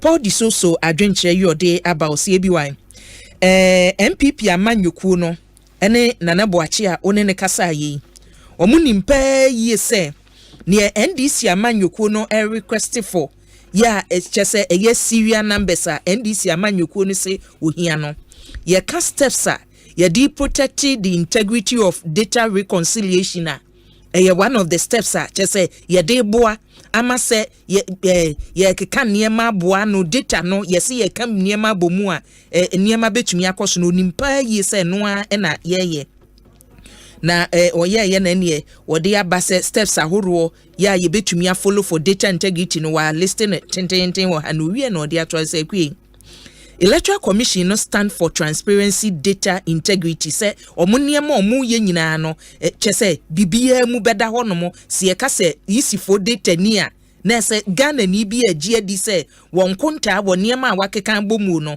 edimu en wode aba etu obia misa ade bi a eboro so obia misa ade bi a chese ehu ya ye ntumi emfama Paul Disoso de ya ode aba enono abawa route the way free Paul Disoso de ode free hin e by na say US state no Paul Disoso abawa de ya ode aba abawa route the free UK na eba say akua ma menchia woni abadwafo nyina mechia mo anwumre dompan no so e the way free malam na eba o say akua the national organizer Emma MPP amanyoko na Boakyewaa akasa yi na NDC amanyoko no omo prepare grounds for omo defeat asemo mbenya kan say basa omo di nkugu a na so omanya bibia gina so say Electoral Commission na anhwe woniema eyi dompan no de ya wode abano no ma menko minuabe mafo akwa homra na meba yako YouTube na mo messages na mo de aba ho no so ya de bi ato so afri ho no mo ne yadru no so Enoch Afo Akwa MPP communication team member minuabe maso man ebiwai eja medasi bebre metie minuanu ma me no mo studio ha large na zero na me aminu be man na sapon bia kasa ebiwai se untimi oniema so aso kashiri nye se wo hwe NDC bena o masha se o mo boya e kire se o mun kugu etoso 2016 2020 2024 etoso miensa na enam kwemu a eba na sabi yeni a yewo MPP amanyoko nimu no ye gidi pefe se ye candidate ahobrasia ode som obampanyin na danko akufo ado aban mu se obampanyin abedi akire eni dwumedi a aban no adi ama oman Ghana no Ghana fo behwe ho da ekoto aba December 7th na yato aba na ma obampanyin na obampanyin Dr. Alhaji Mahmoud Bawumia boom said de okọ Western North Regional House of Chiefs and ananom ka say ombeto aba na ma yewura Dr. Mahmoud Bawumia boom no me krampo de na we say be boom but nananom am yati ase say enye boom keke eye boom we kire overwhelming endorsement any GDA dodo ni nyina wo Dr. Mahmoud Bawumia mu enam ni nim diem say wo hwe obi a sabi onye career politician na wo ye technocrat o free ni dwumadie as a professional wananti mu ade ni nimdie aboa ne man aboa ebibiman aboa the World Bank ene ekueku ahodo bebre na ode ananti mu aba be som so mampanya be di akire na ni dwumadie enti no party the New Patriotic Party apagya ne so ntu franka ma New Patriotic Party for the first time in the history of our country ayesronko ye ka say o ye destiny child na destiny child no hwe na hyase ebedu sabre ya ni bibia kire so ayesronko sabi yes ye wo ni yesi uhini a unyini nyina no na ede say we de oyesronko hu nte ni suban na namotuo ne ye ene ne bibia no eda sronko eduti for the last 7 years obedi vice president yɛntie ne ho atenkabɔne bi ase kɛta sɛ anase pro yɛ kankan bi abefa papa no ho yɛntie adamudie bi sɛ papa na kwakɔgye adamudie bi sɛ bribe yɛntie sɛ ɔde ne ho akɔwurawura nneɛma nneɛma bim a ɛde anim guaseɛ abrɛ aban yi na ɛde anim guaseɛ abrɛ ɔno akasa nipadua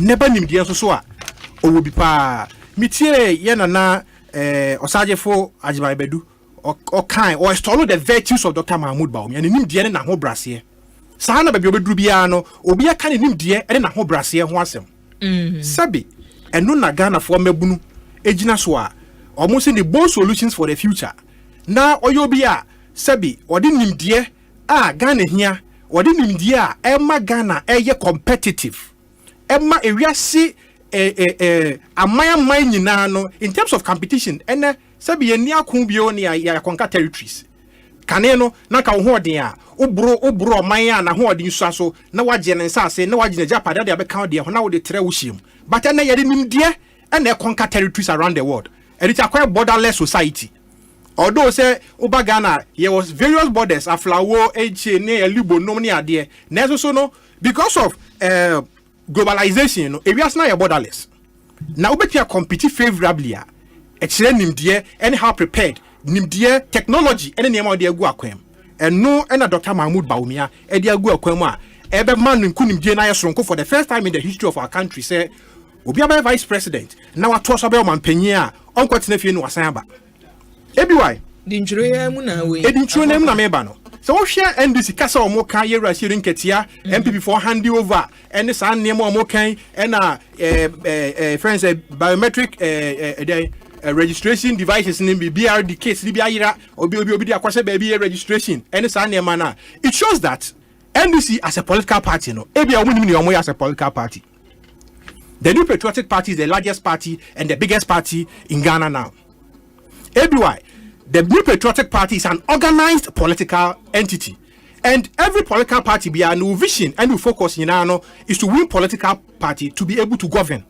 By the grace of God, aho brasiemu Ghana for decide to be na sayensa se yemfam bu oman no enum ena omukako bu ye ho akonta nyame ya adom ye bu akonta kire omo na nyame ya adom a omo kire omo adwen December 7 2024 a kire se yento ye dwubredie so anasa yento aso eno ho adwen ne ye adwen sabi manda sumrem se ennempo ye mame Lodina Mahama ena ye chairperson of the Electoral Commissioner na Dr. Mahmoud Baomi ankunimdie no ontimi nsi hu kwan because it's the people of Ghana that are going to decide. It is the people of Ghana. So okay say nanka first na nka mo for registration because ka be bank account near there obehia a voter ID card and there could be a bank account because enu kon the source of identification they use nationally e Ghana ha ejina who say students rush to register to get a national ID card for the purpose of doing transactions in the bank and other state entities here so obehia national ID card for identification purposes but who say mebru no accuse na so mo ye eager to register. They are eager to register to be able to vote in December to protect the future of themselves and the future of this country. They believe in one and only one person, Alhaji Dr. Mahmoud Baomi, who represents the future of our country because obu the perpetual flag bearer Mr. John Dramani Mahama said he represents the past. Sabi then na ho de be so nim de amedi be duru here so be ye be duru no eno ye be duru here no. From assembly member to member of parliament, deputy minister, minister of state, vice president, acting president, so don't know what and president eventually, the obetimi aye bia no ene wachere. Dr. Mahmoud Baomi am president that. He has never exercised executive authority under Article 58 of our constitution. He no be kase or a vice president e bi wase kotimi ye ne ade. Everything say uhwe saa say ye gu akwamu ya. Yen ye training ye agent, say na nabo ache kan ye na bi kan ye. You are training an agent because you say there's a constitutional injunction. I that Electoral Commission so say or ye ni jumedie bia na emremu no any kwan say or the EC should be subject to the control direction of any entity bia. It is the independence of the Electoral Commission, the performance of its duties no is sacred. Knowing very well say omo performance na sacred da untimi enche say you say and now you say anything no the ebetimi aye mrama ye ho kwan as a political party and say the agents ebe call registration centers. No quarry muno, you're training your police station executives, you're training your electoral area coordinators, you're training your constituency officers and regional officers and our national officers. omo ye resolute, omo ye more prepared. So my question table no my daily accounting of the transactions so all the registration centers ya gazette here is every year jumano. ABY. And nyamia muni from the first day to the fourth day and then could do 5 o'clock or 6 o'clock no. Now ya whatever happened with all the registration centers, the numbers are no. Then at the end of the day, ECD we exercise now whether say extension bebemo embemo no or be print registered provisional one some political parties. Not political parties so I compare your be exhibition of the voters register and names be no more any can say bem na bemo we can raise objections to it we challenge said the bear it will go to the district registration review committees no almost so to see why those names are there and why those names should not be there. Adjudication process ni na no emra no e ma ho kwan se process wo nyina no yemfam eno nti se obi tinchen na sabio ontimi ne yemasoa obi tinchen na watena opposition since 2016 na ontimi fa any flagship policy bia maya eto Ghana for akoma so se ye masa manyoko we na ye masa kandini we se kwan so o medi Ghana anima sa hye ye we ya okan ebe boa yen a the nipa ne be ya na fear appeal so won central for there eba marketing na mote the various appeals in terms of marketing and fear appeal so the who shadow do nimu no one of the appeals I use because look at some adverts be all no more won say be all no be who those one you must show then a depicting certain sense be any other especially security agency that you see those appeals no near my bibre ni ade e bi na NDC for adopt yen twa hu sha Ghana form yen ka Ghana form share se ma Ghana form hu say wiemu hu bibi betimi asi Ghana form betimi ai say bibi no betimi asi because bibi ani ho no mo so change the coercive power of the state and sabi isi aye ni juma no obi akere say yakohu so obi se tokro bim register nipa eye illegal outside the gazetted polling stations ana isi catcher say all the 258 district offices of the Electoral Commission registration ebekoso ho because the CI91 number isi ni kwan say on gazetted registration centers across the country. We had an experience, a bitter experience in the last limited registration exercise. Na numbers ni eswa how to reach electoral areas ni bi ho no mo or Oman creative centers ho no mo in terms of promoting Okwa Afram Plains area ho ne other areas na asefem ahomete because sabi obi a oisai the fundamental human right as a national of this country say what ja enfia emraman ho kwan so timi tro ne din na okere na dwen e wa abatu mu no e inalienable right a untimi si ne kwan wo bia mane kwan no mechro yisi e create certain police stations bi ye nyina yete na fie ha no mo e kan ho asem say e wo so obiem because ideally na ye de yatete yen no ye say every registration bia na major bia na ke ye ko electoral area basis or police station basis because a general registration but this a limited registration don't explaining the cost involved and other matters yet here this time already had to reach areas over 700 and home plus 25 public universities are equity the type commuting distances no I'm say I a bit shorter for us say and can you 2023 before the district level elections no anyway no there's a vast difference. We should also be told, say, if you know a legacy of say every registration, it's a first day of registration, technical challenges and hitches, internet connectivity matters, NSR challenges are a hamper on registration. What happened in 2023 district assembly? District level is not the same as what is happening now. I know a limited registration. This is a limited registration. We in limited registration. This is a limited registration. We limited registration. This is a limited registration. It's limited registration. Now, it was a limited registration before the district level. It was also limited. Limited. Limited. You can't say be limited because we have all registered. You can't control it. Omo munya a quantity mudin and a control. They are limited to a particular group of people and all the population. But if you know a legacy reputation, be say the first day of registration be it is mad with challenges and no idea so much since 2012 and yet particular to this current commissioners in Kwa. From 2012 I started biometric registration. First day and I have been a constituent secretary before. Every first day almost started registration it is mad with one challenge or the other. But gradually they have been able to overcome these challenges now. I'm saying the process is a bit smooth now. Talking of some few challenges are also with regards to say registration of minors and then the allegation of registration of minors means the word the alleged registration of minors because it has not been proven. Police station and one reporter will be investigated and the appropriate evidence, no when taken out, will be prosecuted. So conviction and sentencing be by it made so I can say they registered minors and they have been punished in accordance with law. And the allegation of say amount for a register minors, so say minors being so called register or any sign money no. Idea senka the national identification system no kwa. Kasani ma we say ABY. Enka because now national health insurance. You can use your Ghana card. They are using the Ghana card as national. Say ye register nkwala. Wa bra ye trudin no. National identification ni beti me ye free ho. Yeah, NIA say register because say Dr. Baumia Lanche friend say Ghana card for newborn babies. Together with national Ghana Health Service and they you know say start no not to say ya register at the time of birth. I think say unya say 15 years now what transition to no a long term solution as na work because ye can manimu ye idea ABY and manimu ye nkwala ye omo register bebre Ghana card bebre Ghana card nkwala ye omo register bebre Ghana card because Ghana card started how many years it will be at 10 18 19 and now it's assumed say within the last 3 years we are making effort to get a Ghana card. Maybe a few people any Ghana card. Now what did you say? Or more date of birth ni birth set so no a different from the Ghana card so. Ghana card ni bit ma justify say Ghana card ne the that is the national database add with the Ghana card system no the NI system they take you all the biometrics 10 fingerprints in you take it. And when you say those records are primary and permanent records on your folder as a national of this country. We have to I don't say you integrate your electoral system no together with the national identification system now. I believe say all this Kasa Ekoso and Sanya Manina will be a thing of the past.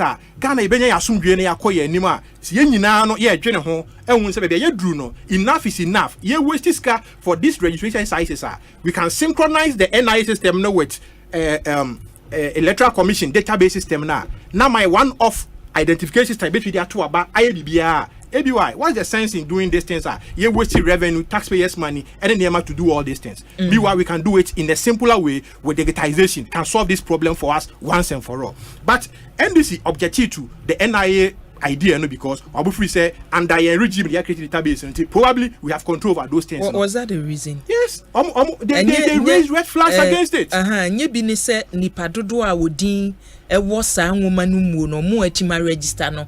Ye share voters to aba wo mayimu. Near the compare nipa or mwetimi enyo mo cast ye national identification card na we ya ye beti eti nipa bi fa hudie so ama mu ntimi ntwero mu. Over 17 million cards have been printed. And no was when. Oh, bisa NI for no.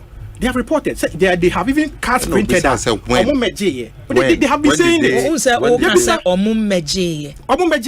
But say idea. Yeah. No about. Say idea. Oh no more time. No time. Ukasaya but yedima okay. Yedima okay.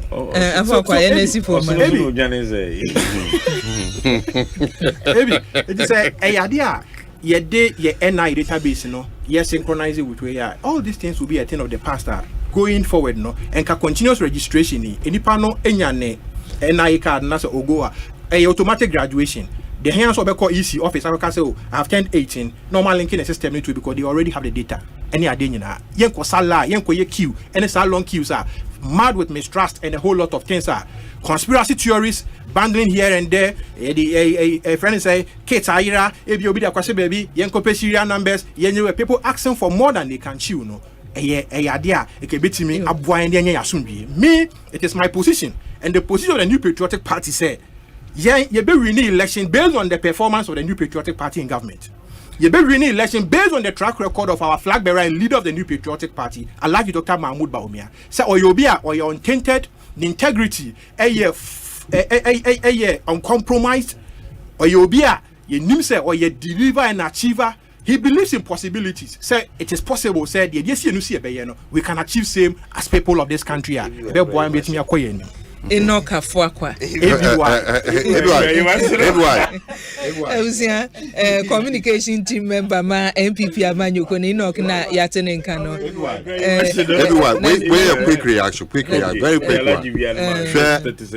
ABI, PDS, scandal. What say Ghana share sika $190 million. And the yentin CPDS. Make a job. You but make a BBH. Would him the banner, would him nipa or signing condition precedent? Eko San Yoma, Emma will move to me call PDS. Anka, was so munya bank guarantee, and all the insurance guarantee, only nipa or ye, Baumia. Intin said, and then Ubiti was that wrong? No, so even if he did it, even if he did it, was it wrong? So you can't come here and be telling us was it wrong? Number 12. Number 12. Foreigners. Finance minister. I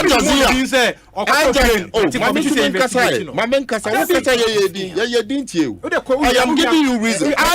Naziru Nyabuche so obi wuchi hoi Naziru wuchi hoi na se wo ye wo kan wasem na aka se akua hote akua nye bone a na wo no me fan se na esaponse asem okay wo boa nyentokwa nti biem koyenim.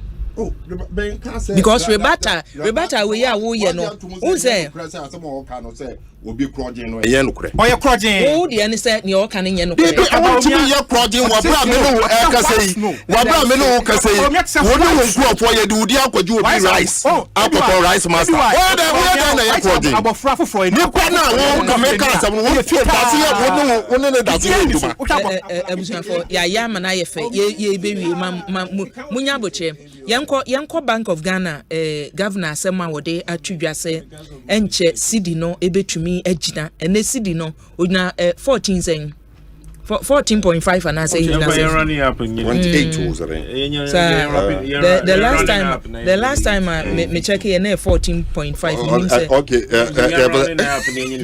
15 oh person running up and you running up no just say you're running up or bebuama near measures or put in place no enche cedi ni be stabilize ebusua eno na ye di ebetuapo enti Naziru so mama na yenko na o me opportunity rebata ni biu 30 seconds okay tiawa because nan can me read ade bia Ireland about your friend is an enforcement of discipline as part of the critical elements GTP no Ghana no akonani.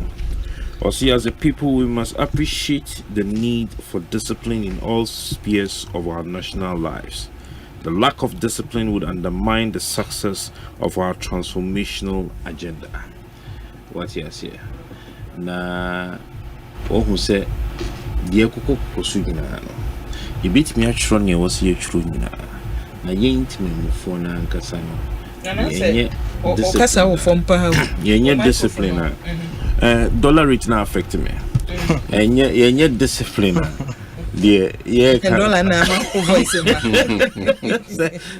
as I can you go to mo na obi bia akofom. You know, we ought to be disciplined as a people.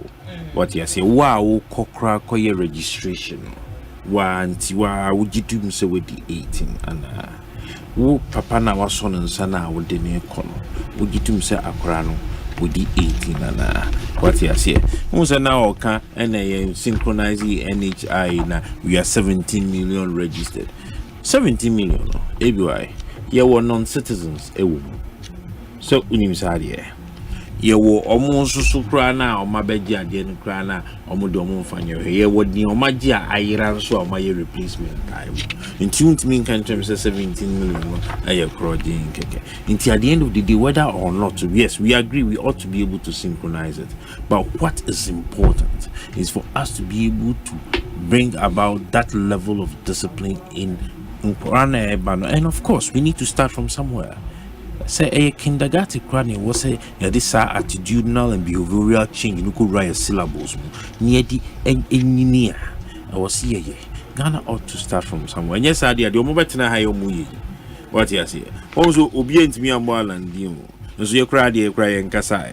Or not pay any to me, Gina Simpi, so no one can say, I am not corrupt, I will not be corrupt. I will never be corrupt. What can you be into me? What is here? Until the young can queen dollar, not the can dollar hunts and some. Maybe I could do. Maybe they make a mass and say, young Shenia, and only big woman Ghana. I say so confidently because Betty Haya affected me to the extent say ne. A Juma mensuminya bibi dium. Oko me Juma moi. I'm telling you, why be you'll be surprised. Obi na rebeba na mesumatom. Na menye bi na me de amano. The parents say, "O dollar ne say ne ye mean me ma on mabiu." Because me de ba me obetun wi a odi be sika be brebe no na ma boka. And yes your man so on van by wa ba ma wo krum ha. Ba wa hodo wo dem.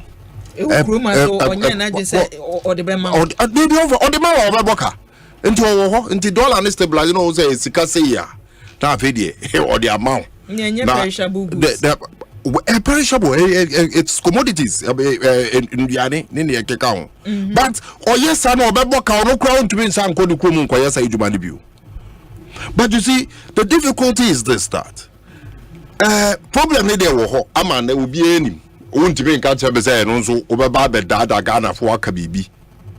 Near me, Bissane say, who is providing solution to the problem moving forward? Aramwa, at least me mate His Excellency John Amani Mahama with his 24-hour economy concept, which will be a great deal at solving the problem of the dollar. Nearby then they are solving the dollar with the 24-hour economy. Now, say you produce 24 hours, yen United to say production will show up. Into production, we eat what we can and can what we can't for export.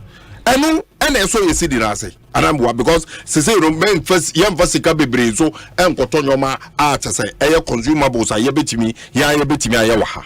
So that is how the 24-hour economy can help solve the dollar problem. Production be kosro. Correct. Send MPP 4 can you say 1D1F production be kosro na ye de niema ni bi kwame no ne ye di bi wo Ghana na chesa mesidi no etumi agina ne na so. Correct. Say on baby a city no. Of course. Timomudi no send your work and say ye ben say production be kosro ye bi na nkata. Production no ebe kosro. There is no two ways about the fact to say so be air producing nsuo.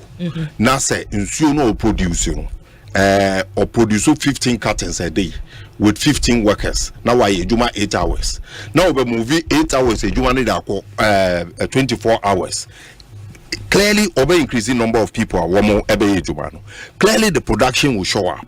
Clearly, it is telling you, say, Mino, Yabenya, your friends, and your man, no baby. I remember prices now, then automatically telling you, say, Niayem to me and consume, will look for opportunities. Yen Casano, MPP Nika after, Minia, Alan Chabantini Parker after.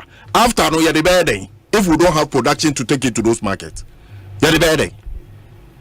It is so simple. Or could be to say so say 24-hour economy would help in a very great way by solving the issue of the dollar's instability. Stabilization, of course. 24-hour economy. Of course. About stabilizing because it is good because we check the 24-hour economic concept, it is moving the economy from an import dependent economy to an export driven economy. That is all the 24-hour economy seeks to achieve. And it is achievable. What is the difference between sir near walking and then sir 1D1F production bekosrin? The difference is about which antro extra Ghana for send a bear yebeto abamano. Because all your 1D1F will be sano say 1D because any day manifesto na mukre 1D1F share adi omutroye show me wo ya 1D1F wo district e1 cry ha wo district wo e krum factory be wo. But who besides to say Obeka to say 1D1F? Who besides to say Obeka to say 1D1F? Ah, to say Juma Magana for any Juma 1D1F. But then 1D1F factories no be. Be son or no, maybe say maybe some war district won cry war district wo krum tell me 1D1F dia eye juma ho I will show you on my chat on the chair and say 1D1F to the extent say you can try and say kramai ye ven say enam kra no e bi wo ho a wo mo produce sa nyoma nti wo mo nso ye be factory ama but all these things ubetimi aton wa abotire anka no kra na ye ka ene yetumi ye anka ebetimi aboaye ba yanka no kra ankyere Ghana fo because Ubisan said then Uber the same crown or say after the private sector, after they say. But this is not what the 24-hour economy is talking about. 24-hour economy, you know, cultural be say. Me wow, na shaya me de be ya boa no, and in ba kono say me electricity ya. Ni boy den emma production.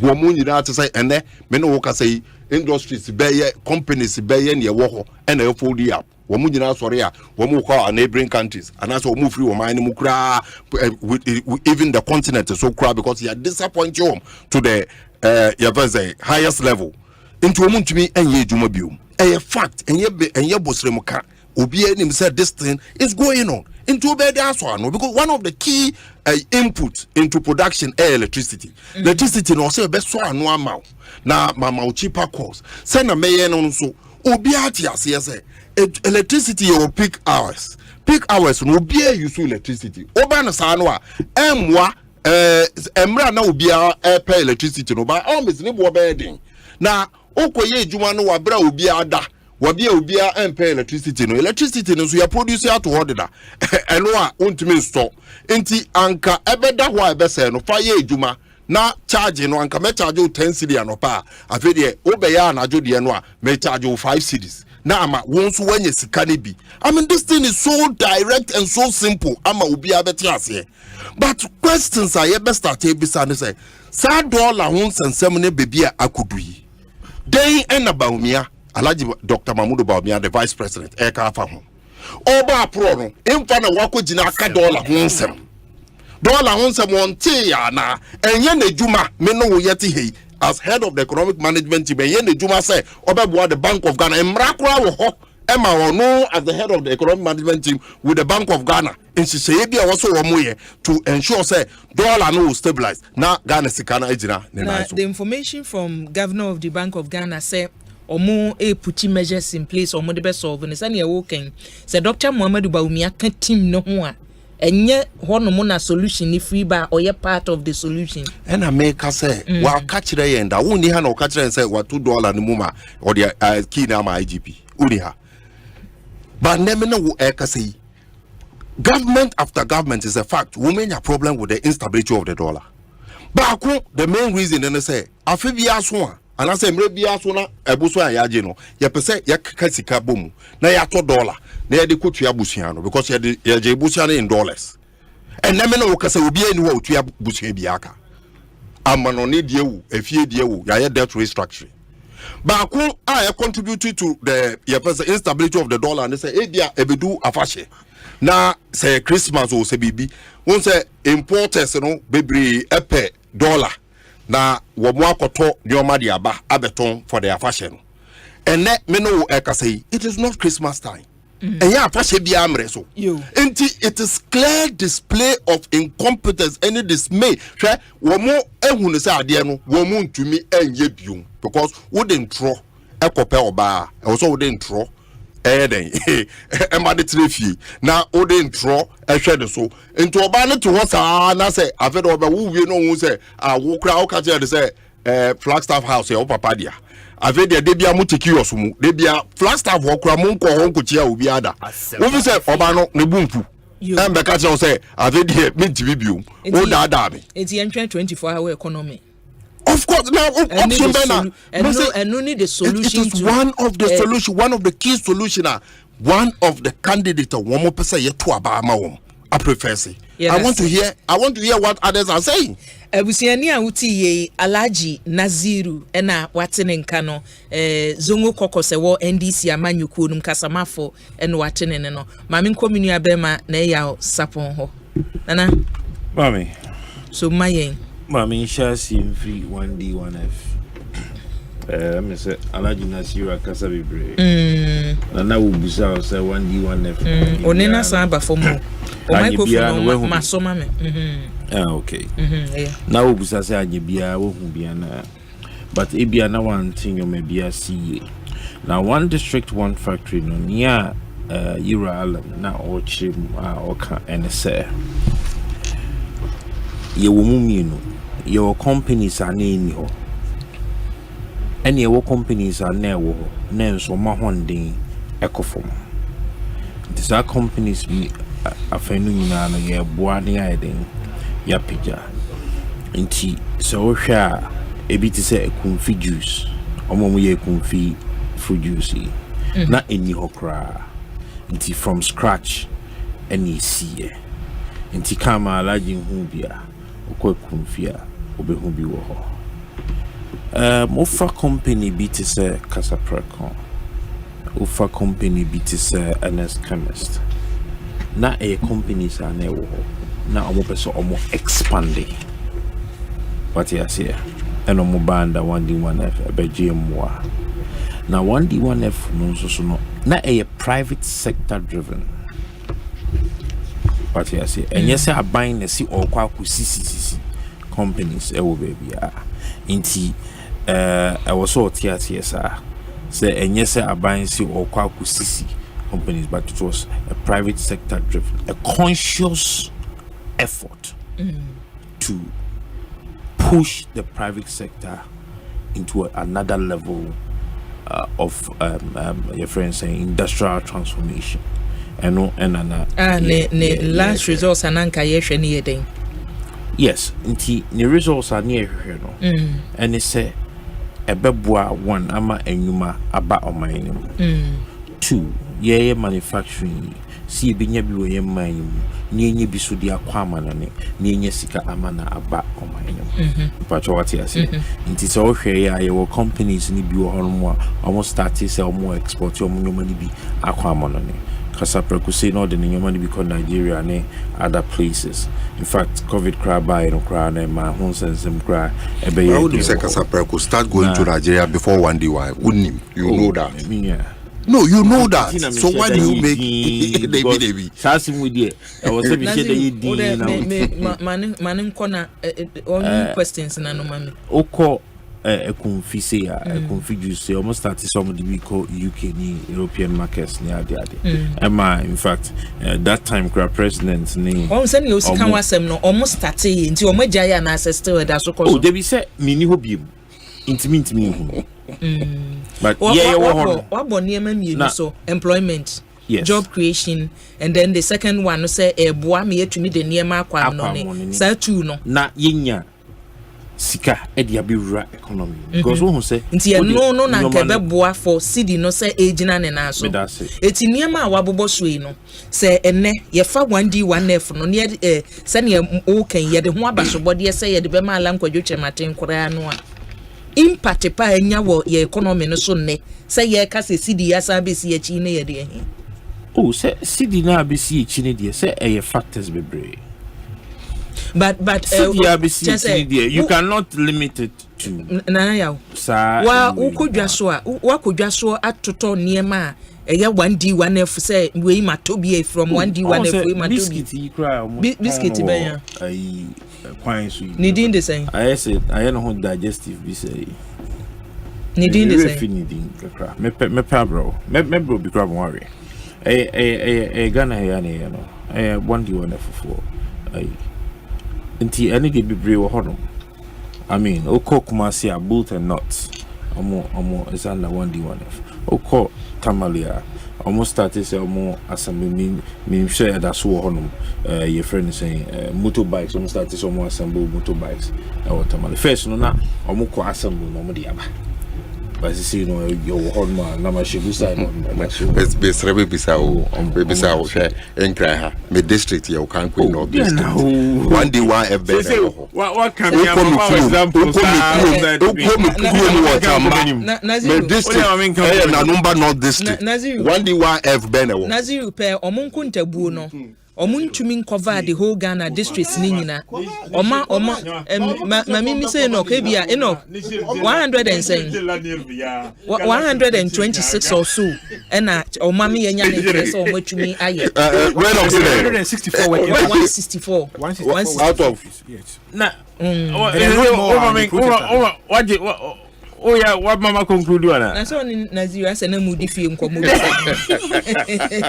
ya na si for ma na ti o me pese me kire won say Bank of Ghana for the ya na me pese me share dey tie wo mo sisi omo so na wo mo hwa emra ne so wo mo hwa nyema sidi ni nyina me say ya na me pese me tie wo mo sisi because oba e brofo no be kan asem wo be kan no wan fan chirichi mo bia ntudwa o me ne wo ka say wo busa me se nie ne be ye ne brofo na kan pacho de kan chire me bi brofo na kan no wo de kan nie nyina ye vivi mo Bank of dollar ekosoro mebo say the governor of the Bank of Ghana, Dr. Enes Addison, has reiterated that the Ghana cedi will stabilize against the US dollar and the other major foreign currencies. According to him, the central bank is doing everything possible to keep the exchange rate front. What is the everything possible? Honna peso. What is inti oba mpacho ti intu nim say Bank of Ghana ne djuma ne say e wo say wo ye ne obetimu bia e ma sika se ni no so be ne obetumi bia din no pese wo ye but wo busa me say din ne amama chirichiru mu mpu say sisi a ye dina wa ye kese o fa ye GTP no Great Transformational Plan na the economic cluster aspect ya tro nya e wo say ya state in fact Yura Alan estatica say Ghana ought to look beyond the cocoa and gold enye ne o hwe mo media house say joy come ho na mo o hwe omo online as far back as 2014 as far back as 2008 was the same even before our audit presidential special initiative ever looking beyond just the cocoa industry.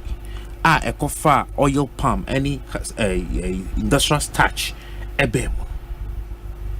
all of this was working towards bringing in more foreign currency to be able to cushion yen local currency now. But no, Ekosiisen because one say what you say the consistency of it. And can be a machamakwe.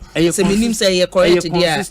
Who are watching machamakwe because we can be banana member. Nancy in terms of what oil for gold. Ye call back home ye nuba and yet so who say cedi na tumi stabilize ya. Enia me ka ho amena twumi agina no oyo for gold ne ka hunti se ne yesa beti se baby ayadru ne ne wo so nyina no ye na atwumi agina kakra na asaje agu eno no ye the solution no oba Israel start na e show no yellow no afafranto we nya afafranto but asem wana me can say the consistency of it na yem fanya manyosem oil for gold, Mr. Otiasieda. Obiusa. Otiasieda. Oh no, that what's up with the because I don't say only oil and let's be honest with ourselves. Now the gold are put here. Now gold you any bibiu. Enoch na obisani. No so Otiasieda. Now then we ayonwa. Ayonwa so Otiasieda. I say 24-hour economy. Omuntu binjira wasi nkuzie bi yeda. What has it? Yeah, Nazi you can want to say. Nazi you and you want to play almost 30 minutes. Hey, and I has happened. That's all the Bengunti are saying. 24-hour economy.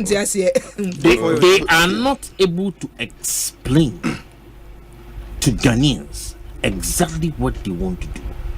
Ya tro ye die people so Great Transformational Plan. Offer the economic aspect of it now. Ye koye National Economic Summit a movement. We came up with 150 practical solutions. And we did not go there with politicians. We went there with people, captains of industry.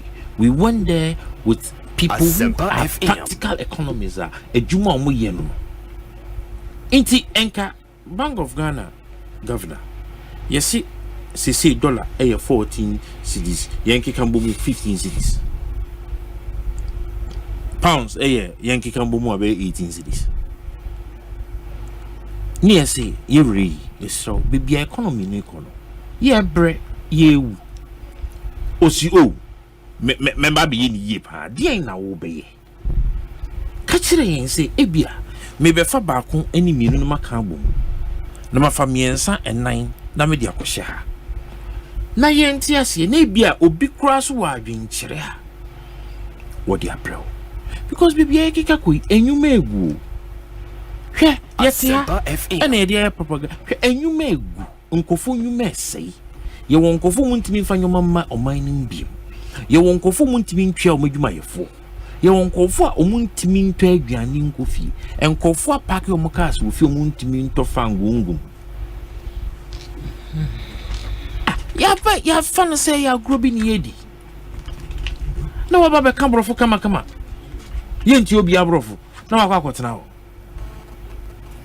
I just have paid a normal petition come on I was one, you know. But I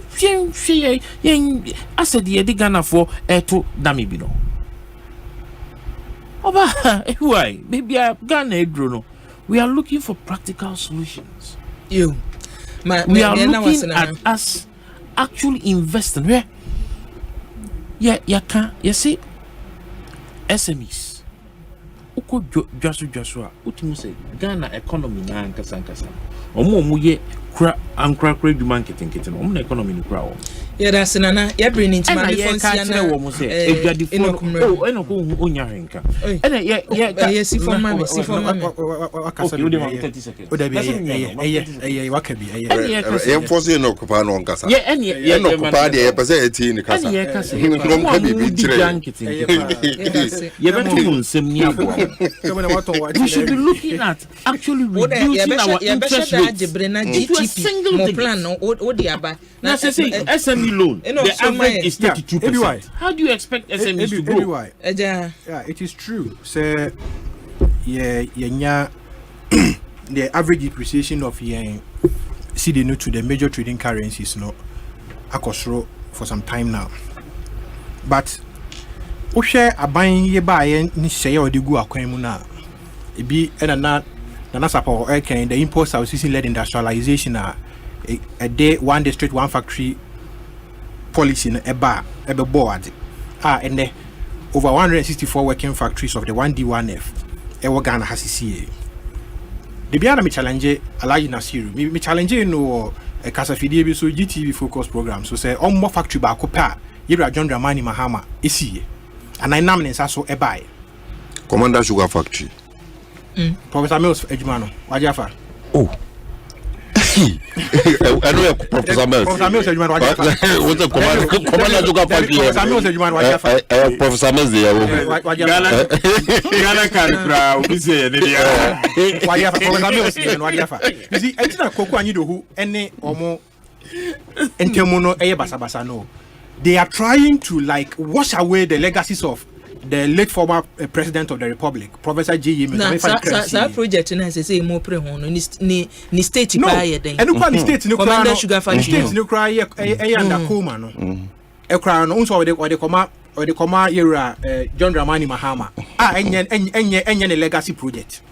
Otimo ba kokra. Legacy project. Omanpenyi Akufo eka kokati sword for a convict produce factory na ye hu ye. Oh, man, don't stop. Look, ask this man sitting here. Why you do want Ministry of Trade and Industry? Ask this man sitting here. Let's have it. All the catch him a complete juice project. You don't even start it. Ask this man a complete juice processing. Man, before he died. Do you know how many times I went to the factory? Do you know how many times I went to the factory? I was at the Ministry of Trade and Industry then. A man no before he died. Naziru. Do you know how many times I went to the factory? You come and tell me it's wine legacy, Nanado legacy. How did he become Nanado's legacy? Naziru, yeah, but your man basem na okay. A Kumfi juice factory. man no started sa juice factory no under Alan as minister I've forgotten his name under Alan onya your friends say we support ni be your friends say Italian grant or southern support no and all the cost started only in me bisa no sa 1D1F immediate na me call kumfi no yeah, me call one site be I was told say one man started correct say no pese oyebi ono ne de no wo kwan no ho ketua bi a kawura mu ayese case no kuraja me wo court also and san wako the main one na wachi honom ntina mi say man ben because men the two no me pese me who the difference between so clearly you are agreeing with me say no be pese or shas here or you have agreed with me say so there have been such initiative now whatever the situation me no eka say unlike Commander Sugar Factory, a Kumfi Juice Factory, and yet a buying another Nikusi, or say private sector and see Nadia Nokoye. I am telling you, say, or beside me, say, Yambami John Mahama, no, so anchor or bought Nanado, dear, and you will be private factory that Asem no. So when you American, that is what you are telling me. You think you John Mahama so a buyer, and Namina so a buyer, Mengaso teaching you, and Namina so a buyer. Yeah, and people want to Namina so buy. Oh, now one more chocolate or Brazil, your friends. Brazil for chocolate.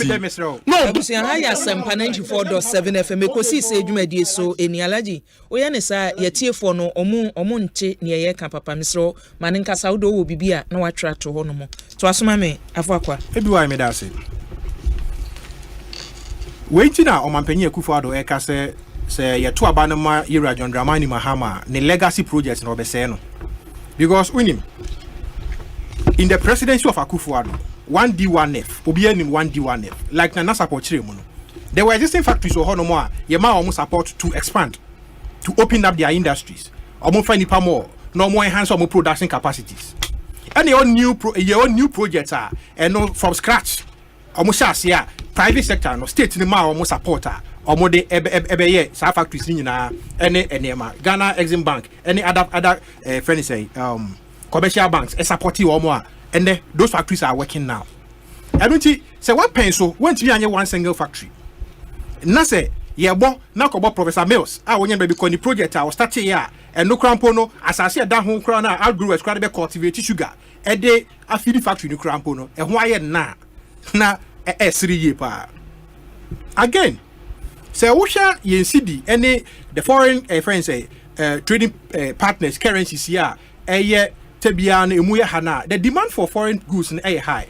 We need to substitute local manufacturing to these foreign products they buy. But because of infant industry system, say factory we are not in tima ni production and then the brand once na nasapon ubisa no can biscuit because now on kaidi no near but the biscuits are on the market. But because of brand awareness and any if you want to be kind of offhead because of infant industry systems near there it takes time before this young industries able take shape or more production and more products and visibly seen on the market ube who near say or more ebima or more yejuma or be here support as Ghanaians. China started like this and this is why Dr. Mahmoud Bawumia and say the bold solutions for the future. One, or the flat tax reforms are flat tax rate the inconsistencies in our tax administration businessmen businesswomen in their tax operations are 100 Ghana cedis a month and 100 Ghana cedi a year tax 100 Ghana cedi and you calculations being idea bia obekọ and what you and debt and so any sign money ebio import what catch say and pay say or you be harmonize your import duties to that of the port of Lome. Duties are omutua e Togo. The same thing na Ghana yebetua either see number pay and see the nkwabe lower than the Togo for GCCA e be enhance am edwadie etimia konkan e wo Ghana ha say ya. You see ya ho yira ya de na munye ne preko.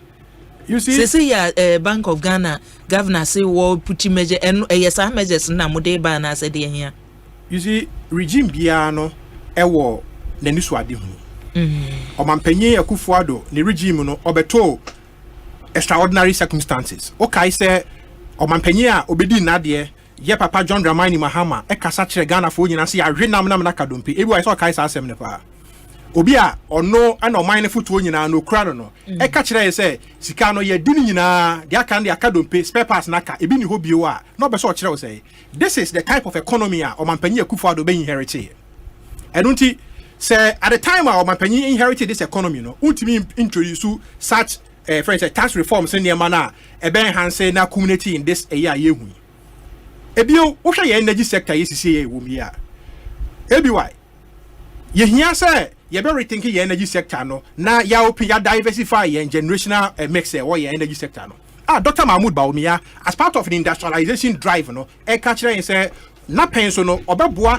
ama yetimi a diversify energy mix no with solar and other renewables no over 2000 megawatts of energy aba be ka ho so the be ya ye nyam kanea no ne bo no be ye fo na boa yen ama enfidijuma etianye bi da ye adwuma na won products no ayefo because why the current energy tariffs are yet to no ne bo odin ye pa Nigeria supply other African countries with energy a born for I think it's about 6 cents per kilowatt or something. But Ghana turn I think 11 cents or something, or 12 cents. 10, 11, 12 or something. It's above 10. But Nigeria 26. If sorry Nigeria company go Nigeria no air compete as far as your production air concerned. No energy air for. We don't know products ne bo be saying. I don't see to make Ghanaian businesses viable and competitive, Dr. Mahmoud Bawumia think of an aggressive tax reform policy, culminating with the energy sector and also diversification na a bona form, net women for the Jumani idea etimi akonkai. Ebio to show up our currency. Why? Okay, sir, Dr. Bawumia ne UPSA ne both solutions and a testament on the 7th of February 2024. Okachire and say Ghana from independence to 2019 now yen gold reserves ni nyina no 8.7 tons of gold and all yen reserve and o mai bia etumpon bia no almost ni gina almost ka gina ne nan so bia no more gold reserves okay United Kingdom no more over 3000 tons of gold Europe France money are there US no United States of America over 8000 tons of gold any are there Ghana as a leading gold producer now your gold reserve you 8.7 tons of gold now you're woefully inadequate. Every hour this gold for oil policy by year okay. Any other one or the advice my Bank of Ghana almost started so motor gold no. And currently as we speak you're 32 tons of gold show up here in reserves as a country. Then this what I say I was say you get total ownership of our national resource and natural resource sector. Everything oba or the natural resource bank eba. Na ya boa ma geological survey and the engineers na ye more exploration so the be ya you will identify additional gold belts boa near timi enhance the benefit of natural resources you will store more gold near me support to ye national reserves na boa ma yesika sam etimi agina. These are some of the bold solutions omanpanyi abedi akira oye omanpanyi a otia patam edit tire say ebeboa maye gina ye ne adie ne create billionaires and millionaires in Ghana ebeboa ama edwadie ene mfidijuma etimi atumpon e Ghana ha sei hwe bibi omanpanyi Akufo-Addo e ma free education ebi kitwa bi omanpanyi Akufo-Addo ma free education nkrana ye akọ school nyina awi aka adwuma hwan na be mo adwuma Dr. Mahmoud Bawumia ni bo solutions yi ena di efidijuma ene nia bebre akese e ba ne atimi awura the fourth industrial revolution Dr. Bawumia mu ayo hu ni say Dr. Bawumia is but to clear this very important question to clear this okay say Dr. Abiahene Dr. Bawumia campaign team member call Bono region na Dr. Abiahene edi campaign team it is never true no kwe bia ni ya tro Dr. Abiahene a lecturer of the University of Energy and Natural Resources or sabbatical leave or your Electoral Commission. Dr. Abiahene omo invite you to their annual lecture omo year Dr. Bawumia could deliver a lecture nibi as a faculty member. I don't say other journalists something like no Dr. Abiahene enchira de ho no. Dr. Muhammad Bawumia ko eno ho as den. He is a faculty member. He's a member of the university community. School netrons afreno. Absolutely. He was there as a faculty member. Me that say. I don't think so. Abusia Yiadom ebesia besia na ya damase.